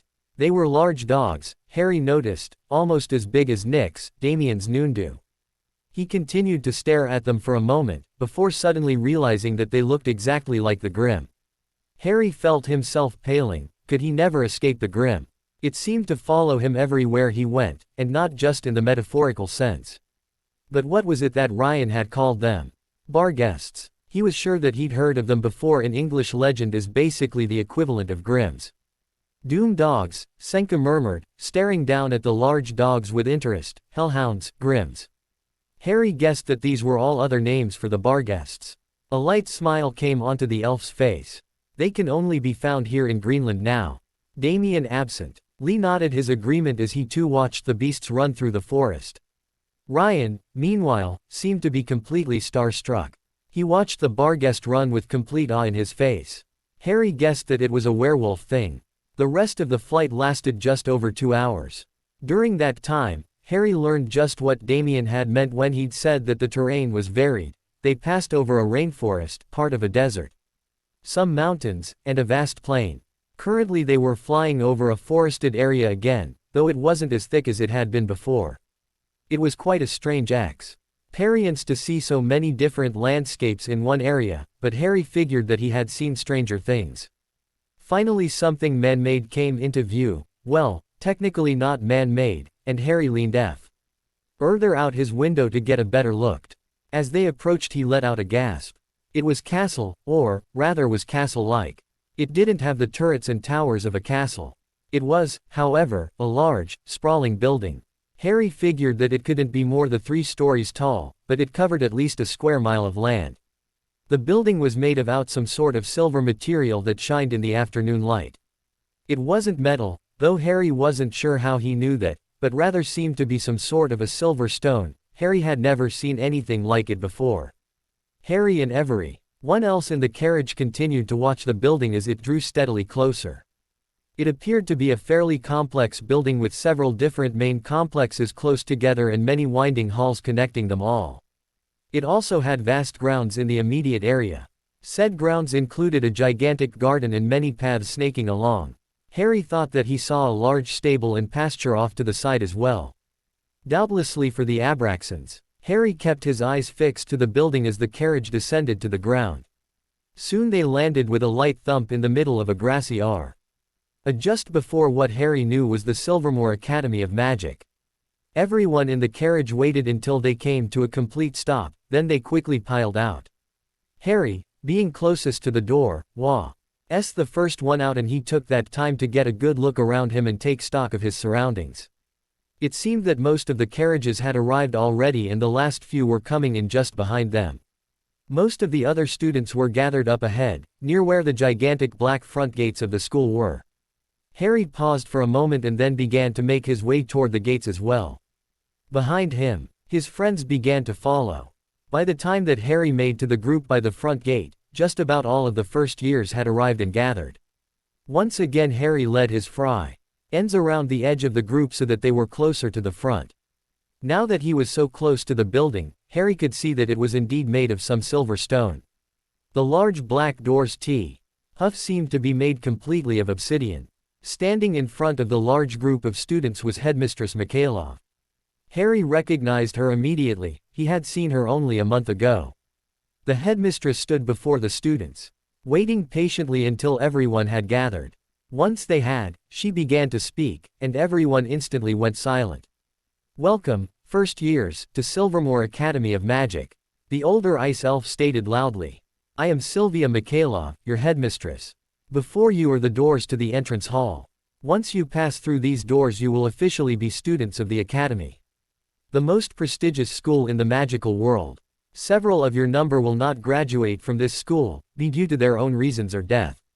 Everyone grew fairly solemn as the headmistress spoke. Realizing the truth of her words. "Several of your number will become immensely powerful and recognized throughout the magical world." Here some people perked up and several of the more cocky students even smirked. "But all of you," Headmistress Mikhailov continued, ignoring the reactions, "will have to work your hardest to succeed. You are the best of the best. Act like it, or you may find that the world is not quite as forgiving as you'd first thought." And with those sharp words, the headmistress turned around and the great obsidian doors opened up before her. She then rode inside and the students quickly poured in after her. Harry once again found himself swept up into the crowd as they moved forward and was brought into the large entrance hall. Large, however, was an understatement. He was pretty sure that it was bigger than the Great Hall at Hogwarts. The walls themselves were made of the same smooth silver stone as the outside of the building. However, with the In the entrance hall the walls were completely covered with intricate carvings. Unfortunately, he couldn't get close enough to see exactly what the carvings were of. On the other side of the entrance hall was a long hall, an actual hall. Unlike the entrance hall, with many large archways acting as doors along the way. The headmistress continued to lead the group down said hall, before turning into the first archway on the left. The archway, Harry noticed, was the largest of all of the ones that he could see, reaching nearly up to the ceiling. The first years quickly followed after the Russian ice. Elf and found themselves standing in what appeared to be a huge dining area. There were hundreds upon hundreds of tables set up all around the room, which in itself could probably fit 2 or 3 of Hogwarts' Great Hall within its walls. At the front of the room, opposite from the archway, was one long table, the staff table, Harry guessed. It seemed that some things were pretty similar to Hogwarts, at least in some sense.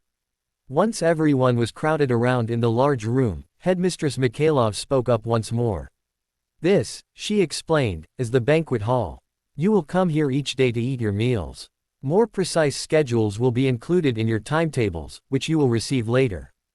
The building you are currently in is known as the Alpha Building. The other main buildings of the school include the Beta, Gamma, and Delta buildings. The last main building, and the largest one, is the dorms. The dorms are where all of the students, from all years, stay. The dorms, unlike many other schools, are one room per person. You are all allowed to choose which room you would like. Whichever room you choose will be yours for the rest of your stay here at Silvermoor Academy.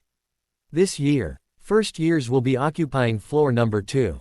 Fourth years have floor 1, second years have floor 3, and third years have floor 4. We rotate each year as a floor opens up due to graduating students.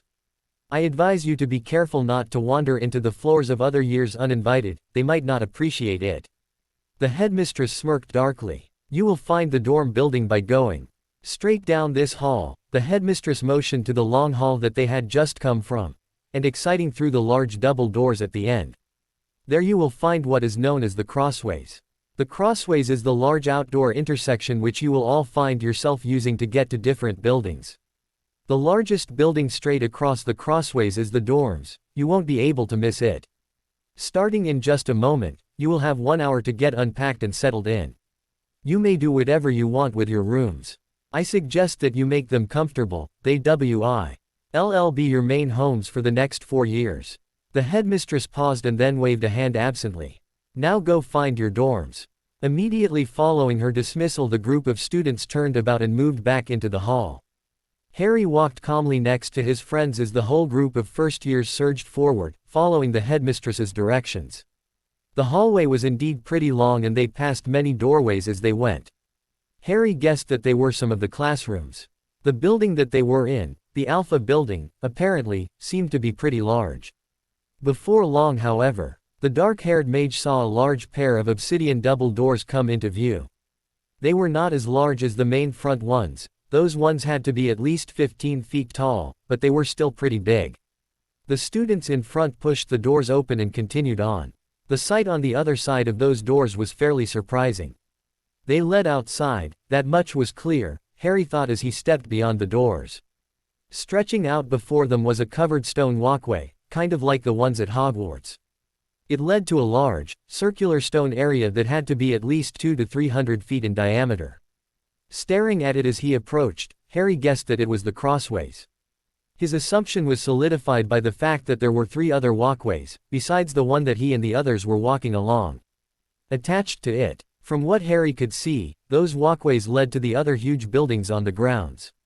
Glancing at the area outside of the stone walkway and either side of him, Harry saw numerous plants and trees. He could also see innumerous pathways winding their way across the grounds. That must be the large gardens that he'd seen from the air. The students continued to move forward across the large area known as the Crossways. The stones beneath their feet caused the noise to be amplified, making the entire area ring with the racket of the students' voices and footsteps. True to the headmistress's word, one of the other stone walkways stretched out on the opposite side of the Crossways. Said walkway led to a building much taller than any of the other ones. It had 4 floors. The building was also very wide and numerous balconies could be seen on each and every floor. Some of the rooms had balconies then. Harry grinned at the thought. The first year's LL immediately recognized the building for what it was, the dorms. The group rushed forward across the stone walkway toward the large archway that led into the dorm building. As Harry walked through it himself, he noticed that the archway was just about as tall as the one that led into the banquet hall, and even wider. On the other side of the tall archway was what appeared to be an atrium. The floor was made of mosaic tiles and was completely devoid of any furniture. Harry estimated that the area was just a little smaller than the crossways. From the atrium there were multiple black spiral staircases leading upward to the different floors. The black almost looked sinister, considering that even the dorm building was made out of the strange silver stone. Harry noticed that there were 2 stone staircases leading up to each floor, and only that floor. That equaled 6 staircases, since there were just 3 smaller archways that led into the first floor. After a moment's pause, Harry began to head toward one of the staircases that lead to the second floor. He could hear others, including his 5 friends, following his lead. The staircase led to another stone archway, which led into a long carpeted hall. Harry began to stride down that hall, passing many doors along the way. After a bit, he finally came to another hall running perpendicular to the one he'd been walking down. Harry smirked slightly. By his calculations, this was one of the halls that ran against the outside of the building, meaning that they had balconies. Harry turned right at the intersection and walked for only a little bit further before coming to a stop. In front of him was dark wooden door with 372B on it in silver letters. Ryan, Zara, Senka, Damien, and Azrael came up behind Harry. They glanced around for a moment before choosing their own rooms as well. Harry was honestly a bit surprised that they had followed him like they had. After all, even if the 6 of them were becoming friends, they had only just met within the last 2 days. He didn't have a problem with it, of course. He supposed that he was used to being a leader, but it still perplexed him a bit. Wasn't Damien the heir to one of the most powerful vampire clans? If he was, then why did he just follow Harry's lead, with that amused smirk on his face all the while? Pushing his questions out of his head, Harry turned the handle of the door before him and stepped into his new room. The room was quite a bit larger than Harry had expected, but of course it did make sense since he would quite literally be living in it. It was also sectioned into 2 parts, which had any empty doorway connecting them. The first room, which Harry was standing in, appeared to be a square-shaped living room, study-type area. It was big, but it had 2 basic couches, 2 comfy chairs, and a coffee table on one side, and a desk and a bookshelf on the other side. Somehow the room managed to be spacious, even though it was completely filled up. Done with looking at the front room, Harry stepped through the doorway and into the second room, which appeared to be a bedroom. Against the wall there was a bed, with a nightstand next to it. Across from the bed was a wardrobe and, on either side of that, were 2 doors. The wall across from the doorway that Harry was standing in was mostly filled up with a slide door and a balcony. Harry did a quick check of the 2 doors in the room and found that one of them led into a closet, and the other into a bathroom. He snooped around the area for another moment, checking everything out. Then, when he was finally satisfied, Harry turned his attention back to the balcony and approached. The view outside of the balcony was quite peaceful. Harry's room apparently was on the back side of the dorm building, so all he could see was trees and nature. With no buildings in sight, Harry smiled lightly and then turned back to his room. Right, now it was time to start changing things. It took him only a few minutes to change things to look the way he preferred. Grinning at the work that he'd done with the room, Harry then turned his attention to the empty doorway that connected the front room and his bedroom. He wasn't quite sure what he wanted to do with it. He didn't want people to be able to see into his bedroom, but he didn't want to put a door there either. Suddenly an idea came into Harry's mind, causing him to grin widely. With a slight bounce in his step, the mage headed over to the doorway and got to work, using his magic extensively. Finally, a couple minutes later, Harry stepped back and admired his work. In the doorway, there was now a curtain, for lack of a better word, of gray mist. He couldn't see through to the other side, and neither could anyone on the other side. Harry stretched his hand toward the mist and then grinned when it went straight through as if nothing was there. He had charmed the mist to solidify upon contact, so that no one could pass through. If a person's magical signature was keyed into it like his was, however, then they could pass through the barrier like nothing was there. Harry continued to grin, almost amazed with the idea that he had come up with. Harry continued to stare at the mist for a moment before suddenly twisting his magic slightly. Instantly, the mist became transparent, so that he could see through to the other side. Now he could see through the barrier. But no one else would be able to. Harry chuckled lightly and then walked straight through the curtain of mist. He had to wrinkle his nose slightly at the room on the other side. It looked even worse now that he had fixed up his bedroom. And so, with a sigh, Harry went about fixing the front room as well. Once he was done, Harry sighed and ran a hand through his hair. He loved the way that his dorm looked now. But all of that extensive magic had made him tired. And hungry. Harry was definitely glad that they'd be eating soon. Harry sighed once more. Now all he had to do was get everything unpacked. It took Harry well over 15 minutes to get completely settled in. He transferred all of his clothes and items into the closet and wardrobe, although some of his more important items were left locked in his trunk, which was resting at the foot of his bed. He had also moved all of his books into the 2 new bookshelves that he had. The books that he didn't care if PLE saw or read were placed in the bookshelf in the front room. The rest of the books were in the bookshelf in his bedroom, which was now spelled to allow no one but him take them off their shelves. The last thing that Harry had done in his unpacking was to create a large aquarium tank for his Runaspore. Said tank was about 5 feet long and 2.5 feet wide. It was now resting up against the same wall as the balcony door was on. With his contented familiar inside. The tank had no lid so that she could come out whenever she wanted. Harry let out a breath, now definitely tired and hungry. He was about to collapse back on his bed, when a loud knock suddenly came on the door to his dorm. Harry blinked, surprised. Then he let out a sigh and, with one last forlorn glance at his bed, headed out into the front room. He paused before the dark wooden door that led out into the hall and then turned the handle. Standing on the other side of the door was a grinning Ryan. Harry quirked a grin in reply. And then opened the door wide, silently inviting the werewolf in. Ryan blinked as he stepped into Harry's dorm, surprised. He stared at the blood-red walls for a moment, then at Harry, before finally just shaking his head without a word. He saw the comfortable couches and chairs out of the corner of his eye and then quickly made a beeline for them. He immediately plopped down on one of the couches and made himself comfortable. Man, Ryan groaned. How come your dorm room is so much more awesome than mine? All I've got is plain furniture. Harry raised an eyebrow. I had to change the rooms myself, you know, he drawled. Ryan blinked and then immediately colored. I knew that, he muttered. Harry simply chuckled in reply, leaning against the back of the other couch. Ryan continued to glance around the front room. When his gaze finally landed on the doorway to Harry's bedroom. Upon seeing the curtain of mist, which Harry finally decided to call it, his eyes widened. Cool. Ryan breathed, jumping up. He rushed over to the doorway and stopped before it. Tentatively he reached out to touch the mist and then breathed in sharply, his eyes widening even further, when it solidified into a hard wall beneath his touch.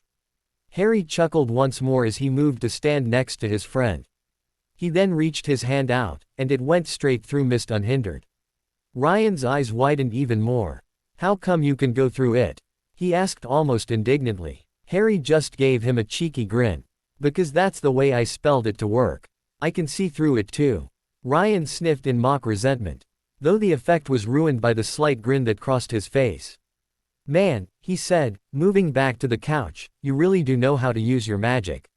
He sank down into the couch once more, draping himself across it. Harry opened his mouth to reply when suddenly another knock came at the door. This time it was Damien standing outside, his hands shoved in his pockets and looking for all the world like he'd never been more relaxed. Harry held back a grin and held the door open for him to enter.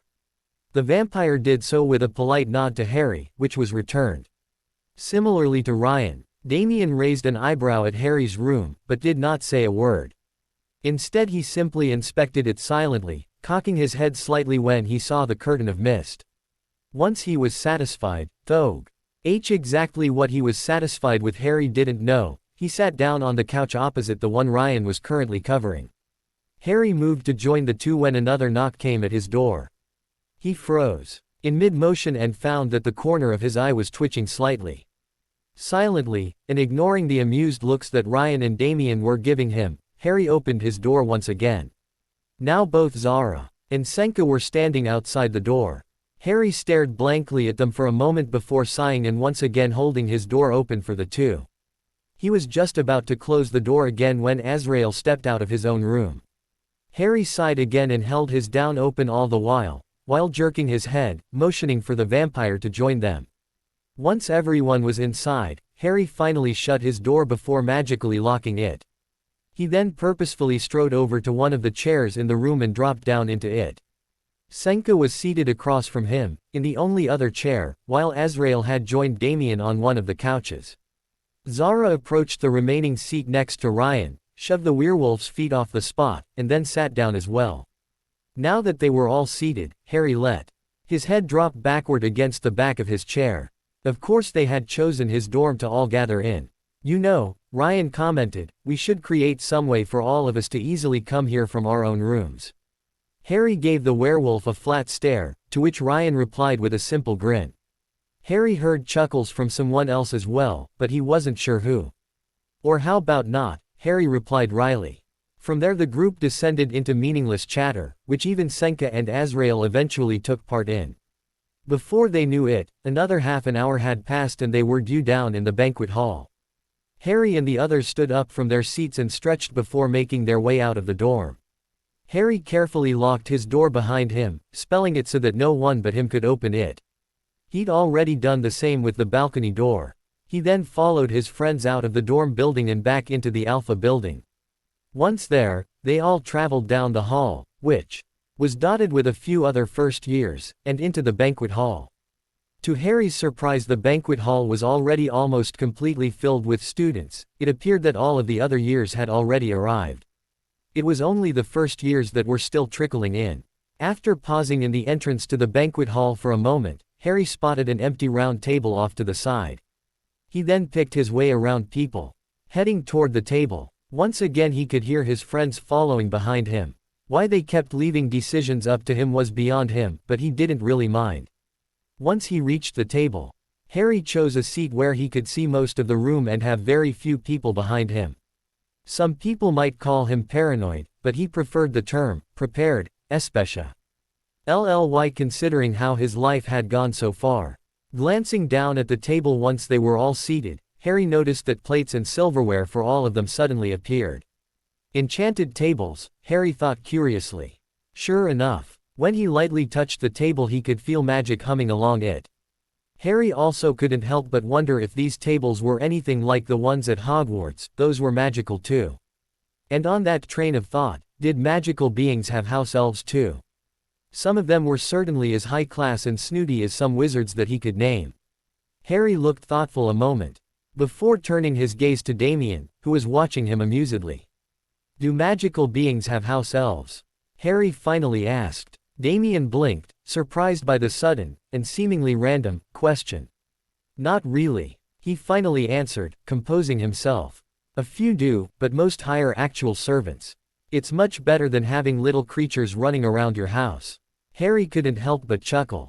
True enough. Before the conversation could continue further, menus suddenly appeared on everyone's plates. Harry blinked, taken aback, as he stopped himself from jumping up in surprise. Noticing that everyone around him was picking up their menus, Harry followed suit and felt his eyes widen at the expansive list of dinner items that he found. One of the interesting features of Silvermoor Academy is their menus. Damien commented offhandedly as he read his own menu. Most of the other people at the table look up at, interested. Surprisingly, they work a lot like a Muggle touchscreen. You lightly tap an item to select it, tap it again to unselect it if you decide that you don't want it, and then once you've chosen your full meal, you tap the "Done" at the bottom of your menu. Harry looked down at the bottom of his menu and, sure enough, the word "Done" was there. Curious, he tapped a random food item on the menu and it immediately highlighted itself. Harry tapped the same item again, and it went back to normal. Harry felt himself grinning despite himself. This was ingenious. And considering that there were only dinner items, and drinks and desserts, he noticed, on the menu. He guessed that there were different menus for each meal. Harry took a few minutes to scan the menu, which held a surprisingly large variety of food items, before finally choosing a couple things and pressing down on Done. Instantly, the menu in his hands disappeared and food appeared on his plate. Harry managed to control his surprised reaction, but he couldn't help the small smile that came onto his face. Already his stay at this school was quite interesting. The rest of the dinner was fairly uneventful, with only a bit of small talk going around the table. Damien even ate as politely, Harry found. While Ryan practically wolfed his food down. He was a werewolf, granted, but his actions also kind of reminded Harry of how Ron ate. Quickly, Harry pulled his eyes away from Ryan. Ally wasn't ready to deal with homesickness yet. He knew that he was going to miss his friends, but he had to do this if he ever wanted to defeat Voldemort, gain control of his powers, and simply fit in the world. Plus, he was already starting to form a group of new friends. Before Harry knew it, everyone had finished dinner. Once the clanging of silverware on plates had completely died down, the headmistress Mikhailov stood up from her place at the head table. Immediately the entire banquet hall went silent as the students shifted their attention onto her. "Welcome, everyone," the headmistress began, "to yet another year at Silvermoor Academy." She paused then and smirked. "I believe that you'll find that we have a particularly interesting group of students this year. As usual, you'll find your schedule in your room tomorrow morning. Classes will start first thing tomorrow after breakfast. In the meantime, everyone have a good night." As soon as she'd finished, conversation immediately started up again. Most of the students were curious about the headmistress' earlier comment about the first years. Harry started at the headmistress for a moment more before finally sighing turning his attention back onto his friends, who were whispering among themselves. 5 minutes later found Harry and his friends walking down the halls of the dorm building, approaching their rooms. Harry stepped up to his door and then called over his shoulder to the group behind him. "Can you all come here? I need to key you all in." The group blinked collectively, but walked over anyway. "Key us in?" Ryan asked curiously. "Yes," Harry replied absently as he reached out to his door with his magic, "so that you can get into my room." Harry looked up then, and waved Ryan over. The confused werewolf stepped up next to him. "Place your hand on the door handle," Harry instructed. Surprisingly, to Harry, Ryan immediately did so without an ounce of hesitation. Harry paused for a moment to look at Ryan, before turning his attention back onto the door and quickly proceeding to copy Ryan's magical signature and imprint it onto the door handle. Once it was done, Harry nodded and looked back to Ryan. "Now try to open the door," the mage said. Ryan twisted the door handle and it came straight open.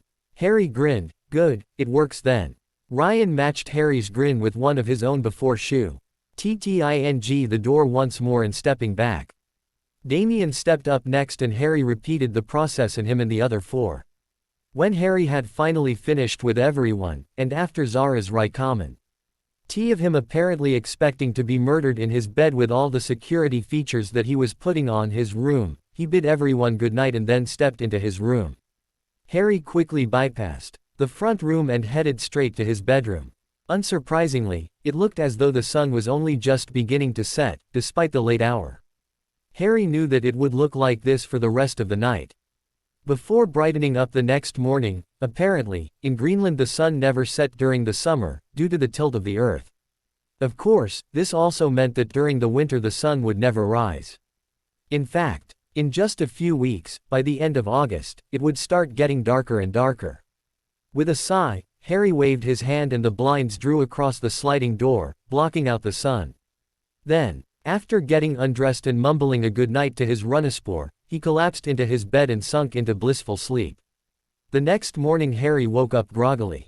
He froze for a moment as he sat up bed, wondering where he was. If there was one thing that he hated, it was not knowing his surroundings. He quickly woke up completely though, and then relaxed as he recognized his new room. From there Harry sped through his daily routine, taking a shower and getting dressed. Finally, he wrapped his cloak around his shoulders and then told his serpent that she would have to stay in the room today. They hissed in annoyance at him, but quickly accepted what he was saying and curled up in their glass cage to go back to sleep. Harry glanced around the room to make sure that he hadn't forgotten anything. His eyes smoothly sliding over the features of the room. He then checked to make sure that the door to his balcony was magically locked before turning on his heel and Saint. Riding through the curtain of mist that separated his bedroom from the front room. As soon as he stepped through the doorway, Harry abruptly stopped, staring in surprise. Ryan, Zara, Damien, Senka, and Azrael were all sitting on the various furniture of the room, chatting amicably. Hearing Harry enter the room, the group looked up and greeted him. Harry just continued to stare. He began hesitantly. What the hell are you all doing here? The group shared a look. Waiting for you, of course, Damien replied after a moment, smirking lightly. Harry stared at them for another moment before shaking his head amusedly and joining them around the table. Look, Ryan said excitedly, holding up a sheet of paper, you've got a couple of classes with me.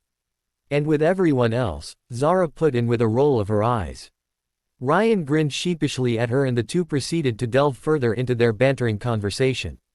Damien rolled his eyes at Ryan before reaching over and yanking the paper that the American Werewolf had been waving around out his hands. Ryan didn't even notice. Damien then slid the paper across the table toward Harry. This is your schedule, he commented. He then leaned back and proceeded to simply watch Harry. Harry nodded his thanks to Damien and then picked up the paper. The first thing on it was a list of which period he had each class. Below that was a timetable of which periods were held what day. Harry quickly scanned over the list of his classes. Period 1. Physical Arts, taught by Professor Cordula in room D7. Period 2. Magical Theory, taught by Professor Brenton in room A34. Period 3. Transfiguration, taught by Professor Darya in room C41. Period 4. Magical Control, taught by Professor Chur in room B12. Period 5. Magical Creatures, taught by Professor Talbot in room D15. Period 6. Elemental Manipulation, taught by Professor Dayu in room B4. Period 7. Enchantment, taught by Professor Edius in room C23. Period 8. Soul Magic, taught by Professor Aglika in room B37. Harry nodded his head absently, remembering the classes that he had signed up for when he had first met the headmistress Mikhailov. His eyes drifted down toward the metable that took up the second half of the paper. From what Harry could tell, he had physical arts every day, first thing in the morning, and that included weekends. The rest of the classes, however, weren't every day and instead were fairly scattered. Fortunately, the timetable listed the time and length of the classes as well, so Harry could make sense of things a bit easier. Harry glanced down at the Muggle wristwatch on his wrist. It was just 6 o'clock now, so they could easily go and down and get breakfast before heading out to physical arts. Speaking of which, how do we know where the classrooms are? Harry asked the room. Surprisingly, or not, depending on how you looked at it, it was Senka who replied to him. The letter in the room number stands for the building that it's in, the dark-haired wood elf said. Looking up from her own schedule. A for Alpha, B for Beta, C for Gamma, and D for Delta. The room numbers themselves are posted above the classroom doors in the buildings. You must have to find the one that you're looking for. Harry nodded in understanding. That made sense to him. Well, he said after a moment more, what classes do you have? Senka silently handed over her schedule. Harry took it and passed his over as well, scanning over the periods that she had. Period 1. Physical Arts. Period 2. Enchantment. Period 3. Transfiguration. Period 4. Magical Control. Period 5. Magical Theory. Period 6. Herbs and Poisons. Period 7. Healing. Period 8. Soul Magic. So they had physical arts, transfiguration, magical control, and soul magic together.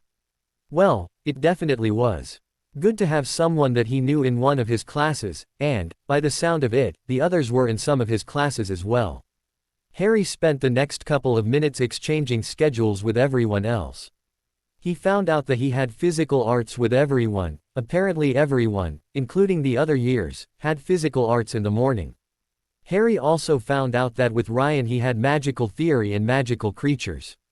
With Zara he had magical theory and elemental manipulation, With Damien he shared transfiguration and elemental manipulation, with Azrael he had magical control and enchantment. It seemed that he had at least one of them in single one of his classes. Once everyone had finished, Harry stood up. "Well," he began, "I suppose we should get down to breakfast then." The group murmured their agreements and tucked their schedules away. Harry quickly strode over to where his books and supplies were lying on his desk. With a slight wave of his hand, he moved the items into a nearby bag, shrunk the bag, and then placed the bag in his pocket. Once that was done, Harry followed his friends out the door. He didn't have to lock it this time though, as it was now permanent. TLY locked to all except those whom he had keyed into it. That, actually, brought up the question as to how his schedule had wound up in his room. Of course, he was just a student, whereas one of the professors, or even the headmistress herself, had probably sent the schedules to all the rooms. Harry was good, but he wasn't that good. Not yet anyway. It only took a minute to get down to the Crossways. This morning the Crossways were much busier than they had been the night before. That made sense though, considering that all of the students were now housed in the dorm building and heading down to breakfast. Harry himself strode confidently through the crowds of people heading toward the banquet hall. Getting to the same seat that he'd sat at the night before passed without incident, as did ordering and eating the breakfast itself. However, just before 6:30, many of the students suddenly stood up and left. A quick scan of the room showed that almost all of these students were upperclassmen, 3rd and 4th years. It was Damien who, once again, answered his unspoken question. The advanced fighting classes start at about 6:30, rather than 7 o'clock, the long-haired vampire stated. All 4th years take the advanced classes. And some 3rd years get in, but only the best 2nd years get in. And even fewer stay in. The next 20 or so minutes passed smoothly, but before long it was time to head down to their first class. Harry and his friends stood up from their table and started to make their way toward the Crossways again. Harry's schedule had said that the class was held in room D7. Which meant that they needed to get to the Delta building. "We're lucky," Zara murmured, looking down at her schedule. Ryan stared at her. "Huh," he said blankly. Their others were staring at her, confused, as well. So she elaborated. "All students have physical arts first period, so even amongst each year everyone is split up into different classes. We're really lucky that we all managed to get the class together. Granted, there are only 3 separate classes for each year, but still." Next to Zara, Senka nodded her agreement. "Yes, we are," she murmured quietly while staring straight ahead. Not a second later the group approached the Crossways. A large sign in the middle proclaimed that the path straight ahead led to the dorm building, the path they had come from led to the Alpha building. The 2 paths that led to the left led to the Beta and Gamma buildings, and that the single path that led to the right led to the Delta building. That particular building was second in size only to the dorm building and had multiple large fields surrounding it. Harry immediately took the turn toward the Delta building, along with all the other students. It appeared that Zara had been right, everyone did have physical arts first thing in the morning.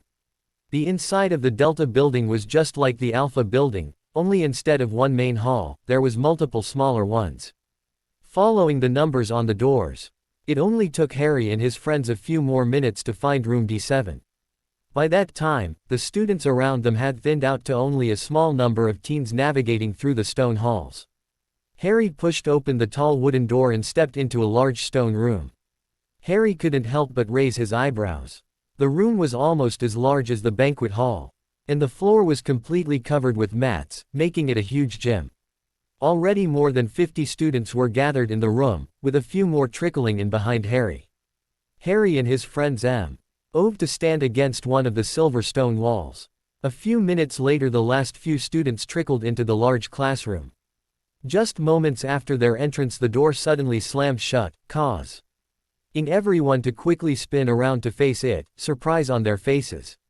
However, due to their shift of attention, they were all once again surprised when they heard a voice speak up from the other side of the room. Harry himself heard his neck crack as he whipped his head around quickly. "Welcome to Physical Arts." Standing there on the other side of the room was a large man who looked to be around the age of 40 or so. He had short brown hair and amber eyes, which identified him as a werewolf. He was of very large stature, standing nearly 6 feet 4 with large, toned muscles. It was quite obvious that he was a fighter by nature. The werewolf watched the children before him with narrowed eyes for a moment before striding forward with strong, measured strides. He stopped in the middle of the room and stood with his feet spread and his arms crossed before him. "I am Professor Bernhard Cordula," he introduced. Harry noted that he had a deep, gruff voice that held a slight German accent. "I will be your physical arts instructor for the rest of your stay at Silvermoor, unless you manage to get moved up to one of the advanced classes." The werewolf, Professor Cordula, narrowed his eyes even further as his gaze continued to sweep over the new students. "And believe me when I say that I will be shocked if more than a couple of you manage to move up. Also know that this is not a physical education class. If you want to get stronger, faster, or learn some martial arts crap, do it on your own time. This class will solely be about learning to master a weapon." Professor Cordula stared hard at the students for another moment, as if allowing time to let his explanation to sink in. Finally, when he seemed satisfied, he turned on his heel and began to walk back the way he had come, across the room. "Come." Professor Cordula barked over his shoulder to the wary students. "The locker rooms are this way." And indeed, as the group moved forward as one, Harry noticed that there were multiple doors along the back wall. Professor Cordula led them all to the large dark blue one in the middle and directed all the boys to enter. He told the girls to go through the gray door that stood to the right of the blue one. The blue door, it turned out, led into the boys' changing and shower room. There they were each given a small locker, which opened only to their own magical signature, quite similarly to the way that Harry's trunk worked, which held a pair of workout clothes. Once all the boys had changed, they were told to head back out into the main chamber of the classroom. All the girls were already out there in similar dress, waiting. Professor Cordula waited until everyone had gathered on one side of the room once more before speaking up again. "Every morning when you enter this classroom," he began, "the first thing you will do is get changed out. Then you will come back out here and wait. Following this we will begin with stretches, sets of sit-ups and push-ups, laps around the room. And then finally we will begin on whatever we'll be doing for the day, most likely katas. Katas, if you don't already know, are a set combination of positions and movements performed as an exercise. And they're how you will be learning to master a weapon. I'll explain more when we actually get to that. For the first couple of weeks however, we will be working solely on conditioning. We will not start on any actual learning until I somehow manage to get you pansies into shape." Many of the students looked affronted by this statement, but, of course, no one actually spoke up.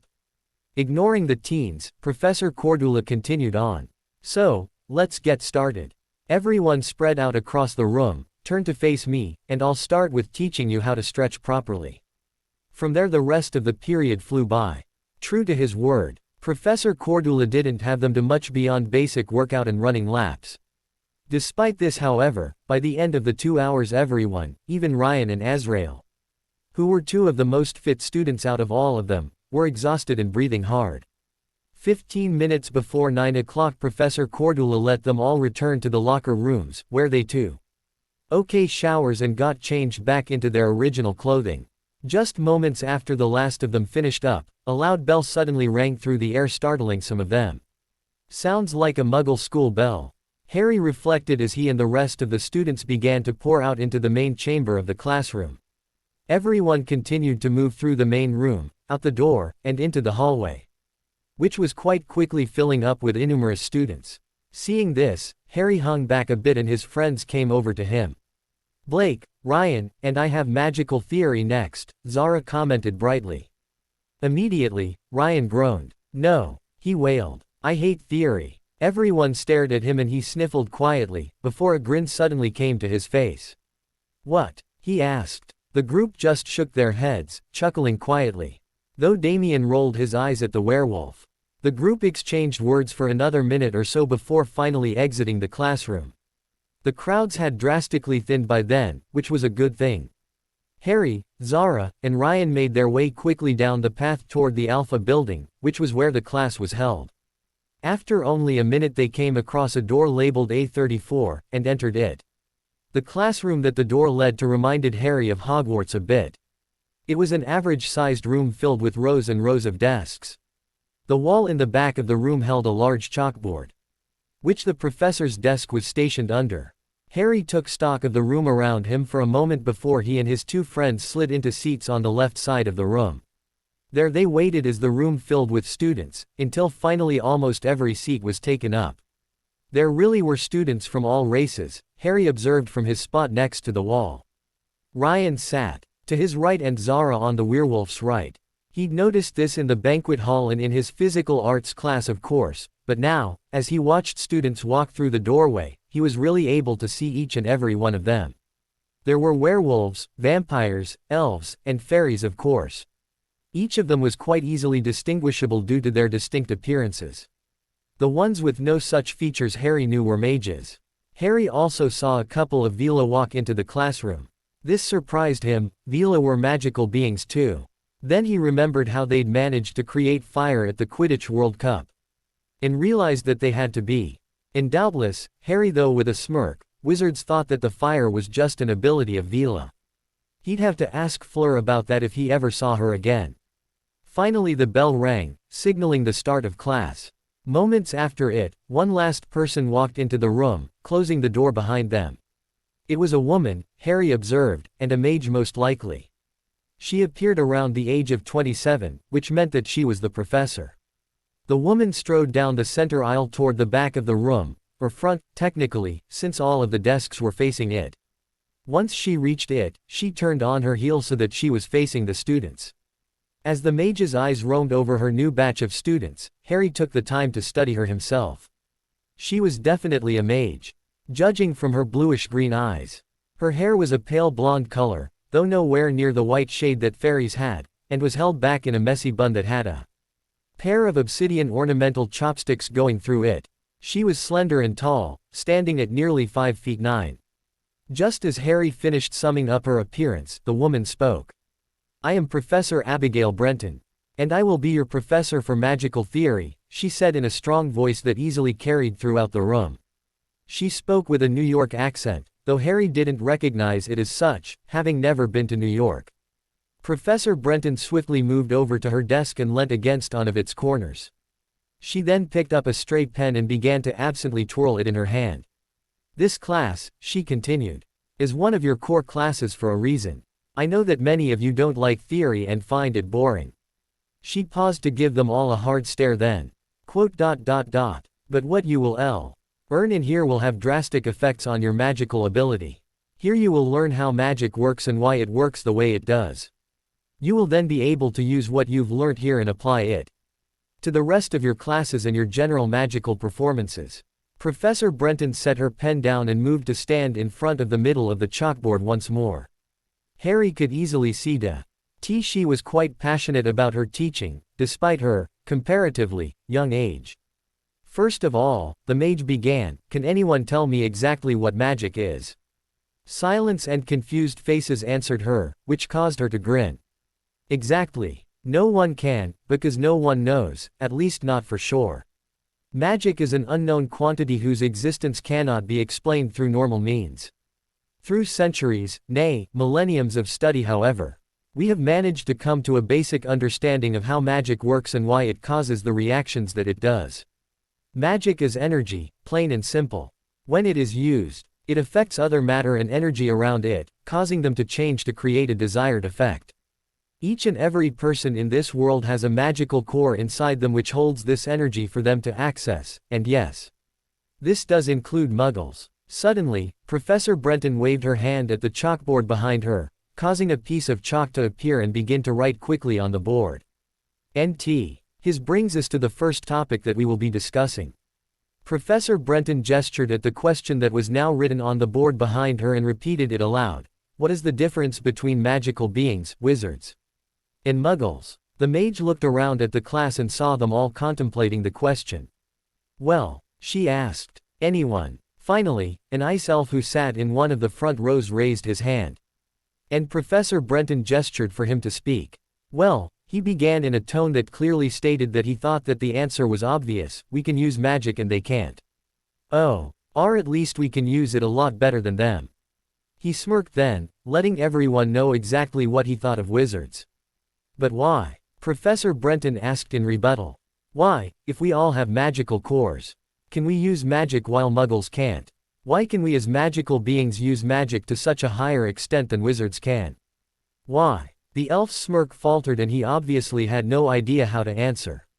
Professor Brenton let her gaze sweep the room, asking with her eyes if anyone had an answer. When only silence met her, she grinned once more and then entered what Harry would come to know as her lecture mode. What separates wizards from muggles and us from wizards is simply our access to our magical cores. You see, the way that we access our cores is through what have come to be known as magical pathways. These are pathways in the body that generally run along about the same lines as our veins and are what our magical energy runs through when we pull it out of our cores. Muggles have absolutely no magical pathways. No connection to their magical cores. It just sits there inside of them for their whole lives, never really doing anything. Wizards, on the other hand, do have magical pathways, though they are very thin, thus causing them to have only a thin connection to their magical cores. Professor Brenton paused and then began to pace in front of the chalkboard, really getting into her explanation. It's so thin in fact that they very rarely can access their core directly. The magical energy simply can't be forced through such small pathways. It's when they experience extra me emotion that the magic is instinctually forced through the pathways, and even then this usually only happens when the witch or wizard is young. The wizards have come to call this accidental magic. In order to substitute for this, wizards came up with the idea of wands. Wands, which contain parts of magical creatures, act like a bridge to their cores, allowing them to wield their magic. However, in order to be able to properly wield this magic, wizards have to use incantations and wand movements to mold their magic to do what they want it to do. This limits their abilities down to certain spells, instead of them just being able to do whatever they want with their raw magic. However, we, as magical beings, have no such limitations. We have very wide magical pathways, allowing for a direct connection to our magical cores. In having this, we're able to directly call on our raw magical energy and wield more of it with much more accuracy and precision. Professor Brenton paused her pachi-ing then and turned to smile brightly at the class. So, she continued, to sum it up, we all have cores, but muggles have no connection to that core. Wizards have only a thin connection and have to use wands to bridge the gap. And finally we, as magical beings, have direct access to our magical cores and thus are able to wield our magic with nearly no limitations. She paused for another moment, to let everything set in. Are there any questions? They don't have to pertain specifically to what I just said.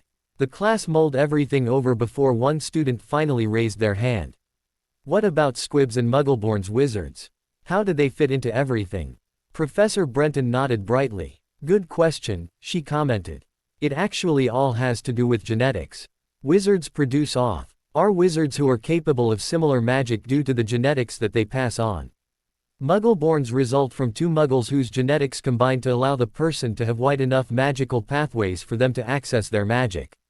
Squibs, on the other hand, result from two parents whose genetics combine to create magic pathways that just aren't wide enough to support any type of magic. Unlike lest these squibs do indeed have magical pathways, they're just not good for anything.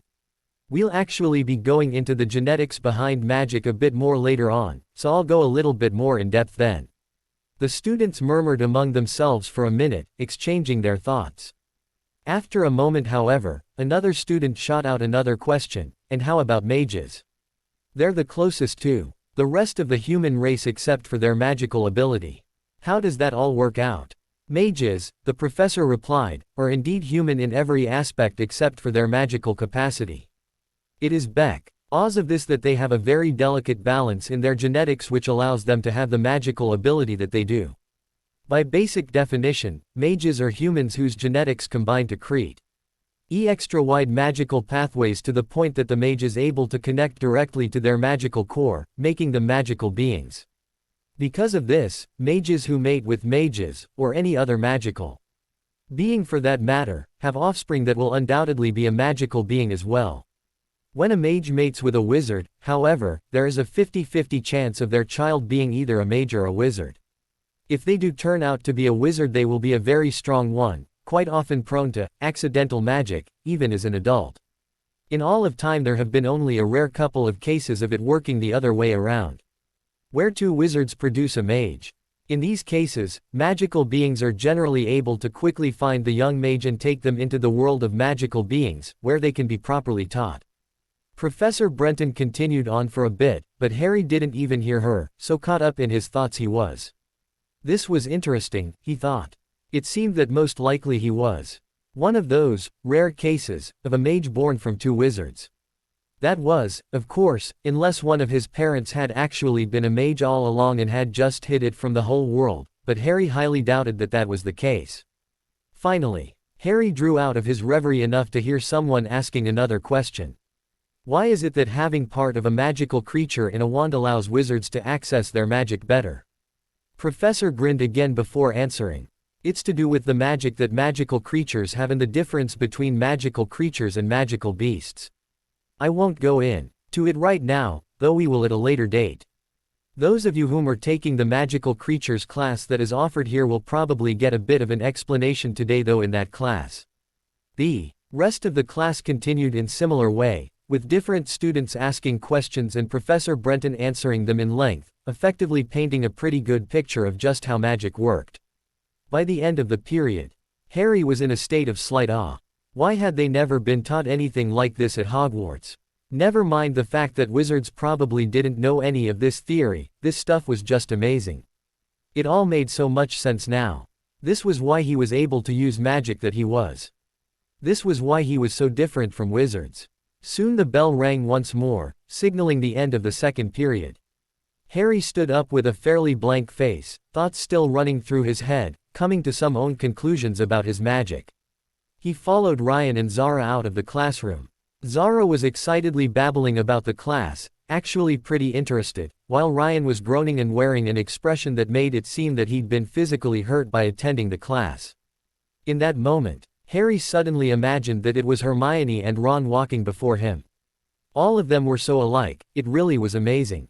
But at the same time, they were so different. Unlike Hermione, Zara was in no way a bookworm. She actually didn't like reading that much. And Ryan, unlike Ron, didn't really have any temper problems. He was actually probably one of the more relaxed and even-tempered people that he knew. Harry sighed and turned his head away from his friends, feeling just a little bit homesick.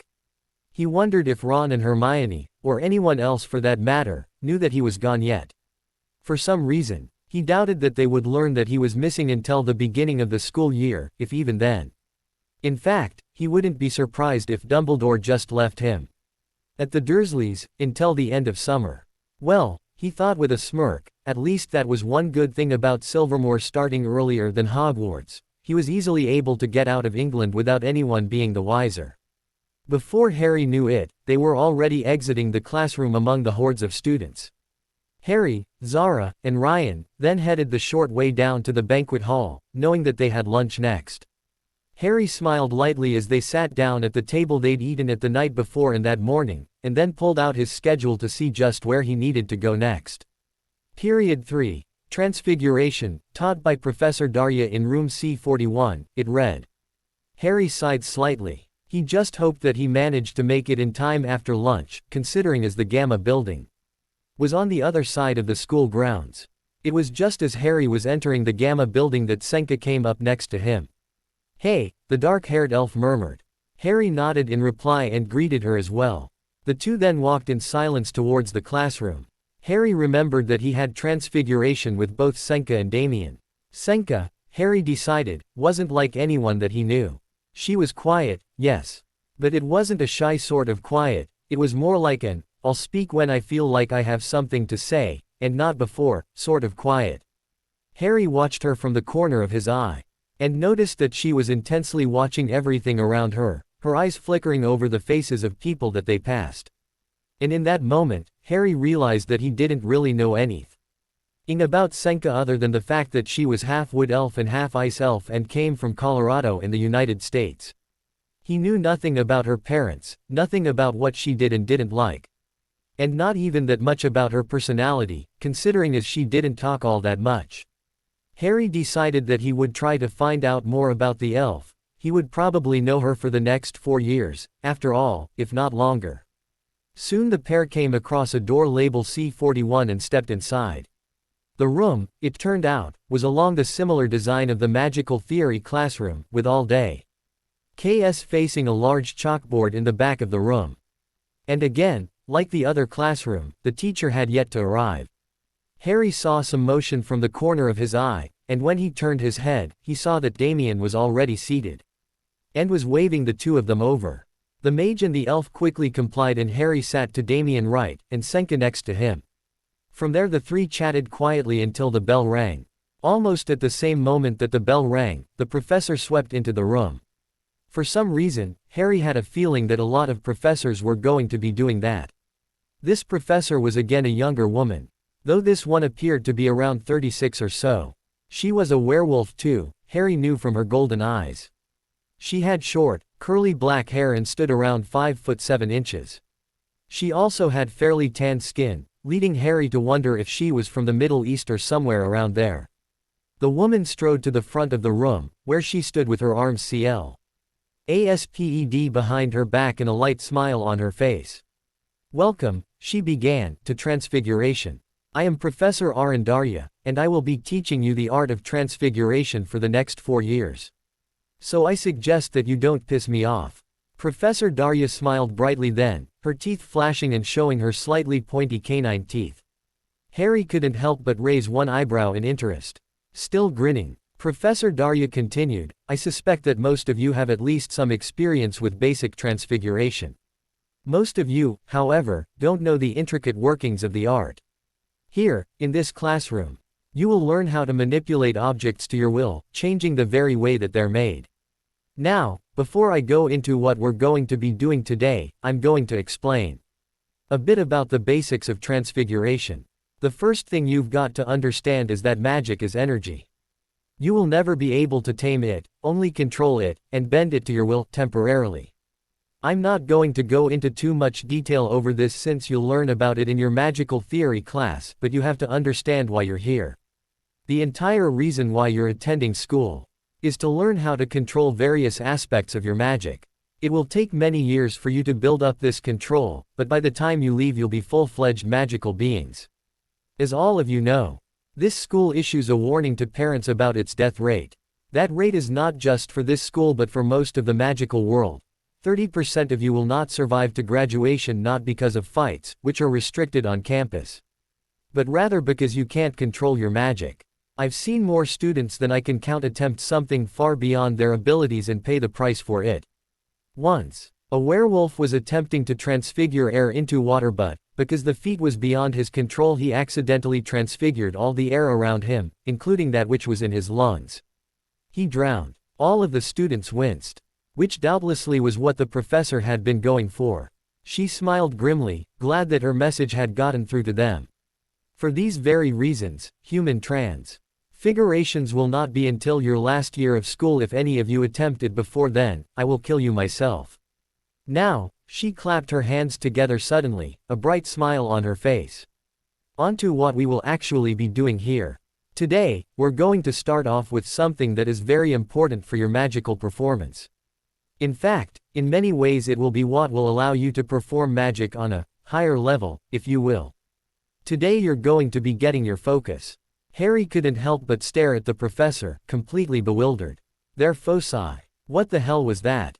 A quick glance to his friends that sat on either side of him showed that they actually did know what she was talking about, especially considering the excited look that lit up even Senka's face. Your focus, the dark-haired werewolf professor began, will be something that will stay with you for your entire life. They will be more important to you than your soul, in a way. To be more specific, for those of you who don't know, your focus is quite literally exactly as it sounds. It is an object very personal to you that helps your magic to flow better. It's nothing like a wizard's wand. She waved her hand lightly as if waving off the idea. It's just something that your magic uses as kind of a conduit to make it even more controllable than it already is. Your focus will not be something that you hold. In fact, usually it's a piece of jewelry of some kind, though I've heard a couple of cases of a focus manifesting as a tattoo or the like. Actually, I believe that both Professor Demetrius and P. Professor Cordula have foci that manifested as tattoos. Anyway, today you will be creating your own focus. Do not worry too much about the process, which I will explain in just a minute, as it's really very simple. And your own magic will guide you through it. In fact, it's actually your magic which will unconsciously cause your focus to manifest in the form that best fits you. For example, my focus is my bracelet. Professor Darya then held up her arm, showing the whole class the simple, unadorned golden bracelet that rested on her wrist. At first, there didn't seem to be anything special about it. But after a moment Harry realized that he could feel something about it. He couldn't quite put a finger on what it was, as it was different from anything that he'd ever felt before, but it was almost a humming vibration. So, Professor Darya exclaimed, a bright grin on her face once more, let's get started, shall we? The werewolf waved her hand at a large box that was sitting next to her desk that Harry hadn't noticed before. Immediately, the box opened up and a bunch of small objects zoomed out of the box. The objects quickly flew around the room, one landing before every student. When one was dropped in front of Harry, he leaned forward to examine it. It was a small metal object, he noted. It was kind of a round shape, but had a flat bottom that allowed it to rest easily on the desk. Its diameter was about that of a galleon. These are what we will be using to create your foci. They're specially made from a magical metal alloy that is quite easily manipulated by magic. However, once they take on the final form of your focus, they'll be damn near indestructible. The professor paused and blinked, realizing that she'd just sworn in front of her students, before finally just shrugging it off. Not really caring. To start with, what you're going to do is pick up the metal and cup it in between both of your hands. Professor Darya waited until everyone had complied before continuing. Now clasp your hands together so that you're holding it firmly, but still fairly loosely. Again she paused. Good, that's right. Now, reach out with your magic and envelope the metal. Don't actually do anything to it, just let your magic hang around it. Wait for a few seconds, and your magic should just take control and do what it needs to do. Don't try to stop it, just let it be. Harry looked down at his hands, which were currently before him, holding his piece of metal, a bit skeptically, before just shrugging. He called up his magic and wrapped it around the small piece of metal. He waited for a few moments, and nothing happened. Harry felt his stomach start to drop. What if it didn't work for him? What if, just like with the wizards, he was different from normal mages too? What if, before Harry's thoughts could go any farther, the metal, and, by extension, his magic, suddenly started to move in his hands? Harry held himself back from yelping aloud and stared at his hands in shock. He was quite tempted to move his hands apart to see exactly what the metal was doing, but knew for some reason that that would be a bad idea. Instead, he just contented himself focusing on what he could feel his magic doing. The metal itself seemed to be reshaping itself. The magic that Harry had around it was quickly moving around the metal too, and seemed to almost have a mind of its own. Harry sat there for nearly 5 minutes while his focus changed in his hands. Around him, Harry noticed that everyone else finished with changing their foci in no more than 30 seconds. By then end of the 3rd minute, both Damien and Senka were staring at him in surprise, wondering why it was taking so long. As time entered the 5th minute, Professor Darya walked up to his desk. Curious as to why it was taking so long. She murmured as she stared at Harry's hands.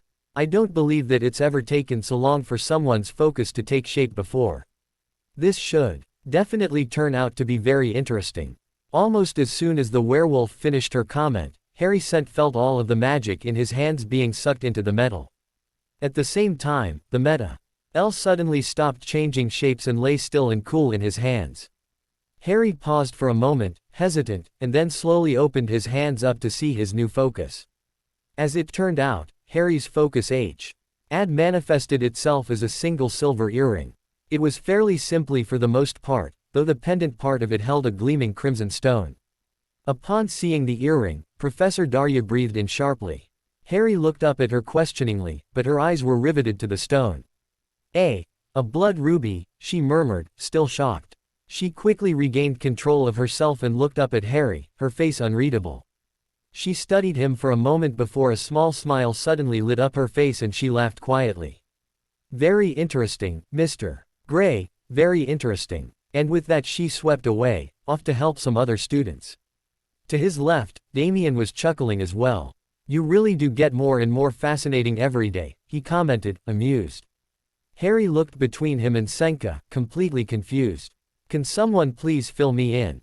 It's just a stone. It's not just a stone, Senka replied quietly. She was still staring at the earring. It's a blood ruby. She paused to look up at him, meeting him eye to eye. You don't seem to understand, Blake, exactly what a blood ruby is.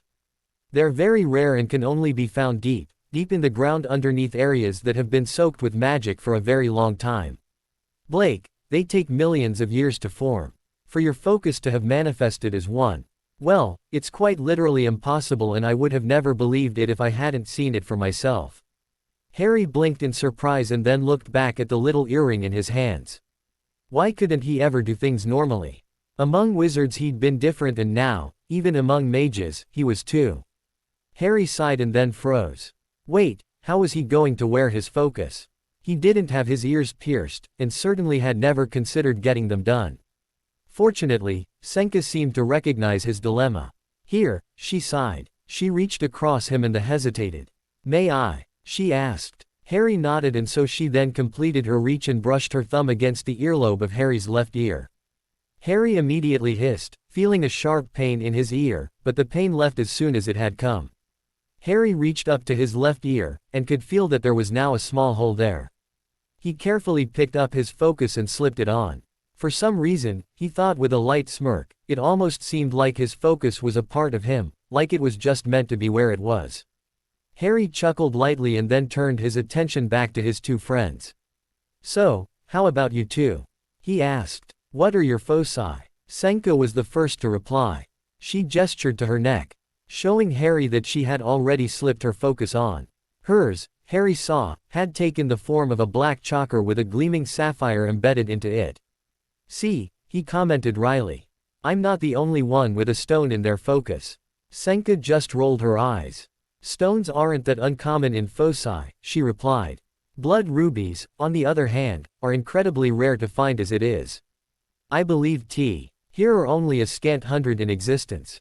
You could probably buy a couple small countries with that stone, though anyone who even considers selling their foci is insane on a level that is currently unimaginable. Harry blinked, surprised. He was pretty sure that was the most that he'd ever heard her say. He quickly shook it off however and then turned to Damien. The vampire picked up on the UNSP. OK in question and gestured to his own focus, which rested on his right bicep. The focus was a strap of leather around his bicep with a pendant embedded into it. That pendant was basically a golden black circular symbol with a silver dagger running through it, point down. 1. Harry absently nodded his head as he examined it. It seemed that everyone really did have very different shapes that their foci took. He couldn't help but wonder what shapes his other friends' foci were in. It wasn't much of a surprise that magical control turned out to be the most boring of Harry's classes. All day was practice different ways of controlling energy. Harry couldn't deny that the class would help drastically though. They'd be taught chemistry and physics in that course as well, which would help their magic. The teacher was a surprisingly interesting person for the class. He was a Greek professor named Erebus Chur who only looked like he was in his mid-30s. He had the appearance of a dark elf, that is to say, shoulder-length black hair, obsidian eyes, and pointed ears, but Harry had heard rumors that the man was actually half dark elf and half vampire. Whether this was just gossip spurned by Professor Chur's white skin and vampire-like grace or actually truth Harry didn't know. In fact, all Harry really knew about Professor Chur was that he was usually calm but had a wicked temper and that he was a master at mind, soul, and death magic. An interesting and powerful combination to be sure. It made Harry wonder just how old he really was, but he doubted that Chur was very forthcoming with information like that. When Harry stepped into the magical creature's classroom he found that Ryan was already there waiting for him. Harry joined him quietly while suppressing a shiver caused by a cool breeze blowing through the room.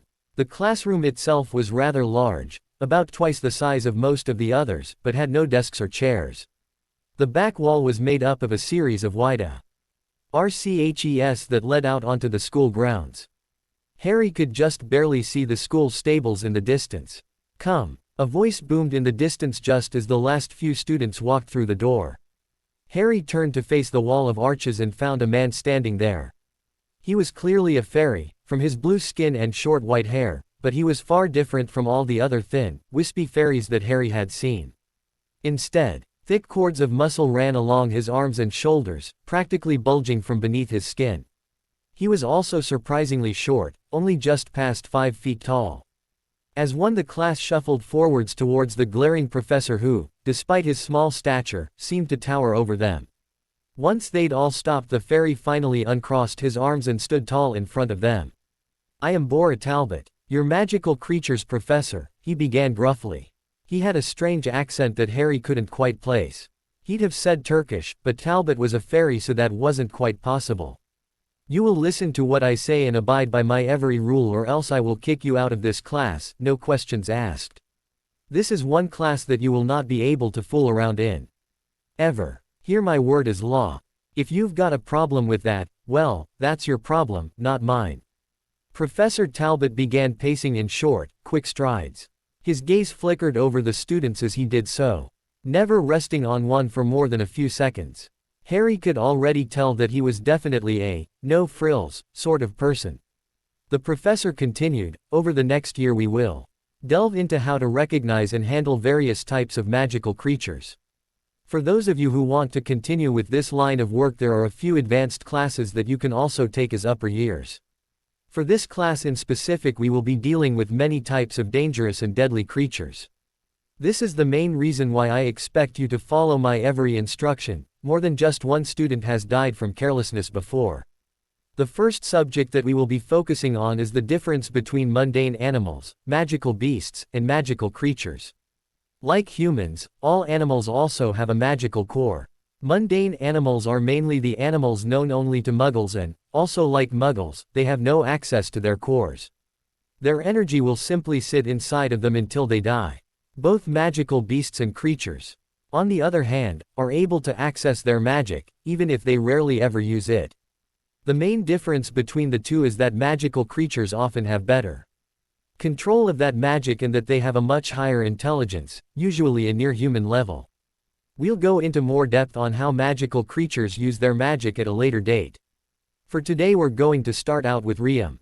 As he finished his little lecture, Professor Talbot waved his hand in the direction of one of the walls. Instantaneously the air there shimmered slightly before a small fenced-in area was revealed. As if it had been previously covered up by an invisible veil. The animal, a Riam, apparently, standing in the small stable was unlike anything Harry had seen before. It somewhat resembled an ox. But its fur was a sparkling golden color that instantly drew all eyes to it. Spiral-shaped horns curled on either side of the Riam's head, much like a ram's. Ryan let out a low whistle. "Wow," he murmured. "I've never actually seen a Riam before. The fairies are usually very protective of them."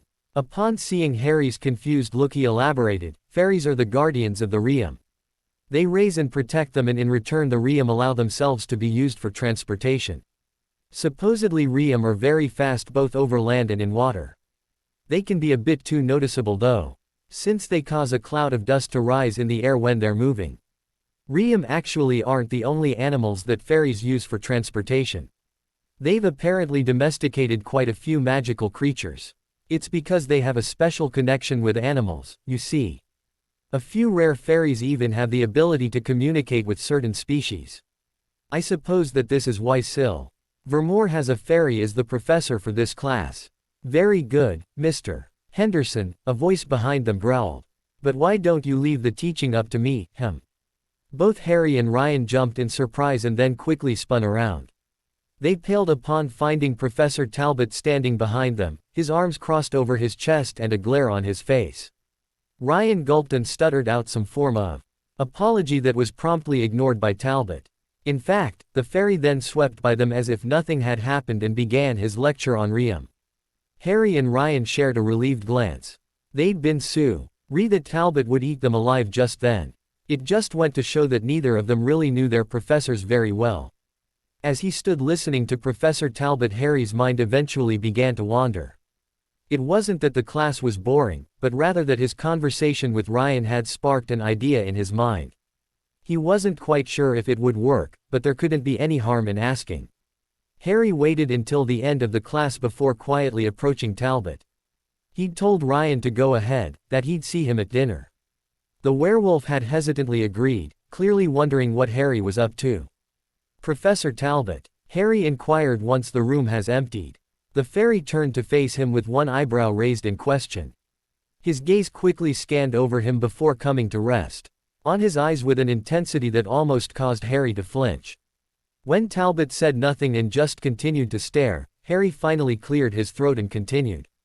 "I know of a hippogriff that needs shelter, and I was thinking that the Greenland reserves might be the perfect place for him. Since you're the magical creature's professor, I thought I'd ask you." Harry trailed off unsurely. Talbot's expression turned thoughtful and his eyes finally left Harry's. The stocky fairy mused. "A hippogriff. I'll have to speak to the headmistress about it. I'll get back to you on this." Why nodded and then quickly left the classroom. All the while he could still feel Talbot's eyes digging into his back. Harry's sixth class of the day was elemental manipulation. He'd been looking forward to the class all day because he kept hearing about how interesting and fun it was. Upon first catching sight of the professor, however, Harry had to wonder if he should revise his initial opinion. Chuntao Daiyu, the professor, had to be the strictest-looking woman he'd ever laid eyes upon. She was an older Chinese mage with short graying hair and sharp gray eyes. Her mouth was stretched out into a permanent thin line that seemed to radiate displeasure. She was also a diminutive woman who didn't even reach 5 feet tall and walked around in short, quick strides. She was, however, the most talented elemental manipulator in the world, and when she spoke all of the students hung onto her every word. "Welcome, Professor Daiyu said once they all had been seated in the large classroom, to your first day of elemental manipulation. For those of you who don't know, this class will be all about learning how to manipulate the natural elements around us: fire, water, wind, and earth, and, to a lesser extent, light, darkness, lightning, ice, air, and metal. The first thing that you must understand is that all people are more compatible with certain elements. You will all have one or two elements which you are able to control and others which you have no power over whatsoever. Today you will learn which elements you are able to manipulate, and then we will begin on precisely how you control them." Harry exchanged glances with Zara and Damien, who sat on either side of him. All three of them were anxious to find out what elements they were compatible with. "We will begin with fire," Daiyu said. She snapped her fingers and suddenly small flames appeared over each of the desks, floating about 4 inches in the air. "Manipulate the flame, make it move." Harry frowned at the small flame, concentrating. If he added a bit of oxygen to the flame, then it'd grow and manipulate the flame. Professor Daiyu's voice suddenly barked from directly in front of him. Harry jumped in surprise. "And only the flame." She glared at him for a second, as if she'd known what he'd been about to do. Harry quickly nodded his agreement and then released a relieved sigh when Daiyu moved on. She could be downright scary. The flame flickered almost mockingly at Harry as he returned to staring at it. Manipulate only the flame. So just the energy then. Manipulating the flame turned out to be harder than Harry expected. Because fire was pure energy, it was wild and uncontrollable. Harry had to use all of his will in order to get it in the direction that he wanted it to move, and even then it just seemed to slip through his control. Zara seemed to be having the same sort of problem, but Damien made controlling the fire seem easy. In a matter of seconds he was able to do almost anything with it. The second exercise was for water. Professor Daiyu snapped her fingers for a second time and the flames were replaced by small bowls of water. For Harry, the water turned out to be even more difficult to control. No matter what he did, he couldn't control it with his magic any more than he could with his fingers. Had he been allowed to, he could have easily used the air outside the water to move the liquid. But with the water alone it was impossible. His only respite was neither Zara nor Damien were having any more luck than he was. Next was the wind exercise, in which they were told to create a miniature whirlwind on their desks. For Harry this came surprisingly easy. Perhaps it was because he'd already been manipulating air for many years, or maybe it was because it was the element he was most compatible with. Either way, he finished the exercise in a few scant seconds. The final exercise that they were given was for manipulating earth. Professor Daiyu snapped her fingers again, and this Time a rock appeared on each of the students' desks. "Break the rock," was all she said. She gave no other instructions beyond that, and they all knew better than to ask. Harry stared blankly at the rock, wondering how to complete this task. Again he was surprised to realize that he knew exactly how to break it. Had he been using wind, he would have just shoved air into the natural holes in the rock and then expanded it outwards. But using only earth, he honestly had no idea, so he decided to do what he did best: wing it. The dark-haired mage concentrated all of his power onto the rock and channeled it through it, trying to get it to break. To his surprise, the rock began to vibrate slightly before finally cracking into several pieces. Harry blinked down at the rock. "Huh," he muttered quietly. "Well, I guess that works." He glanced over to check on how Zara was doing, and instantly his mouth fell open in shock. "Bloody hell. How'd you manage to get it to do that?" Zara's rock hadn't Saint cracked like his had. It had turned into a finely powered dust mixed with pebble of various sizes. Damien leaned around Harry to get a look and found himself similarly gaping. "Very good, Miss Siddiqui," Dayu croaked from behind them. "You're a true earth elemental, it'd seem. You're almost on par with some elves." As the older mage strode away, Harry gave Zara a questioning look. "The elves. What did she mean by that?" "Ah. Well, you might have noticed that there aren't any elves in this class, right?" Zara asked. Harry glanced around and suddenly realized that she was right. The class was made up of mages, werewolves, vampires, etc., but no elves. "Well, that's because all elves attend a different sort of elemental manipulation class. You see, each race of elf has power over one element, and only that element. But the control that they do have over it far surpasses what most other races are able to accomplish." Harry considered the Egyptian girl's explanation for a moment. "So then I see. Elves control ice and fire elves control fire?" he asked. Zara nodded. "And wood elves control earth," she agreed. "Though a few have been known to control plants instead, but that's rare. Almost as rare as dark elves that can control people's emotions," Damien added. "Most dark elves can just manipulate darkness and shadows, but for whatever reason there's a few whose power instead extends to the darkness in people's souls." Harry shuddered lightly. Dark elves that could control what emotion someone was feeling. Now that was a scary thought. If there was one thing that should not be tread upon, it was the soul. But it seemed that magic crossed that line without a single ounce of hesitation. By the end of the elemental manipulation class, all of the students had figured out which of the elements was the one they'd be most compatible with. Harry's was without a doubt air, Damien's was fire, and Zara's was earth. Professor Dayu told them that starting in the next class they'd be receiving instruction specific to their own element. They'd learn the basics in how to control all the other elements too, but would be focusing on their main one for the time being. "I can't wait for the next class," Zara babbled excitedly as they left the classroom once the bell had rung. "Eventually I'll be able to crush people under thousands of pounds of rock, or turn the ground beneath to quicksand and bury them alive, or—" Harry chuckled and turned away from the violently enthusiastic girl to speak to Damien. Caught up in her excitement as she was, Zara didn't notice. "How about you? What are you looking forward to?" Damien absently ran a hand through his bangs. The rest of his hair was tied back in a waist-length braid, as always. "Well, at the moment I'm interested to learn how to form fire from nothing." Professor Dayu mentioned something about using raw energy and friction. The rest of Damien's sentence turned inaudible as the vampire began to mumble, lost in thought. Harry chuckled once more and left both of his friends to their musings. For his part, Harry was also quite eager for their next class. He'd learnt throughout his life that the air around them could be used for so much. And so to actually be taught the specific ways to control air would doubtlessly only enhance his control. He definitely looked forward to learning how to use wind as a weapon too. Harry waved goodbye to Zara and Damien and then sped through the school towards his next class, enchantment.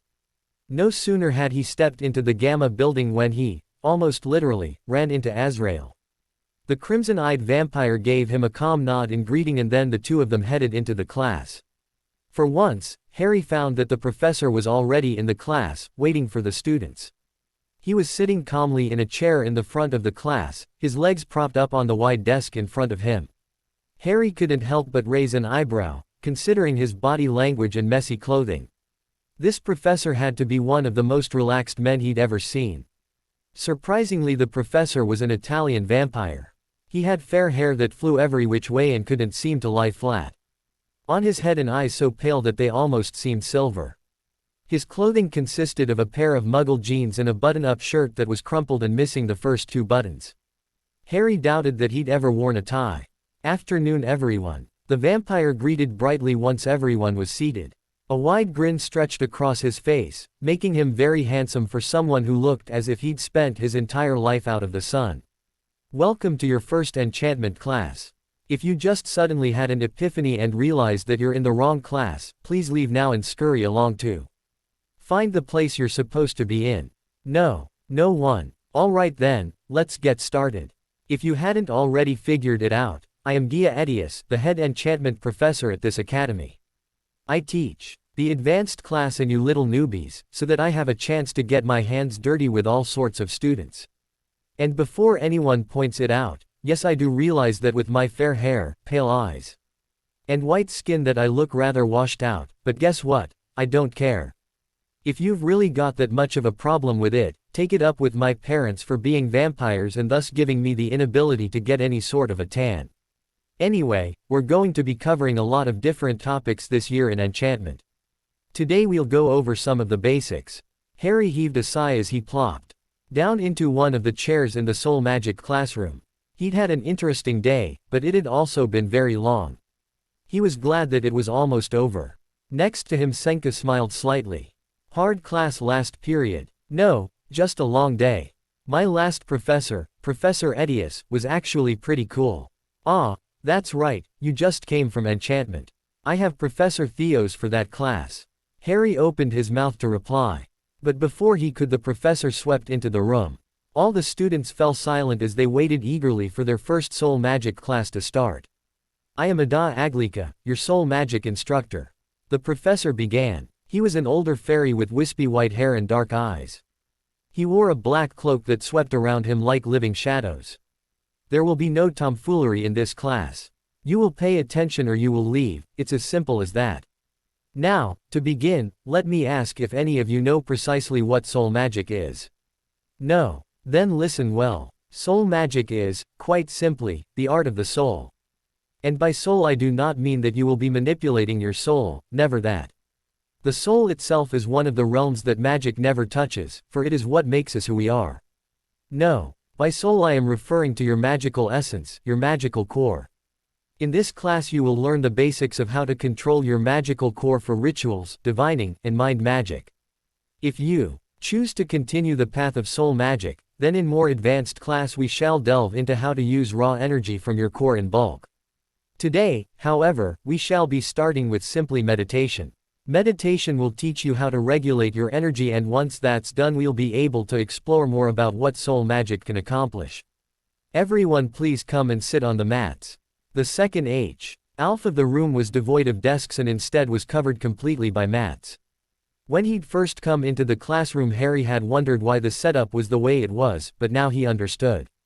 Nd Senka shared a glance before getting up with everyone else and moving to sit on the mats.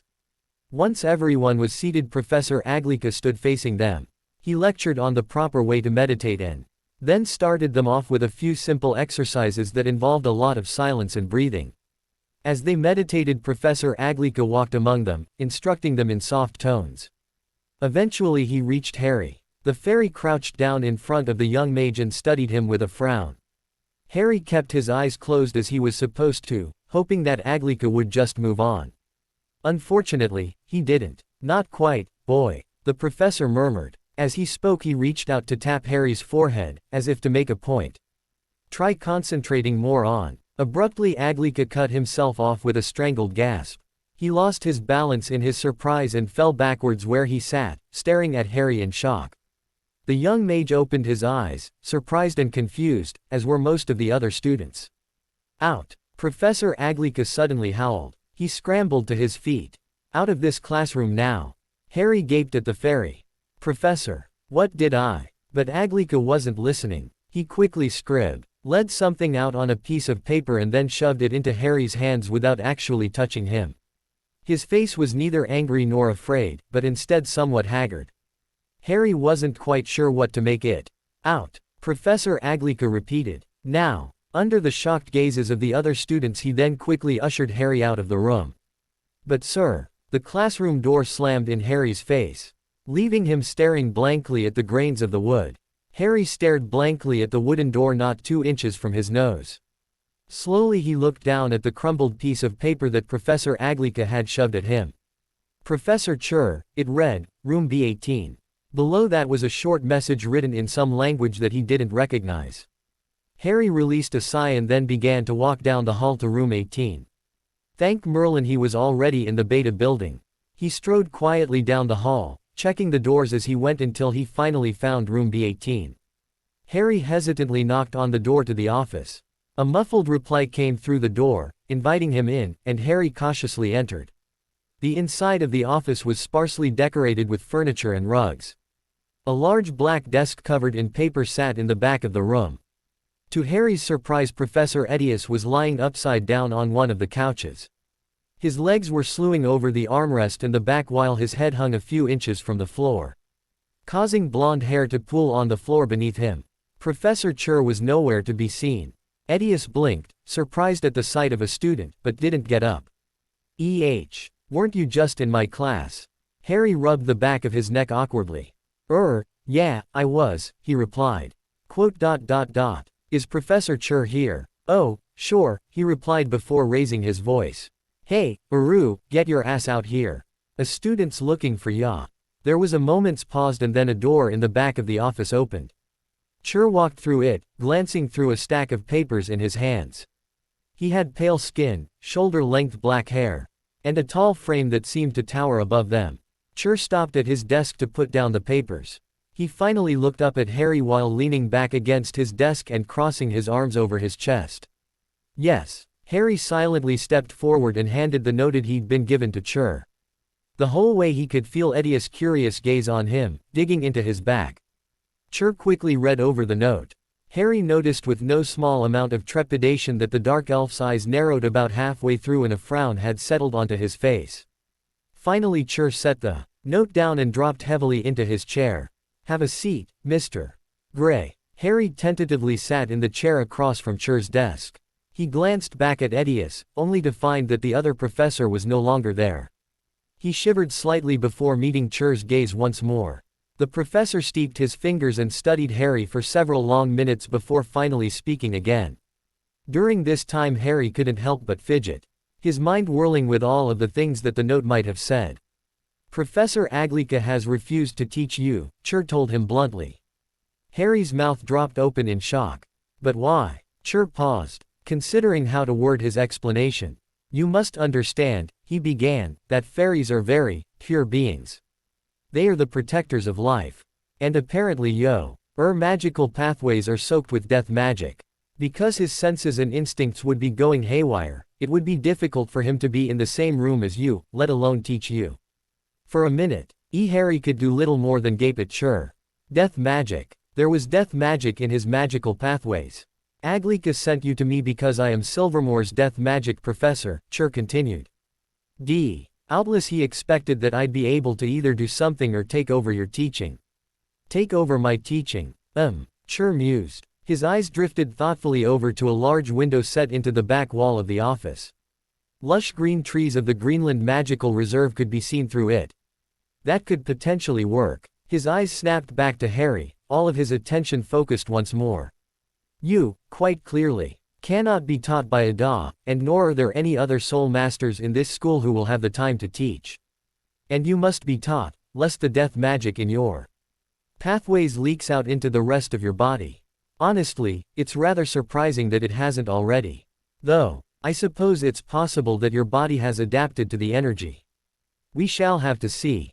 At that moment a clear bell echoed through the hallways. As intent on Chur's words as he'd been, Harry jumped in surprise at the sound. Go, the dark elf said softly. Return here to my office tomorrow instead of Aglika's class and we will speak further. Harry nodded and quickly scrambled up from his seat. In a few short strides he was out of the office. He paused to lean against the wall and take a deep, steadying breath. It wasn't that he was afraid of Chur or anything, but the man was somewhat unnerving. Harry took one last glance at the door to Chur's office and then hurried towards the banquet hall for dinner. The second Harry sat down at what had become his and his friend's table, all of their eyes turned to him. What happened? Ryan asked eagerly. Senka told us that you got kicked out of your soul magic class. Quote. Harry paused, considering what to tell them. He may consider them to be his friends, but he'd only known them for a few days and this wasn't something he was interested in sharing with them. Not yet anyway. There was a complication, he said finally. I'm working it out with another professor. His friends frowned and exchanged curious glances with each other.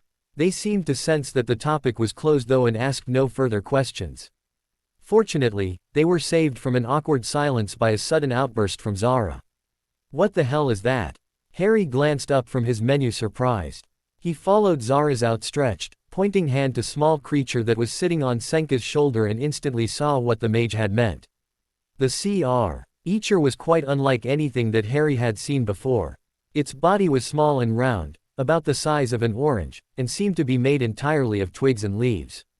Round, bulbous eyes peered curiously at all of them and thin, stick-like arms grasped tightly onto Senka's shoulders.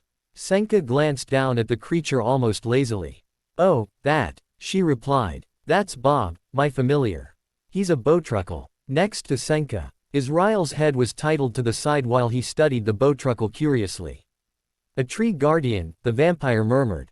Curious. Senka and Azrael shared strange, knowing smiles that confused the rest of them. Even Damien, Israel's cousin, was stumped if the odd look that he was shooting Azrael was anything to go by. Harry frowned, wondering if he'd missed something or if there was just something about Bowtruckles that he didn't know. Finally he just sighed and reburied his head in the dinner menu. Oh well, it wasn't important. At least not in the face of the other problems he was facing. No matter how you put it, having death magic inside your body just didn't sound like a good thing. The second day of term passed in much the same manner as the first, with only a few interesting variations. By the time Harry's last class of the day came around, he found himself standing in front of the door to Chur's office, his hand posed to knock. Gray. A voice suddenly called, interrupting him. Harry only just started to turn towards the speaker when a heavy arm settled over his shoulders. He staggered under the sudden weight and looked up to find Professor Edius grinning down at him. With his free hand, Edius opened Chur's door and ushered Harry in. Well, come on, the blonde vampire said cheerfully. No use standing around out here, waiting around, nay. Chur, who'd been sitting behind his desk, working, glanced up at their entrance. As Harry was pushed into the seat across from the desk, Chur scowled at Edius. Don't you have anything better to do with your off time than bother me, Gia? He growled. Edius shrugged, still grinning. Nope. Don't be such a stick in the mud, Uru. Besides, this is interesting. Harry gulped as the two instigated a staring contest over his head. One glaring and one smiling. They seemed to have completely forgotten his presence. Finally Chur sighed and flicked his hand dismissively. Whatever. Just stay out of the way. Like a kid who'd been told that he could go to the circus, Edius let out a whoop of joy. With a running leap, he all but threw himself onto one of Chur's couches. The dark elf shot him enough. Glare when the furniture creaked ominously. Sighing in exasperation, Chur turned his eyes back onto Harry.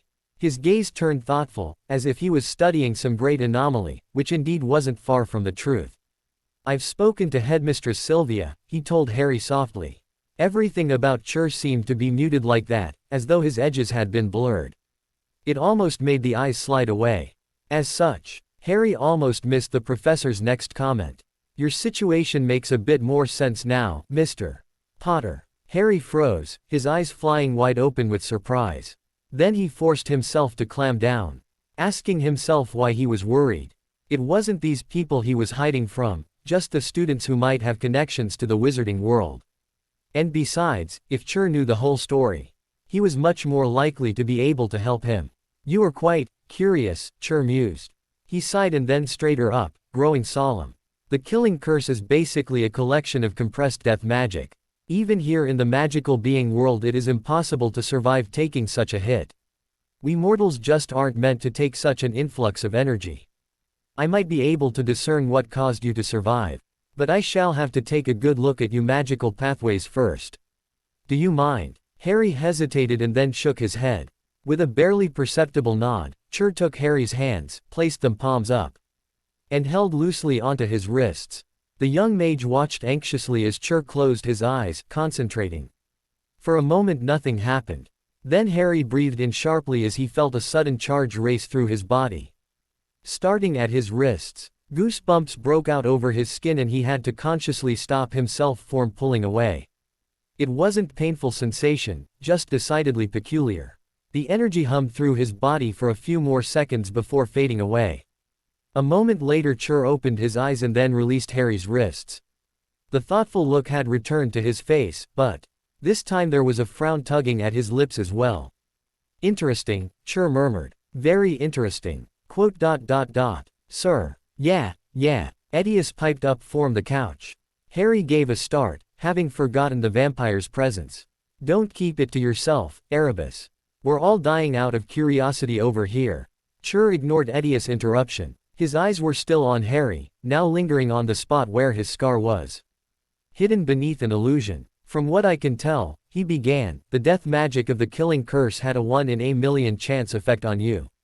Normally when a person is hit with ATH magic like that it will quickly burn through their magical pathways before reaching their magical core, instantly killing them. When you were hit by the curse however, the death magic was absorbed into your pathways instead of burning them up. Though this means that the magic never reached your magical core, hence why it didn't kill, it caused your pathways to become inflamed and bloated. This forcefully widened your pathways, which is most likely why you became a mage instead of a wizard. Such an occurrence has never happened before, but I suppose it certainly is possible. So, me survive. The killing curse was just pure chance and nothing else? Harry questioned. The same with me being a mage. When Cher nodded he felt a shiver race down his spine. What would have happened had the magic killed him instead? Or if he'd not become a mage? Would he still be stuck in Hogwarts? What I don't understand, Cher continued, is why the spell rebounded and hit Voldemort. There is no own way for magic of any sort to cause such a reaction. It leaves me at a loss. While you're on that subject, you've also got to ask why the wizard went after a baby in the first place, Edius commented with a snort. Harry shifted uncomfortably and instantly Cher's eyes snapped back to him. You know something. It wasn't a question. Harry's eyes flickered away from the dark elf's piercing gaze. ... Perhaps, he replied, unwilling to tell him about the prophecy. That was one secret he was not letting out. Fortunately the two professors did not press the subject, curious though they were. Instead Cher steered the topic back onto the subject of schooling. Well, he began, because I'm the only soul master that has off this period. Oi, I've got a mastery in soul magic too ya know. Edius piped up. Cher ignored him. You'll be coming here every day for your soul magic class. I'm going to work with you to make sure that the death magic has no ill effects as well as teaching you. The way you work with soul magic will doubtless differ from the norm as well. Behind them, Edius cackled. Now this is going to be good. Harry gulped, more than just a little intimidated. It figured that after less than a day of being at a new school, he was already standing out. Oh, Gray, Cher suddenly said and Harry's glanced back at him. Headmistress Sylvia mentioned something about the reserve having room for a hippogriff. She said you'd know what she was talking about. Harry nodded eagerly, though he was surprised to have gotten a response too quickly. Professor Talbot, the magical creatures professor, must have relayed his message immediately. And now he'd be able to get Buckbeak out of the horrible house. The only problem left was how to get him to Greenland, but Harry already had an idea for that. The grin slipped from Harry's face as his thoughts moved on to his new arrangement with Professor Cher. How was he going to explain this to his friends without telling them the truth? The truth was definitely out of the question, and not just because he didn't entirely trust them yet. Rather, telling them about the death magic would lead to more questions which could eventually lead to them to figuring out his identity. And that he was going to avoid for as long as possible. When the period finally ended, Harry left with a quick goodbye to the two professors. He almost hoped that Edius would be there every day. It distracted Cher's piercing gaze from him. Not to mention that he was a pretty good source of amusement. The rest of the evening blurred into a stretch of indistinguishable memories. All of the students were exhausted from the day, enough so that Harry's friends asked him no questions, thank Merlin, and Harry had a feeling that things were only going to get harder the further they got into the term. By the time he got back to his rooms, he was ready to collapse. Before he could go to bed, however, there was one last thing that Harry needed to take care of. He took a seat at his desk, pulled out some paper and a pen, and began to write. Dear Neville, Dumbledore hummed lightly as he quietly strode down a clean Muggle street. His ever-present twin, Clee, shined brightly in his eyes and a mysterious smile rested on his face. To anyone who saw him it was clear that he was in a good mood. As it was 2 weeks before the start of Hogwarts term, Dumbledore had decided that it was time for Harry Potter to be brought to Grimmauld Place for the end of summer. Mrs. Weasley had agreed to do all of the boys' shopping, so all that was needed was to pick the boy up. The headmaster had decided to do that job himself this year, in light of the rocky end of the last term. Before long Dumbledore came to a stop in front of Privet Drive. It was completely identical to all the other houses on the road, trimmed bushes, white picket fence, and all. No one would ever guess that it was the residence of the boy who lived. When Dumbledore knocked solidly on the door to the house there was, for several long moments, no answer. Then finally the door opened, only a crack, and the wary visage of Petunia Dursley could be seen peeking from within. Upon seeing him, he scowled fiercely and seemed to contemplate slamming the door in his face. She did not, however, no matter how great the temptation must have been for her, and instead after a moment she pulled the door all the way open. She stood by it, silently bidding him entrance while refusing to meet his eyes. The headmaster cheerfully stepped inside of the Dursleys' home. His blue eyes swept across the premises. Noting that it looked exactly the same as it did the last time he'd been there, some years ago. Despite this, there seemed to be something different hanging the air that gave the older man a moment's pause. What do you want? Petunia snapped the moment the door had closed. She hesitated between the hallway and the living room, torn between playing the good host and snubbing the wizard. Dumbledore smiled patiently. I'm just here to pick up Harry, he replied jovially. He either didn't notice or just chose to ignore Petunia's nasty attitude. Is he in at the moment? If possible, Petunia's scowl deepened even further. No, he's not. He left some days ago. Left? Dumbledore asked sharply. The cheer completely faded from his face, leaving it cold as stone. Petunia hesitated, suddenly, remembering just who it was that she was dealing with. After a moment she gathered her courage, drew herself up to her full height, and stared Dumbledore directly in the face, challenging him. This W. as her home, and she'd be damned if she allowed herself to be scared off in it. Yes, she replied firmly. Left. He got himself emancipated and then up and left. He said he was dropping out of school. We haven't heard from him since, and I doubt we ever will again. And there's nothing you can do about it, she added before the headmaster could interrupt. It was his choice, he even specifically said so. Dumbledore gaped at Petunia in shock. Emancipated. He'd gotten himself emancipated. Why hadn't he said something? No one had heard anything about this from him. Surely he would have at least mentioned something to his friends. His choice or not, how could you just let him leave? Dumbledore asked with a frown. He's your nephew. And what about your debt to your sister? Petunia drew herself up even further. We never wanted him in this house. She hissed. For the first time, my life was going perfect, you know.